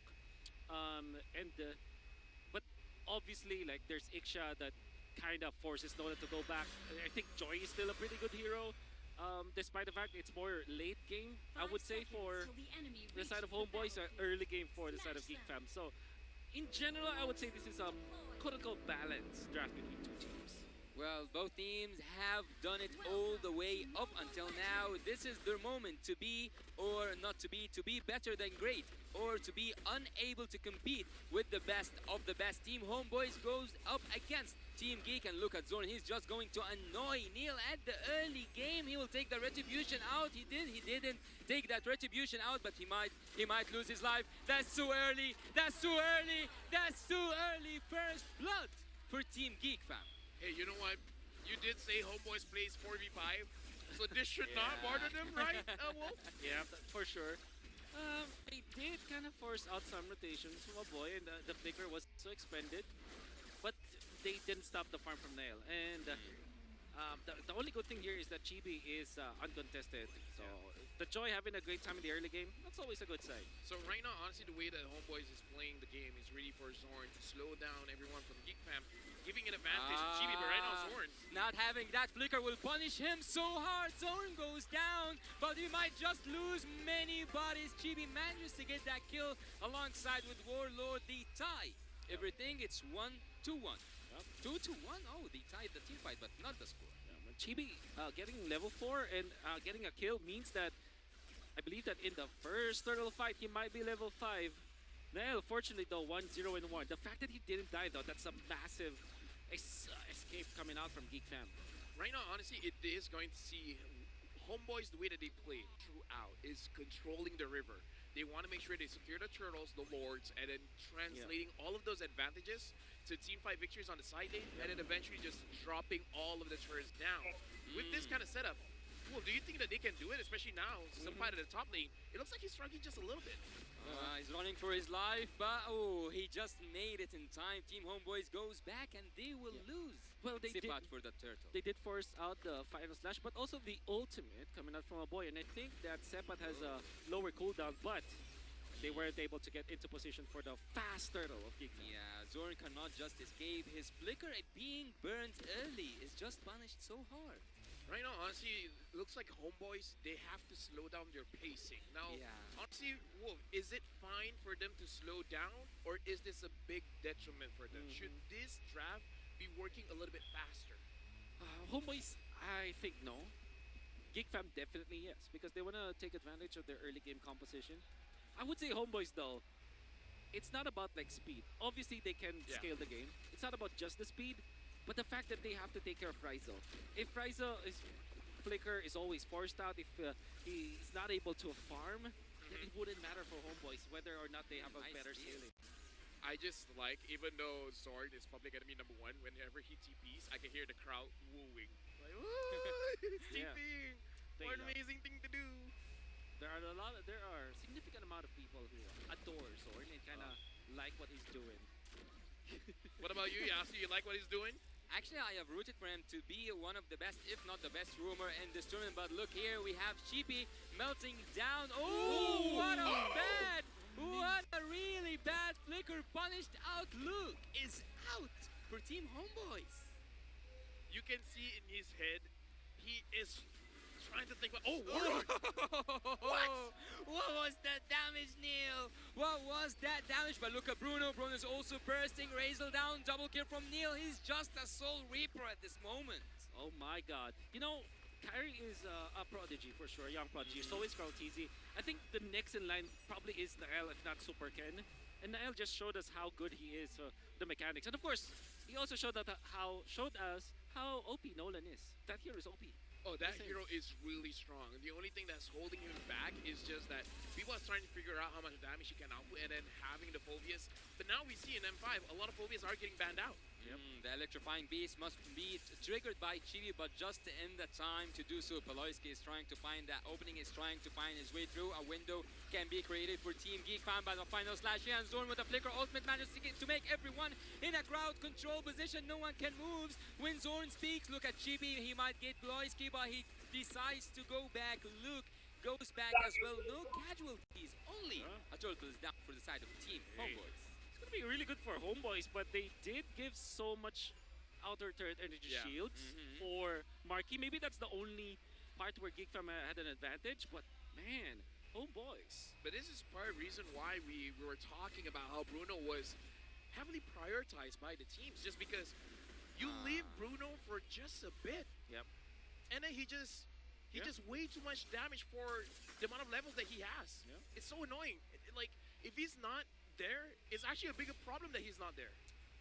Right, in the early stages, right? Like, because it means if it's a 4v5 scenario, that means you're that losing somewhere. Exactly, no chibi. You might also lose your life here, but he managed to make a hook. Look at the Peloyski. He managed to make a nail escape. And Zorn is actually now in his comfort zone. Recalling likes. That's Zorn. No, here's the thing. If he has the wild charge, he's more confident. Because even if he doesn't have the flicker, he can just bulldoze away. How great is this? He's facing Geekfam's former organization. He pops the well played bro sticker. No. Do it the Zorn way. Well played, bro. Exactly. It's great. And You're I think great. He is the only one that can You are actually better do it. than great. You are better than great. Thank you. I hope my mom hears that. Anyways, Ryzel now, down in the bottom lane. Homeboys, they're losing, but not by much. Only the difference is like 500 gold. I have a question for you, Wolf. What can make everything turn around for the side of Team Geekfam? But before we answer that question, let's see Chibi melting down Apoy, making him use his black shoes. What can Geekfam bring up to the table? The Lord Dance. I think if we lead up to 8 minutes where Geekfam has a lot of farm and Marquee, he gets the first Lord Dance, they win it, they take over. And then afterwards, Lord number 2, he has the Wind of Nature already. There's not much that Homeboys can do. So Yeah, it's the Lord Dance timing that we're looking for. Yeah, after melting Chibi down, they know that there's no contestant whatsoever. Zorn is being hooked to the back line using his ultimate. Look at the bounty zone with the flicker. They are committed to take Zorn down. The Zorn wave flicker ultimates. Recall. What is Zorn thing to do? Yeah, that's our he thing. could have survived. What do you call recalling in because I know that in Indonesia they call it like tas. In the Philippines like TP. So what? Same as Indonesian. Tas. Yeah. Yeah. Or we just say recall. We don't say TP that much, honestly. Yeah, in Malaysia we don't it's say a very TP. Filipino thing actually. Anyways, going back into this game, I was talking about the goal lead wasn't that far, but now it's 1.3k goal lead for Geek Fam. Especially now that they have the Bruno, should they be start to moving together to make sure that they can basically grab all of the neutral objectives? Because right now, even though it's 7 minutes into the game, no team has gotten a turret just yet. Yep. Okay, so to answer your question, yes, Lord Dance should be the next priority for Geek Fam. And like I said, first Lord Dance, they will not have the win in nature, but they will get it the second time. And it is their way to kind of match up against Rizal. Maybe another big item that they're looking for is the third item for Nail, because that means that they can burst down the member. Oh! Uses that immortality really clever. Yeah, right now Zorn is opening the map, giving vision for Homeboys, but at this point of the game, it is very dangerous for Zorn to be honestly showing his face, even though he does have the wild charge, but what are you going to use it for? Because you're just giving space for Rizal, but Rizal looks like he's not there yet. He's not really able to 1v5 the team just yet. Yeah.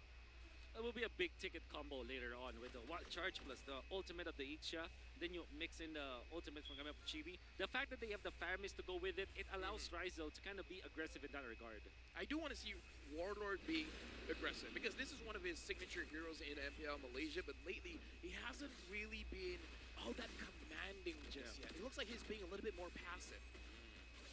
He's actually he's taking so much risk. If you look at Warlord, he actually reveals the bush himself. And Zorn right now with the nice ultimate, but what can he save? Nothing actually. And Sipat comes from the back line. Final slash finds its place. And Beloyski's trying to escape. Chibi finds him in the back line. Look at Nails trying to escape, and he does escape. Look at the ultimate flicker penalty zone committed, and Chibi is just out. Luke is here. No one have to be worried. Geek Fam gets back on top.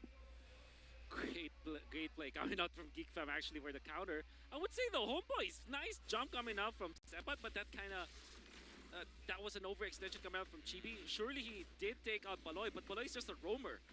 Not much value in that kill, and then he gets taken out. Now the Lord gonna be controlled by Geek Fam. Yeah, knowing that Chibi cannot be here, they have to take their chances on that retribution battle. But look who's gonna get it. Who's gonna get it? There's so much time for the Nolan to get it. And Zorn right now, he doesn't have a flicker. He goes down, Marky with that damage. And Sipa cannot do anything but to dash around. He has to only dash around. Double kill. There's also a triple kill. A triple kill is here. He will survive. No way. Rizal finds his place, finds his position, and finds that kill shut down for God, Team Paloy. Homeboys. What a magnificent team fight. Let me just say, Wolf, what is Beloy on? Is it just because he's in the Philippines? Usually we see the KDA reverse like 0-7 and perhaps 2, but this is 0-2 and 7. Beloyski is stepping up. Chicken Joy buff. What? Chicken Joy buff. Chicken Joy buff? Yeah, that's what he said. Oh. Look at it. Okay, so you will only see what he did to save Nael as a very simple thing. He stunned the Joy. I would say the entire game he's been saving a lot of his teammates. Exactly. But that stun and the Joy is so important because it means that you cannot refresh your dash. So there's a little bit of timing to go with it. You don't just mindlessly stun the Joy. Because the Joy has CC immunity, it can refresh the dash. Even the Ruby can be used as a dash refresher, right? So that was very smart from Beloy. Beloyski finds Chibi, but Chibi now is dancing around, electrifying beats. But here comes Zorn, and here goes Luke. Will Luke go away? He's going away, but just in a really slow matter of time until Luke goes down. Sipat uses his flicker, and Nail is just waiting until everyone is in the back line. Everyone is injured in the back line. He finds Zorn, and Zorn is out. He finds Zorn, and he also finds the other team players. Chibi is also out. Chibi is also out. The double kills here by PSC.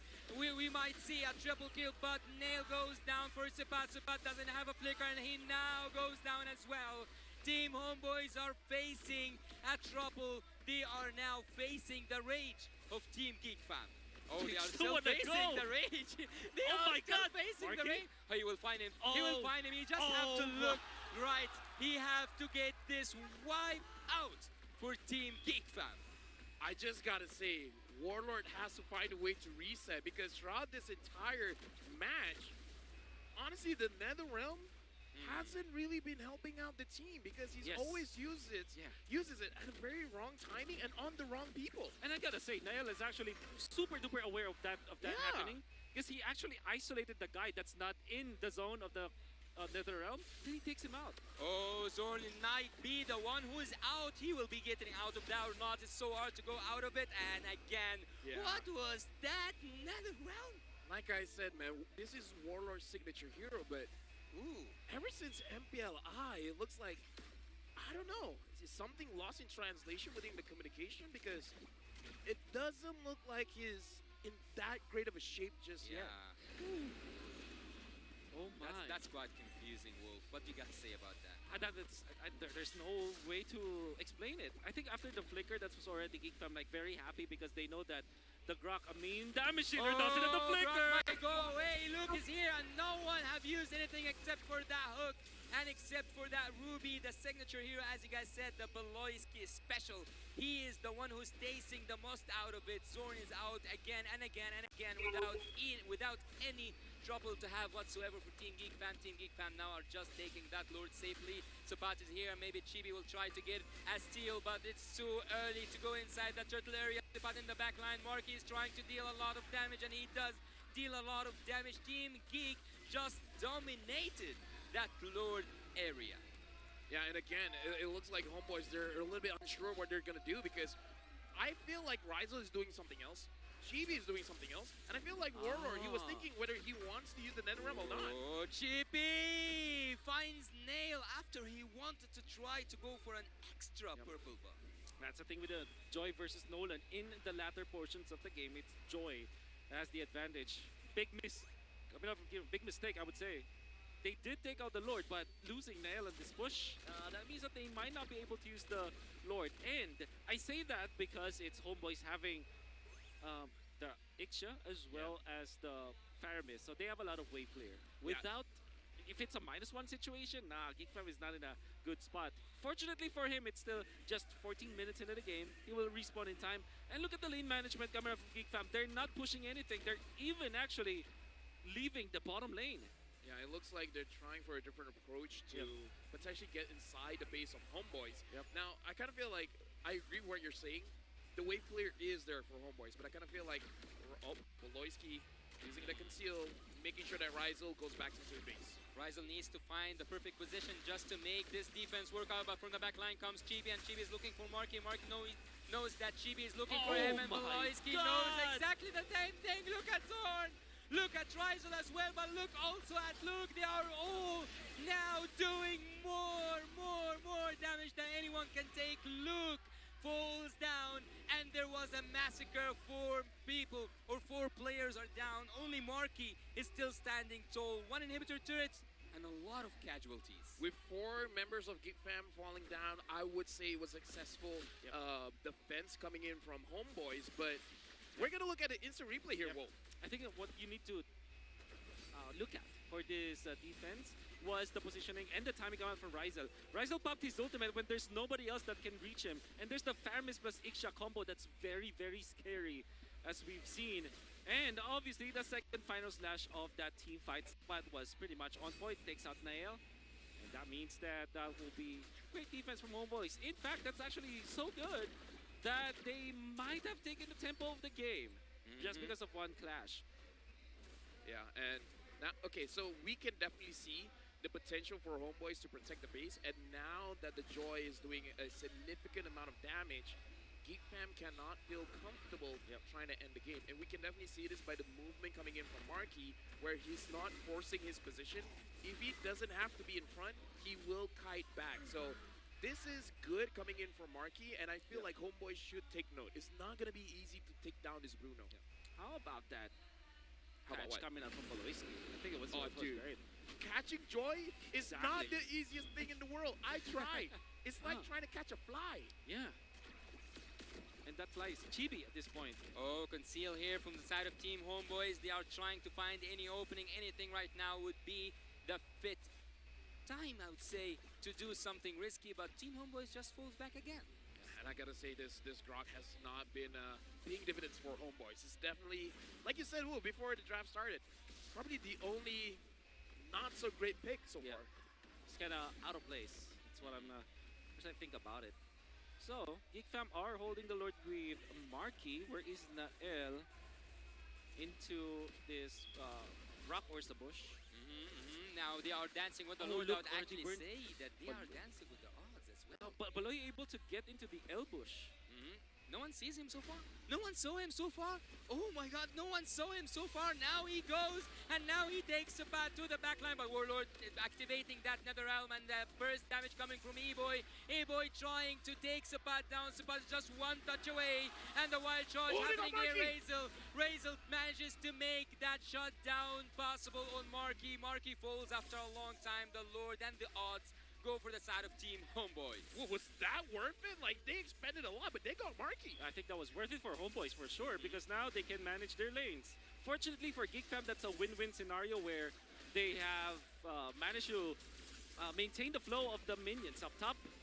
And that means that even after Marky's death, they can still fight. Chippy used his electrifying piece just too early. Will he be able to make it through? Will he be able to go to the Lord? Or will Nail be able to take it with the retribution? He does!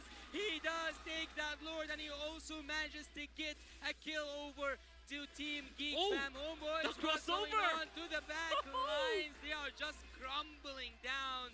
Zorn is having fun with Luke at this moment, and Chibi is trying to find anything at the back line. Luke is just a matter of time until he falls down, and down he goes. I would say, man, it's been a while watching Assassins going up against Exactly, Assassins. I know. I love this 1v1. I mean, sure, everyone else was around, but let's be real.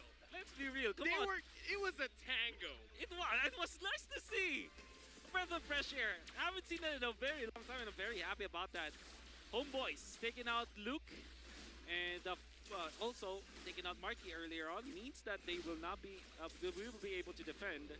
Geek Fam, however, they managed to equalize. 19 minutes in, we go for another refresh. Yeah, and speaking of refresh, I gotta say, while we have the time, I don't care about the KDA, but Luke has been performing phenomenally. I agree. A lot of his ult actually hit the right target. We even saw once he was able to catch Chibi that he was unable to dash out of. Real-time win rate right now, it is for Geek Fam. And I gotta say, it's something that Homeboys has to micromanage so many things. The way that Luke has been engaging, the way that Boloyski, in my personal opinion, counter-engaging. They're just waiting for Homeboys to be out of position, and he just catches them. Yeah, yet I have that feeling that Team Homeboys will come back once again. Zorn right now, he might use his wild charge, but just too late to use that wild charge. Beloyski is trying to deal, trying to make some crowd control to prevent Sapat from going back, and Team Homeboys manages to go back even though there was a lot of slowdown. What does it take for Team Homeboys to come back to the game mode? But before that, so Habibi, let me tell you, there's this thing called the Cancer Curse. The moment you say Homeboys could come back, Zorn just ulted into nothing. So, Well, as commentators, no. I will not let you drag me into your curse. just right? Let's just not talk. The more we say nice about something, the better it gets. Yeah. Well, be neutral. Thank you very much. All right. You know, in order for me to be neutral, I'm gonna say that I feel like Homeboys actually might have the better situation right now. No, I'm not. I'm serious because it's. I mean, like, you would have to spend your ultimate, your penalty zone, for example, onto Ryzel. So that's already a designated job for Luke. At the same time, they have to take care of Chibi. And even as good as Baloyski was landing all of the shots with a Don't Run Wolf King, it will expire eventually. And there's still the Faramis ultimate. So what I'm trying to say here is that late game is quote-unquote easier for Homeboys to execute. Oh, so he does agree with me. I would say in this kind of situation, the key player is definitely Ryzel. If Geek Fam gets Ryzel, it's basically over for Homeboys. Yeah. Oh. But if Ryzel made the good setup with Zorn, Team Homeboys will be the one taking it home. Yep. Either way, eyes on Ryzel. Yep. Eyes on Ryzel. Eyes on Luke, actually. No, Luke on ice. Look on eyes on Rizel on eyes. Better Eyes than look. great. Yeah, dare to be great, or to be better, or what? I don't know. Oh, look at Zorn taking so much damage. Oh, This is the Lilia problem that they have to face, but they did force out. Oh, Nail. Yeah, on the back lines. You have to just point out that Grok is weak against that magical damage. Grok right now uses the wild charge, but look at the back lines, finds the best targets possible. GB manages to take that Lord nice down. down. He's now dancing with Nail. He's now taking him down. Luke also will go down. It's just a matter of time until Homeboys come back again to this game. Recall after recall. Luke, it's again a matter of time. There's no way you can go and survive this. E-Boy is now trying to get Razor by Razor. Oh Why my are they god. fighting? Oh my god. Why are they fighting? Zorn. Will he escape? It's impossible. It is impossible. Hey, Team Homeboys lose the Lord. But they win the Lord, but they lose that team fight. Why are they fighting? I don't know. have no idea. What? You should defend Geekdom. Oh my god. Black shoes, Ahoy. really fast. Oh my god, What is Chibi, happening? what is this damage? Hey, don't question it, okay? You're just an analyst. You don't know anything. Don't question it. They're players. They're actually players, yeah. They have the heart of a champion. And what does champions do? What? They fight. They fight. Okay. They do other things, but fight is one of them. That's right. But that was massive for Homeboys. Like I said, they have the easier late game, I would say. The fact that they're fighting, though, that's actually weird to me, especially after winning the Lord. That means that Homeboys will not be able to utilize their Lord. Yeah.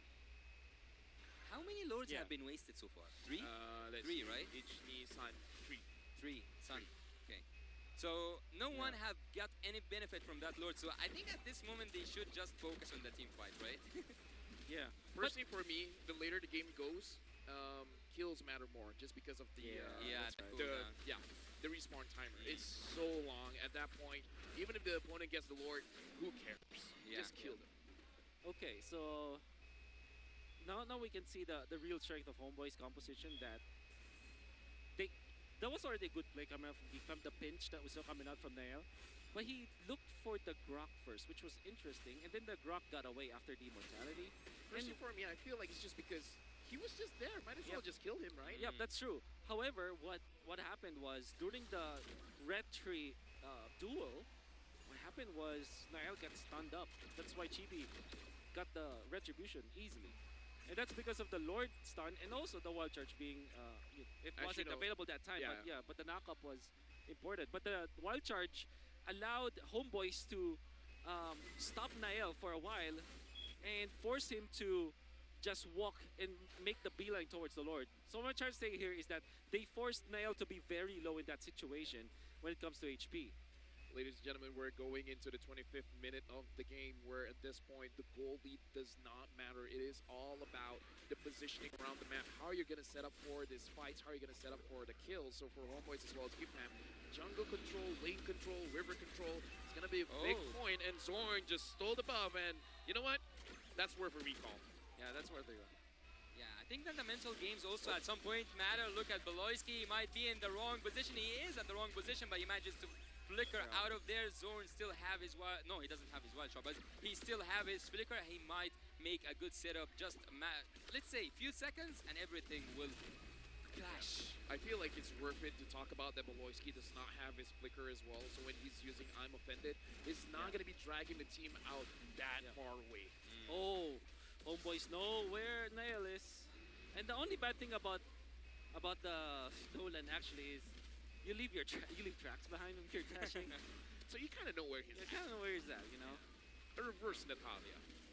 So now, Homeboys as well as Geek Fam, this is waiting for a trigger finger. Who wants to engage first? Usually, those that engage first loses, but somebody goes in. Oh, look, right now he's final slashed away from his teammates, but he manages to find his way back. The Lord is still 22k away from being took from one of these sides. Geek Fam still keep on dancing with the Lord, dancing with their odds, and it's so far they do look nice. Look at wild charge. He manages to give some time for Chibi to take down the Lord. The Lord is down. Look at the Nether Realm in the back line. He manages to get his teammates once back on their feet. Team Homeboys right now are trying to escape, but Marky wouldn't let that happen. The double kill is there, and Marky takes Warlord down. Again, 3 are down from Team Geek Fam. Is it a finish?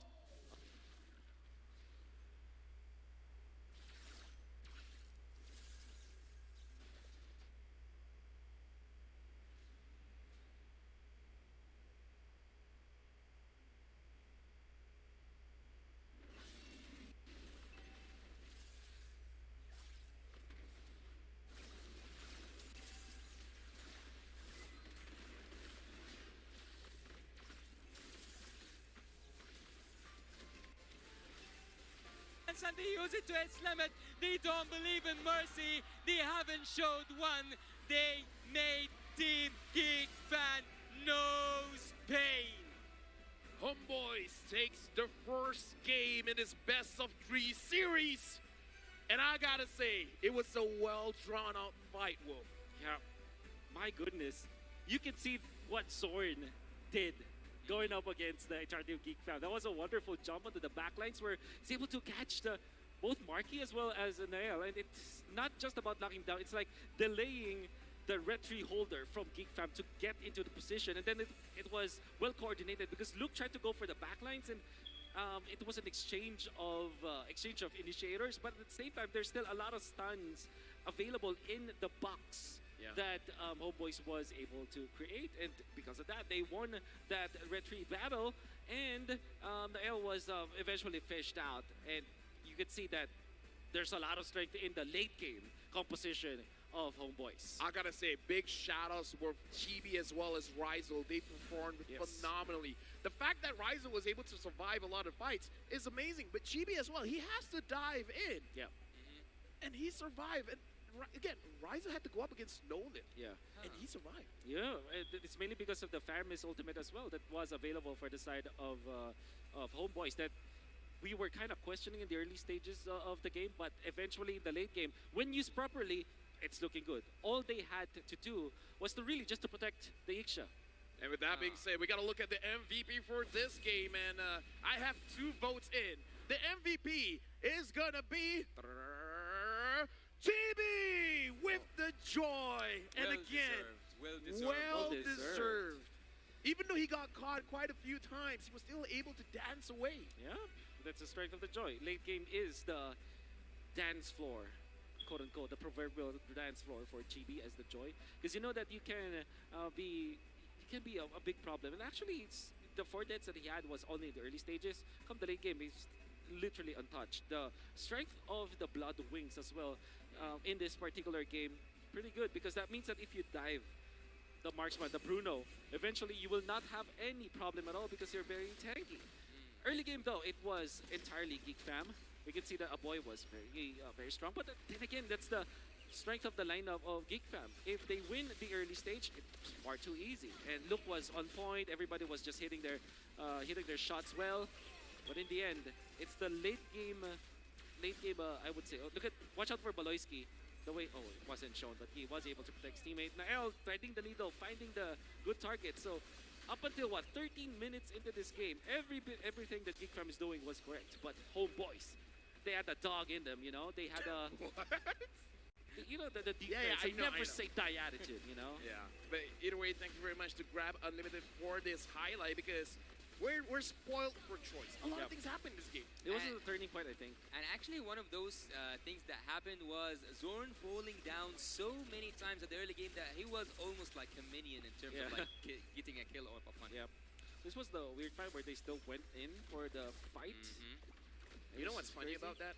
What? There was an interview before about Sasa's opinion about Zorn, and he did say that Zorn is a minion. Zorn's a minion? What? Yeah. Whoa. Look at that. A Warlord with that flicker play to kill Baloy. That was actually the MVP move. And even after dying, it's okay because he has the passive anyways. And Luke was so far from his teammates.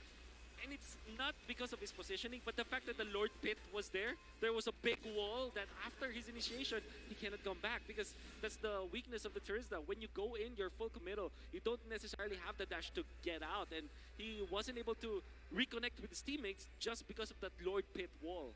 I don't know if this is the longest game so far in the M5, but as I said earlier, and I will repeat it again until maybe some people will get bored of it, in the late game, it just takes one mistake, and that mistake has been done by Team Geek when they lost 3 of their members, and they relied on that defense. On, let's say, yeah, they do have the damage marquee and nail, but you had, I think it was 4 against 2, so it was an unfair match. Team Homeboys used one mistake to take the game back.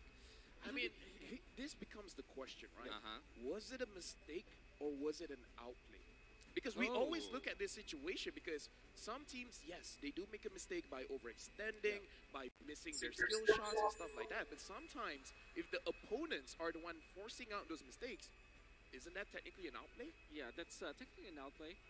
Yeah, I would say like maybe 60% outplay, 40% was a little bit of a mistake, considerably from the side of Geek Fam, especially the formation of the team fights that they did in the past 2 Lords, where Chibi was able to get it, because they didn't like pave a runway for Nail to actually get in there and win the fight. And also Luke was doing his job, going to the backlines, but then again, they're outside of the box, right? So the box of influence of Geek Fam is pretty small because of their assassin-based lineup. And once you go out of that box, there's no one to help you out. So even when Luke is doing the right thing, going for Rizal, there wasn't any follow-up. So all Luke is doing is just attracting the attention of one hero. So he's just saying, look at me. Literally, just look at me. Right. So he hit the right target, but not at the right time. That, simply put, yes. That's, so that was the mistake part of it. The good outplay part of it is that they know, Homeboys at least, know that they have a very comfortable late game. No matter what happens, when 23 minutes when you're at 23 minutes, everything is equalized. There's no concept of gold lead anymore. It's all about just who gets the better cooldown, for example. And during that time, at 23 minutes, the event horizon for Homeboys, they're very comfortable. All they have to do, make sure that Rizal pops the ultimate, get the Fire Mist ultimate up, smash people. But is it safe right now to say that Warlord, with his ultimates, was absent this game? I would say it could have been better. There were times that it was definitely impactful, making sure that Rizal survived. Okay. So there were moments that the NetherRealm helped tremendously. I gotta say as well, Nail in this game only did 69.9% damage. It could have been a little bit more. Could have been a little bit more. A boy performed tremendously, but in this game, if we're going to talk about the junglers, it does seem like Chibi was able to get the damage out easier compared to Nile on this Nolan. Well, because it's mainly AoE damage for Joy. And also, like I said, it's the late game. It's Joy's dance floor with the electrifying beats. He thrives in that situation. That's why he's able to output the damage. And then Nail is, in the latter portions of the game, you're kind of designated on assassin duties. You have to go for the pickups instead of going head-on against your opponents. And this is Zorn. Zorn, the way that he plays is he absorbs all the damage. 299,000. Almost 300,000. And when it reflects on his team. His team didn't take that much punishment. So yes, looking at the KDA, looking at how he plays with the recalls and everything like that, it looks like, what are you doing? But when you look at the numbers, this is what he's doing. He's taking all the punishment. Well, I have a question for you, Wolf. Would you say that there was a better pick than the Grok? I know that his passive, like Near the Worlds, is good and everything with the crowd control from the side of Team Geek Fan, but do you think that we could have seen something better than the Grok this game? Yeah, maybe a Minotaur, perhaps. Cho, Zorn special as well. Oh. But I think they might have been foreseeing that they will eventually pick up something like Ixia, which is a good Bruno counter anyways. So they have to double down on protector kind of heroes. Alright. So yeah, maybe if not the Minotaur, perhaps Cho or perhaps Cho actually. I would say Minotaur is pretty good for Zorn, but again, we gotta figure out the reason why they're picking out the heroes, and it really does feel like picking up this Grok, the way that we've seen how they play just now isn't really to make those big plays like a Cho. A Cho, you go in, flicker in, you get a very good pick off. And I feel like the way that he has been using this Grok is just to waste people's time. I mean, look at the game time. It's a very long game, and I kind of feel like that's the idea going into this match. As long as you drag it out just a little bit longer, Chibi will scale up, Rizal will scale up, even Warlord, the NetherRealm, I would say, gets bigger and bigger as the game progresses because, again, the respawn timer gets more and more important. So this Grok is to waste time. But I want to actually say something that's not showing, and it will not show in any statistic. Do you think that there were mind games? And I think that Team Homeboys are specialized in mind games in terms of like irritating the enemy, getting on their nerves. Yeah, you Do can you say think that it, about it Zorn. played a part in it? I think that always plays a part, you Uh-huh. know, and it's a dual-edged sword that if you play so much mind games and you know you kind of Lose your mind. use your mind a lot. Yeah.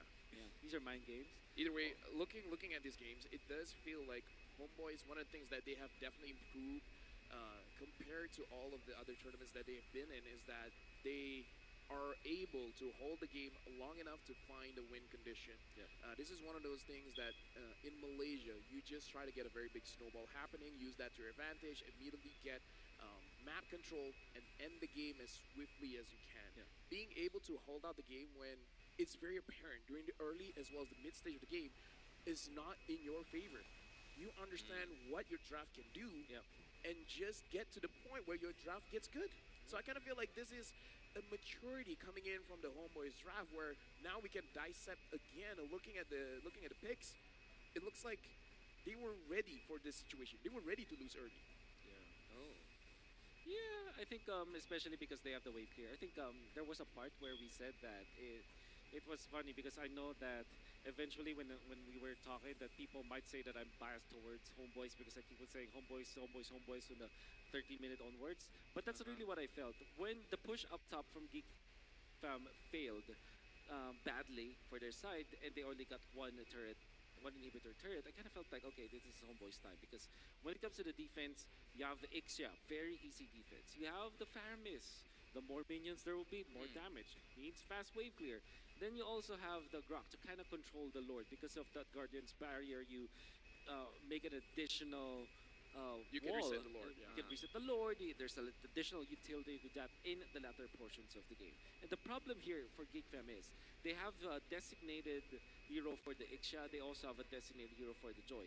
Once Baloyski's ultimate is off, or once Chibi is not showing in the map, you can see that there's not much that this Ruby can do. And look on this Terizla, he's hard pressed to catch this Ixia. So it's just a matter of timing. To be fair, he catches the Ixia many times, but the thing is, you don't have the necessary follow-up to go with it. Yeah, I actually do agree with that because as we like discussed earlier on, he might have got the Ixia multiple times, but it wasn't the time that his team needed the ultimate, or he needed the, or they needed the penalty zone triggered with the flicker, or even without. But I think that Team Geek Fam at some point could have actually got like used their advantage more than that. I think that they should have been more aggressive than that because they had that lead for a long time and they had Zorn, let's say, cornered. He cannot do anything with the HP and the defense he has because at some point he was squishy, and you are also playing against really good burst damage in terms of the magical damage. So I think the Geek Fam could have been done much more better with the lead. 100%. 23 minutes, nothing matters anymore. The Yeah. early game doesn't matter anymore because everybody's just equalized. Naturally, you're gonna have enough gold to max out. So should Geek Fam have done it better? I think it's about ending the game earlier. It should be. That is their win condition, and that's something that they should have done much better. They should have done a much better job at. So we gotta look at the future because right now, Geek Fam looking at the draft is actually a very good draft.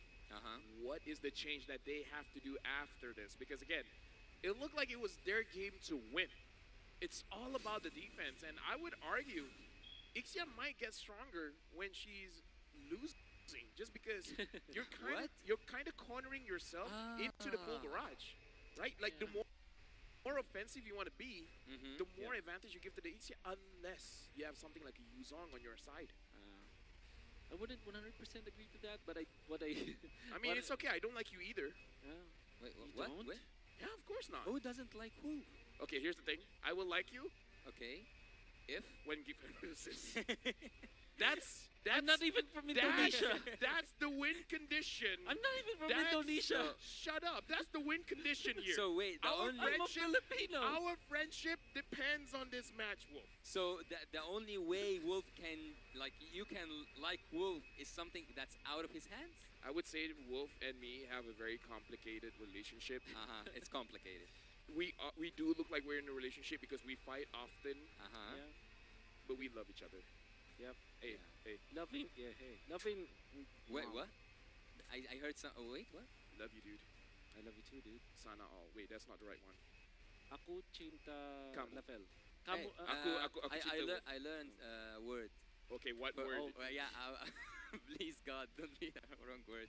Mahal kita. Very Alright, good. That means okay. Going back into the Thank game, God. because again, It means we are expensive, right? exactly. In He's not even lying. it's actually true. Yeah. Now looking into the game, because we're okay. So for me as an analyst, when I'm analyzing today, I'm not an analyst, right? You got to look at the draft as well as the gameplay. For Geek and I would say Homeboys, I would say the draft is pretty good because every single hero picked has a reason for it. It's not like they just blindly pick it up and then hope for the best, right? It's very analytical for all the heroes picked. Now, in terms of how they're gonna play, I don't know if Homeboys will keep this up where they will try to go to the late game and punish Geek Fam, or they will change it up just to surprise Geek Fam. Well, here comes an interesting question.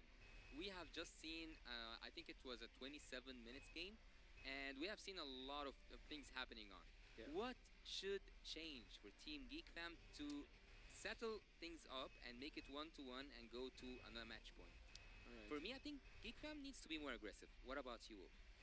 Wow. Okay. So to answer both of your questions, Uh-huh. I don't think that Homeboy should change. I think this is their comfort play style. Going Alright. to late game because that's Sorry, it's the Toda it means. Like when you Yeah. win, you have to change. yeah. I don't think that they should change, and it's proven that late game is their it's their powerhouse. Now to answer your question, Yasu, I don't think it's a draft that was the issue, anyways. Should they play more aggressively? I also don't think so. I mean, if Because you're, at that point, if they played aggressively, they would be punished, no? yep. All right. I think that But- they but just they have have to potential. fix their formation. Uh-huh. That's all that they need to do because it was very lousy in the end. So you mean like macro skills? That was the thing that they have to work on. I think their macro is good actually, but I think Uh-huh. that their positioning around the Lord, Yeah. their formation basically, Yeah, their yeah. box, Yeah, I got it. that's what they need to fix. Yeah, I definitely see where you're coming from. So now we just have to forget everything that happened in game number 1. We got to go for game number 2. I got to say, Chibi is living to his expectations. And let me just say, him as a player, representing Malaysia, there's a lot of pressure on his shoulders. Because ever since he's a rookie in MPL Malaysia Season 7, he has secured the most turtle, the most lord every single season. So that's Season 7. And now it's Yeah. Season 12. For 5 seasons straight, talking about consistency, his name is always on the board. Going up against Nile, I feel like he was able to secure a lot of it. And this is Yeah. what I want to say. The playstyle for Homeboys, the way that they're fighting in the river, it's a team playing for Chibi. Yes, and the reason why I will agree with that is that you see how sacrificial Zorn was. Yeah. Honestly, even Sapat as well. Yep. The both of them, and they're juggling between their sacrifices, which is great. And you also have that Fermi, so everybody's just peeling for Chibi. In the latter portions of the game, Big Fam tunnel visioned into taking care of Rizal, which is the right decision anyways, but the effect that happened was Chibi was untouched in the latter portions of the game. Yeah, when it comes to late game, you said that this is where Team Homeboys shine. Yeah. In terms of the last game. So, going back to the drafting phase right now, I see that Team Geek have focused on the jungling heroes, on the jungle heroes for Chibi. So we might see a Joy, but with doing that, they will just open hellfire upon them. There's a lot of picks Let me there. just say, do you know why Homeboys won before? They banned the Kaja. I want to see if they ban the Kaja Huh. again. Yep. So Because 3 bans on Rumor. I mean, Joy could get punished. Uh-huh. Whatever hero Zorn uses could get punished. Yep. So I do want to see, because Malloy can use the Kaja, and he can use it very well. Yes, I agree. So, I cannot remember what was the other band coming out from Geek Fam. Might have been the... Oh, they first picked the Bruno. Yeah, they first picked the Bruno. So will they do it again? Was it effective enough to be first picked again? Oh, I think it was very Yeah, I think effective. it was good. Marky was. Marky was amazing. with it. Phenomenal. Yeah, it really is just because every hero has its weakness. Yep. Bruno's weakness, Ixia. Yes. Ixia is very beautiful. Bruno, as a soccer player, is like, I want that. And then, he got it. I was just about to say that. I think it's a joy, and it is. Okay, so Now the Kaja can be picked up. Yep. Nolan, perhaps for homeboys. Nolan Bruno looks to be a good pickup. Legit, maybe because of MPLI, I just really respect the Kaja. I understand that Kaja is always on a timer. Like when you don't have your divine judgment, when you don't have your flicker, it feels like you're just zoning people away. You're just trying to lower their defense, their damage and everything like that. But I don't know, man. It's gonna be important. Well, here's the thing I hate actually about Valentino with them. But before we go, we dig into the rest of the draft. There's something that I really hate about the suppression heroes, and that when you have a suppression hero, let's say for example you pick the Kaja, okay, and you manage to just take the damage dealer and whatsoever you need. It's just a call for the other team to engage because you know the rest of your team will gather. So it's a possibility that we will have like what do you guys call it? Like if you when you see a situation when all the players are just in the perfect position to jump the off box. one. And no matter how old a boy will. Brody very early early for Geek Fam. I understand the Terizla. I don't understand the Brody so much. I think they're expecting an assassin pick coming from Chibi. Perhaps they're trying to deter him away from it. They're trying to force him on a utility jungler. And what I was about to say was that a boy will forever be a boy. I have no idea if that's a fact. I don't think so. But you know what? Yeah. You do you. Yep. Counter engage is the word I'm looking for. So is this the Nolan? Oh, it's still open. Yeah. Nolan Really go for the picked up. Nolan? Nolan picked up. It should be the Nolan, right? Because it makes a lot of sense. Yeah, there you go. Nolan picked up. And because I'm assuming because I see it on screen. Yep. Right? Yeah, we can see it. I think the Nolan is such a good choice. Yeah. But what do you ban now? If you're homeboys, you ban out the mid. Yep. You ban mid laners. Lilia comes to mind. Honestly, even Novaria wouldn't be a bad ban. Yeah. Even though Nolan can, like, in theory, get to the Novaria, but at the same time, it's like, why? You want to focus on Brody, right? But would you guys think that banning an Arlet right now or focusing on the XP lane might be the most priority for Team Geek Fam? Like, they already secured the Terizla. Yeah, I would say it's a good one. Now I'm thinking because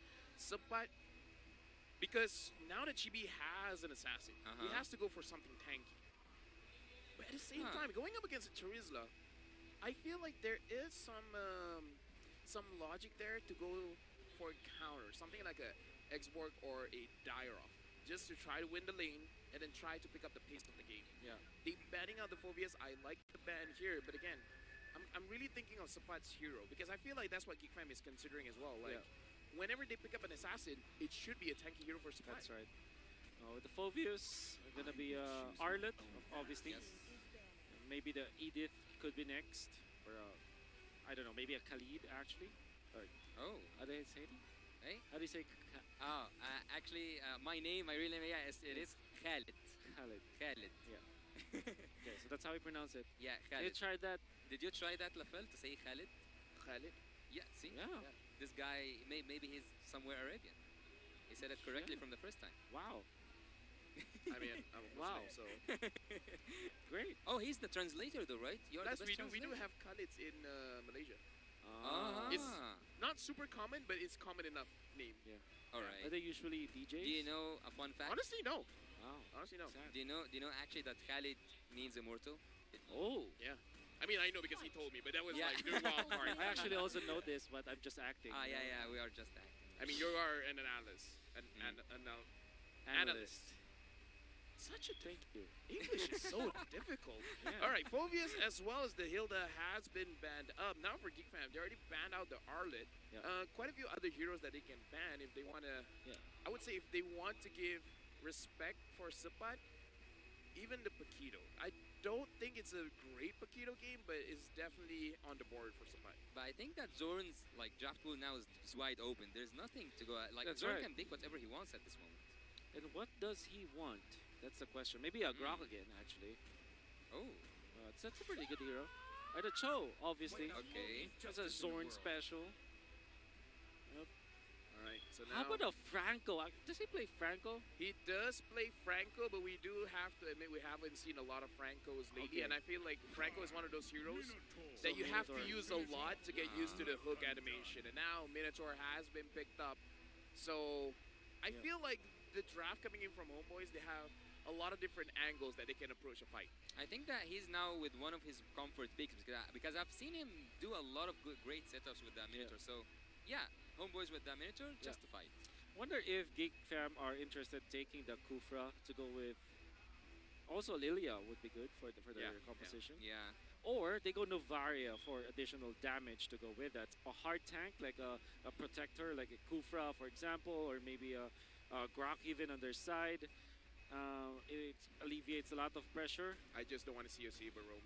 Yep. Oh, wait, what? It's a Beloy thing to do, just... nah. As long as I don't see that, I'm happy. Every time that somebody brings that up, it gets picked up. I'm just waiting. I I'm don't literally hear. just waiting. I don't hear Saber. Florin! All right. Okay. Okay. From MDL to the Worlds, the last time now from Onyx Prodigy and Ryza from Alter Ego X and Warlord from Argus Senna. Fought each other was doing MDL ID Season 6. Yeah. Wow. I think that Khalid makes a lot of sense. Khalid.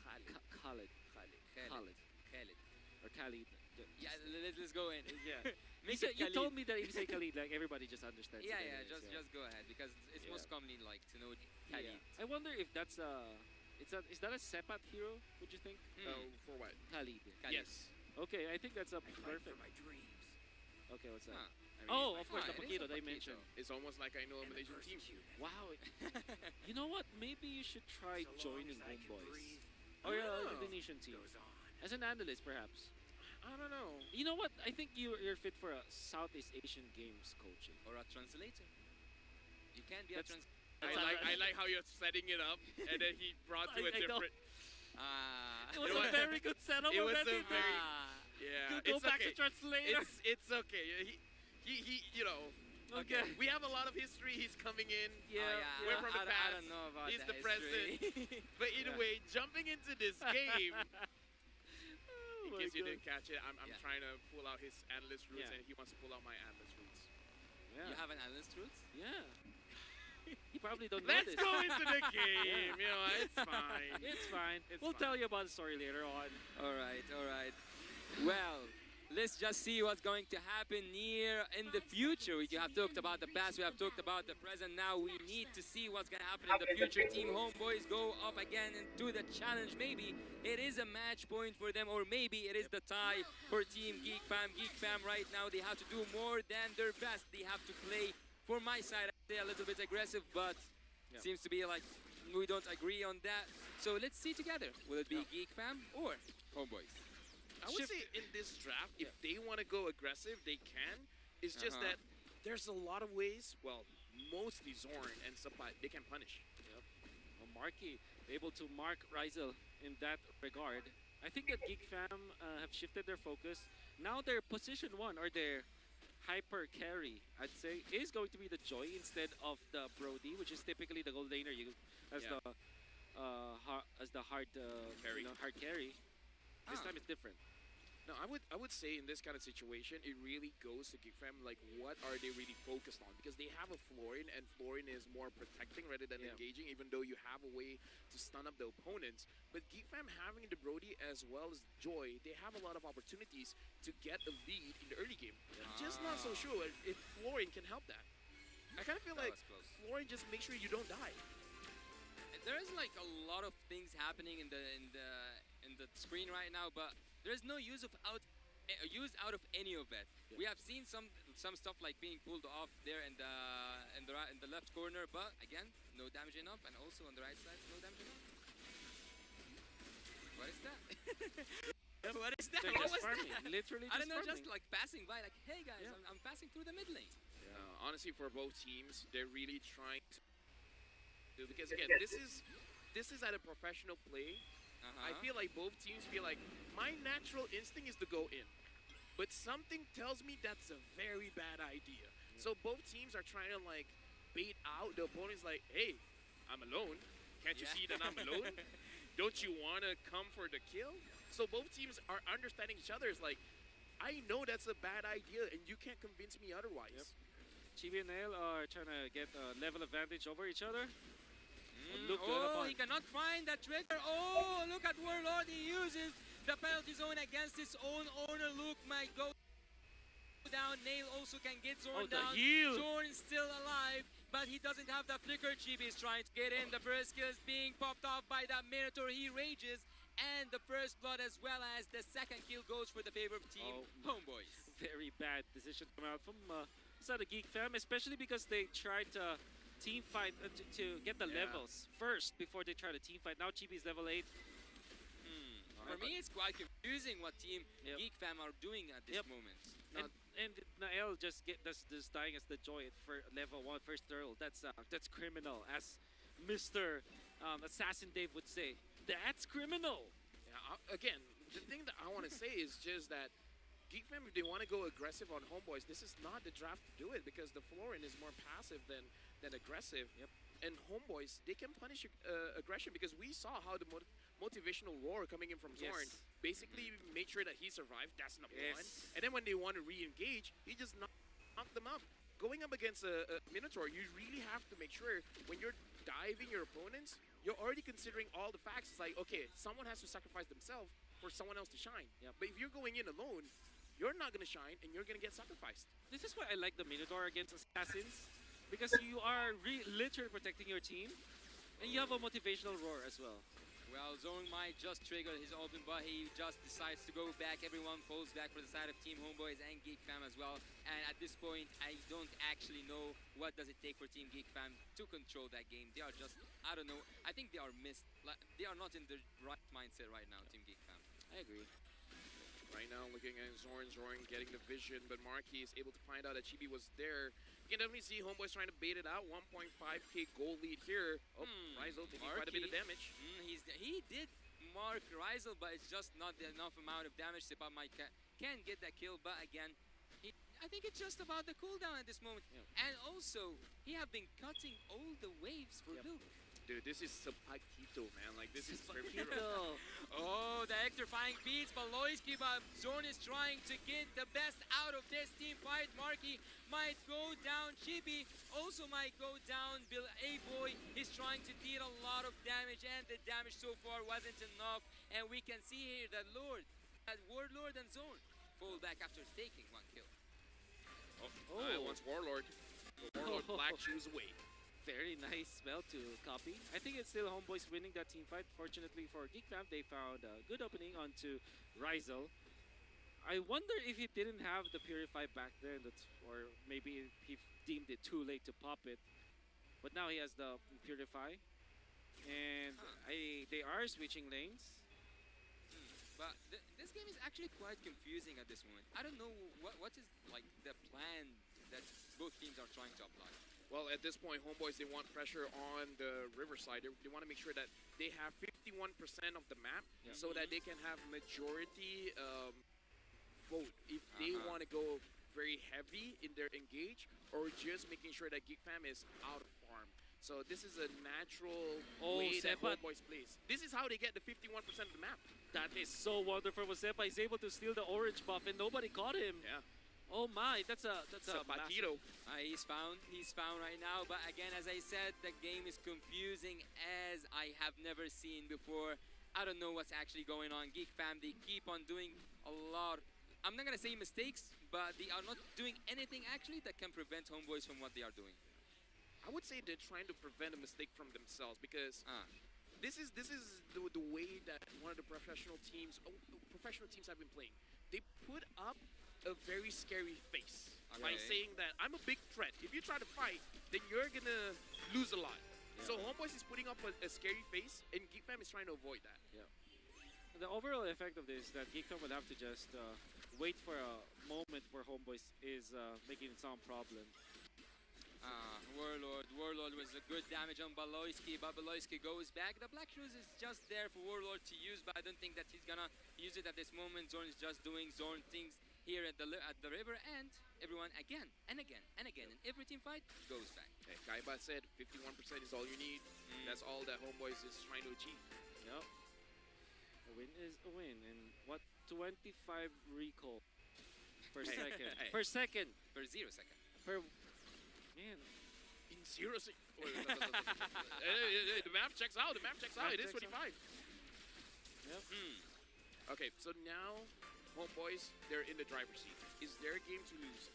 Geek fan, we've seen power of Joy. Joy against Nolan. In later stages of the game, the Joy is going to out-damage the Nolan, especially because you have AoE damage. You could hit Marky. You could hit Rizel as well as Chibi. So it's not a perfect game for Homeboys just yet.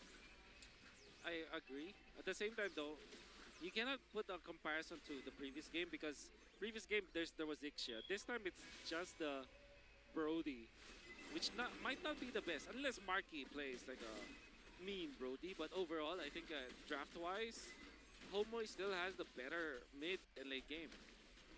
They are just building up more and more to what they have. Team Homeboys so far are taking whatever they want without even trying. Yep. This is what I would say most teams are trying to achieve. Get as much as you can by paying as little as you can.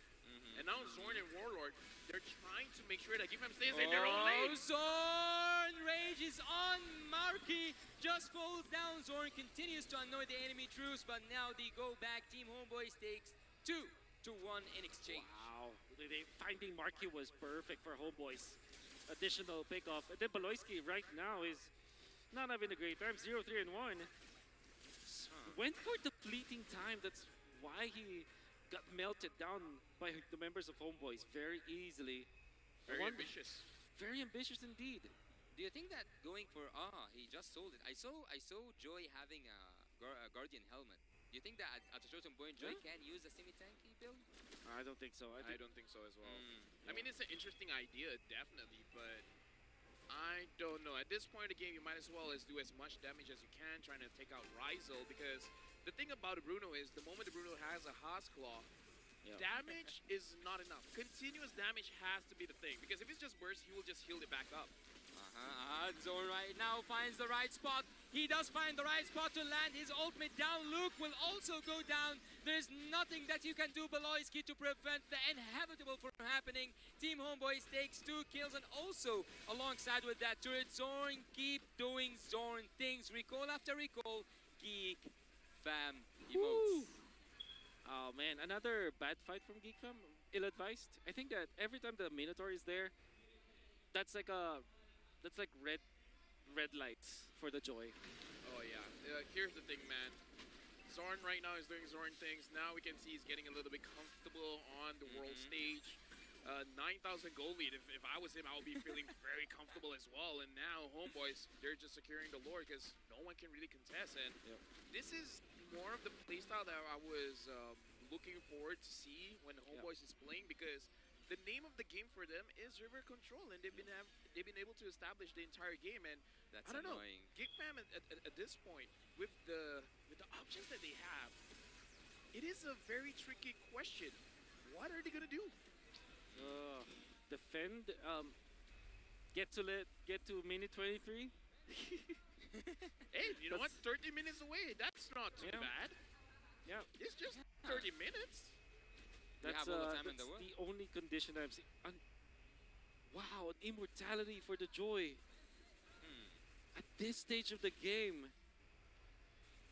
It looks like he wants to make a sacrificial play. I'm not so sure if that's the right idea. Maybe, but right now we can see that the land is lava. Look at Team Homeboys are just taking look into that bad decision or bad position. Zorn is trying to use his ultimate, and he does land a really good ultimate, but just to take that one inhibitor turret down. Also, a second inhibitor turret is already down for Team Homeboys. Again, minimum amount of casualties, the best use out of it. Yep. I think that's actually a win. Like typically, when you get the first Lord, you just win. You would just win the map, get outer turrets. The fact that they got 2 inhibitors at 11 minutes, I take that as a massive W for the Malaysian team. Yeah, sacrificing Zorn, I take that sacrifice all day, every day. Zorn dying for 2 turrets, that's great. That's amazing. And now Chibi, it looks like he does understand the matchup. It's like, okay, going up against a Joy is not going to be good for me. Yeah. So I'm out of here. If my teammate around, I'm not playing the game. Yep. Okay. I think that eventually Homeboys will just be able to finish up, especially when the Lord does a dash.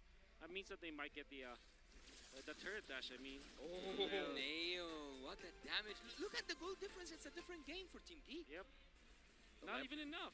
Yeah, okay, here's the thing. I don't want to say anything because we've seen comebacks of 10,000 gold lead and stuff, so it's possible. It's in the realm, it's in the world that I live in, all right? So Homeboys right now, they can make mistakes, okay? I call it the Malaysian troll. When we're doing so well, we got to make the game more interesting. Yeah. It's like a boomerang. We throw the game, and then hopefully we get it back in our side. Would you believe me when I say that there are unthrowable games? Do you think this is an unthrowable game? For Homeboys? I think so. Here's the thing. When I say something good, something bad happens. I'm not going to say anything. So wait, you are trying to use your curse as a blessing for Team Homeboys. I like that you're learning on the job. I'm catching up. So, I'm interested because Yasu, you mentioned that you agree. That there are unthrowable games. I think this is an unthrowable game for Homeboys. Yeah. I cannot think of a way for them to lose this. all that. I mean, so obviously, if you just literally stand in front of your opponents and just mess up, obviously you will lose it. But let's just say that naturally they make, 3 mistakes. I still think that they're strong. Until the 23-minute mark, though. Well, 13K and 13 minutes. What do you call that? I call that... Dominating game, maybe? Yeah. Okay. 1 minute, 1K gold lead per minute, it's pretty high. It's a mountain. That's Everest. And at this point, I'm pretty high. Right now, Homeboys going up against Geek Fam. Homeboys definitely have the advantage here. Zorn's probably looking for a good setup. The Lord is here. Zorn goes in. No one's there. Zorn can go in. He still have that flicker. He didn't yet use his flicker. He did now use his flicker. We were happy, but now we are thrilled. Look at Team Homeboys. They are trying to get inside the base, but the defense is just solid. A solid defense. I don't know. How did they do it, Team Geek Fam? Hey, Wolf. Could you text me how much Munton is paying? I'm going to double that for you to not talk. Why Munton? I mean, let me just pay you enough so you don't talk. You probably know. We're talking about unthrowable games. You probably know how much Munton is paying me because he's also paying you, so come on, man. I'll double it. Just shut up. Hey. So does Can we shake on that? Does that make me an analyst? I mean, you can be whatever you want to be, Habibi. It's all right with me. It's just that whenever you talk about unthrowable game and that happens, I gotta say that wasn't a throw at all from Homeboys. Okay. Then what was that? Wasting time. That was just the strength of the Lilia. All right. Yeah. In full. Yeah. See, so that's why the situation. It wasn't a mistake. It was an outplay. Right? A boy was just doing his job. A boy that will forever be a boy. That's what we call Peter Pan. Yeah, and that's a fun fact. What's also a fact is that Nail can go down if Zorn wants it to be, but he still leave him to live and see another dawn. They get to secure the purple buff, which is perfect for Nail. That's about 1 minute and 30 seconds, as he's gonna be very happy, but they are still trailing behind. Okay, now that they're trailing behind, we do see that they do kind of have the damage to kill members of Homeboy. So I kind of feel like for Geek Fam to win this game, it is really about trying to play mind games against Homeboys. Try to make it look like, oh no, we're in a bad situation, and the Homeboys just overcommits, and then you just eventually get a kill. There were moments where we see Zorn trying to force an engage, and even though he can get 3-man knockups, 4-man knockups, maybe even a 5-man knockup, that's like a signal for Homeboys to go in, but it could legit be a trap being set up by Geek Fam. So I kind of feel like, don't think that this is a game that Geek Fam loses. There is a way for them to win. Yeah, I agree. But then again, at the same time, you know, Wolf, I keep thinking... Wolf, talk about Geek Fam. Don't talk about Homeboys. Okay. Well, Geek Fam, it's almost impossible for them to win. Just kidding. Yeah. It apparently is not impossible for them to come back in this game because the longer time, or the longer the game goes, the possibility of Team Geek Fam to come back is real.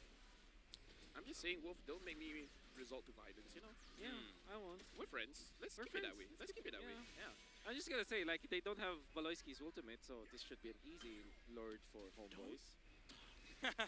What do you want? What Yeah, can I so say? do play-by-play. Okay, right now we can see that Zorn is not doing absolutely anything.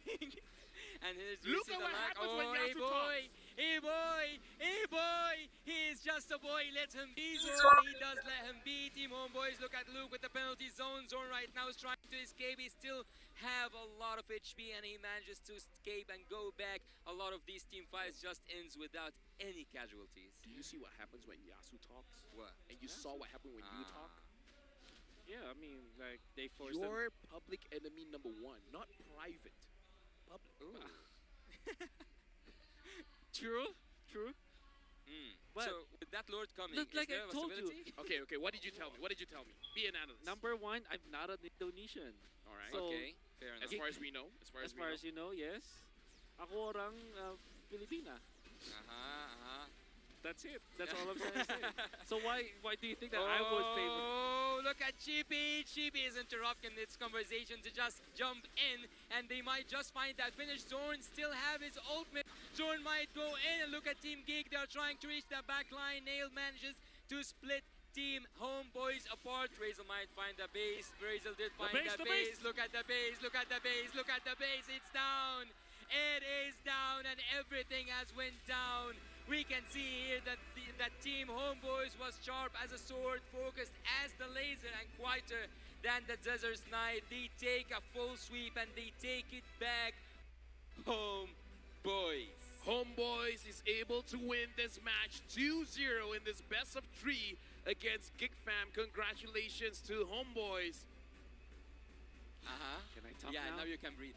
Now you can I talk. can- Now It's you all can over, talk. right? Please, All right. please, please. The floor is yours, Habibi.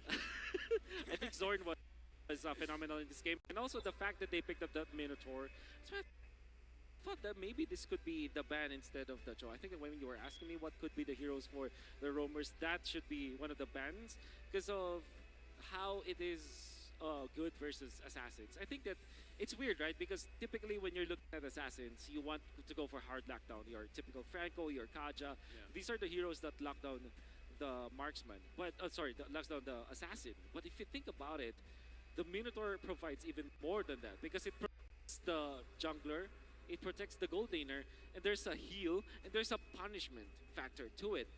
The reason why Nael wasn't as successful as Chibi was with the Joy in game number 1 was because of the Minotaur. And it's the protection that you get out of this Minotaur is just phenomenal. With Kaja, obviously there's a flicker ultimate play that you can actually lock it down, but if you're just waiting, if you're just protecting, the job is easier for a Minotaur to actually counter an assassin. Let me just say, Habibi, now we're friends. All right. Now we're friends. Now we're friends. Until next time. You can now make peace. Now let's go to the MVP of the game. The flag raised high. But Oh, Chibi is again. the MVP for this game as the previous one. Back-to-back MVP. He did deserve it, and Yeah. with 100% kill percentage. It's GVP. Chi what? GVP. Chi Habibi. Chi Habibi. 100% Yes. kill participation. Wow, I can't believe that this is happening. But nevertheless, okay, I was surprised that he was actually the MVP. But if you can, look at his kill participation, it's 100% and he gets out. The most important fact here is the first turtle fight. If you recall what he did, he was able to get to level 5 and then take the turtle easily. Then also put a lot of pressure onto Nael in the early stages of the game. Then eventually he took over the map. It's like he did what the Nolan should be doing. And this is why the Nolan's very strong. You can see that he gets to level 5 easily. Look at him. He's level 5. And Nael just reached level 5 at this point. And he gets out and baits out this Joy. Then takes him out with the team. And then there's the punishment. Eventually they took out Rizel, but Chibi is again in here. And look at what he does next. Well, you might not see it, but he went to the jungle of this one. Then Sepat also steals the orange buff. There's so many jungle steals that they were able to do. And this play actually made me think that Zorn might be the MVP of the game. Look at how important he is and able to take out Nael. They were able to sustain themselves using the heal coming out from the motivational roar. Then Zorn just zones out everyone. Marquis eventually will deal a lot of damage. But you can see even the Brody thinking always, having double, always thinking that he needs to counter this Minotaur. Like, you always have something to think about when you are Marky in this particular game. Yeah, just want to say thank you very much to Grab Unlimited for this highlights, because again, a lot of things happened in this game. We got to talk about the composition as well as the emblem set, because you were talking about how the Grok was out of place in the previous game, but let's talk about this Florian as well. Well, there's also one thing I want to add upon that question, and you have just said that having the Minotaur kind of prevented Nail from like doing his best or flying around and using his electrifying beats. But I would actually slightly disagree with you, because I think he should have been afraid more of the Subversion heroes. I don't think that Minotaur could have been the one stopping a Joy. Yeah, you cannot literally stop a Joy, but you prevent the Joy from taking down your teammates. So it kind of feels like the Joy. All right, he goes in, goes for the marksman. Then you pop the motivation roar. Motivational roar, And then all of a sudden, the combo from the Joy is not there anymore. He either gets out or gets punished with another stun. Which actually happened around the orange buff when Nael tried to go for the play.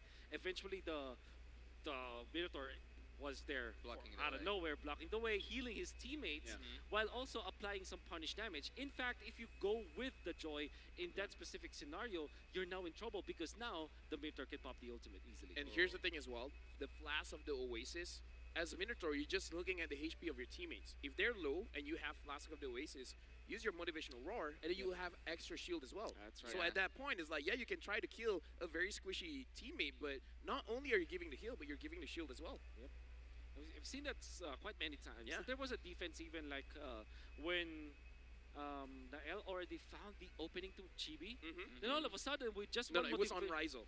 Was it on Rizal? Because I remember it was at the mid lane when the Lord was pushing in. Exactly. Rizal was very low. Just one heal. Yep. And the shield was almost his full HP. And all of a sudden, you are the Joy. You're in a very awkward spot because you don't have the combo anymore. It's not like Nolan where you can easily dash. In fact, as the Joy, you have to always have a target so that you can refresh or dash.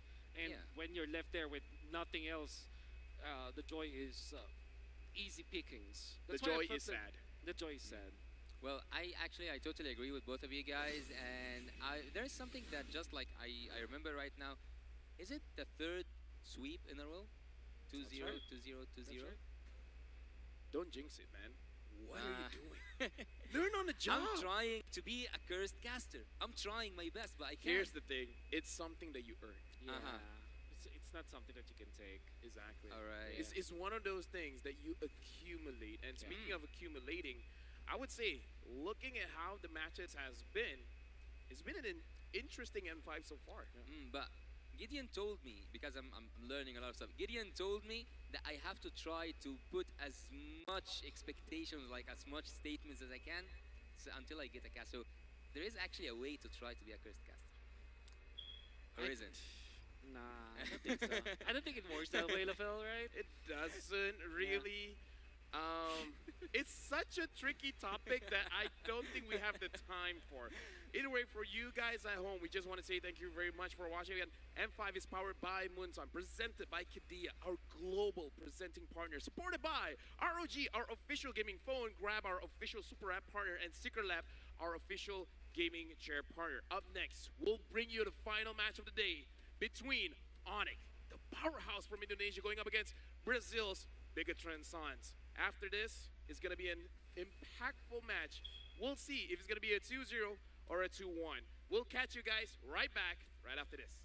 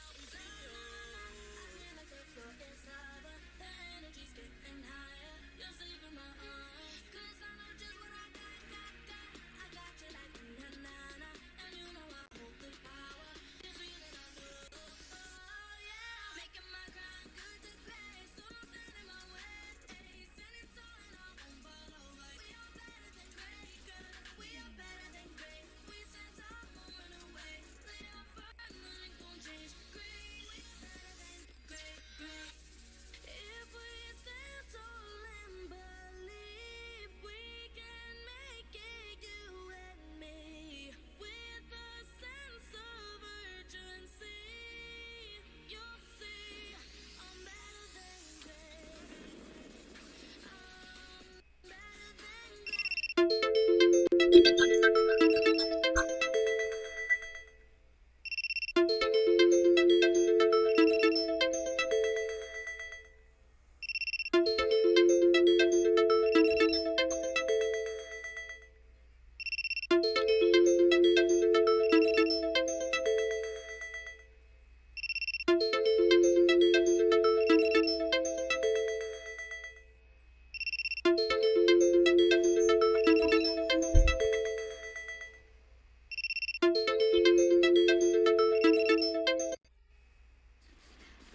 champion of the arena.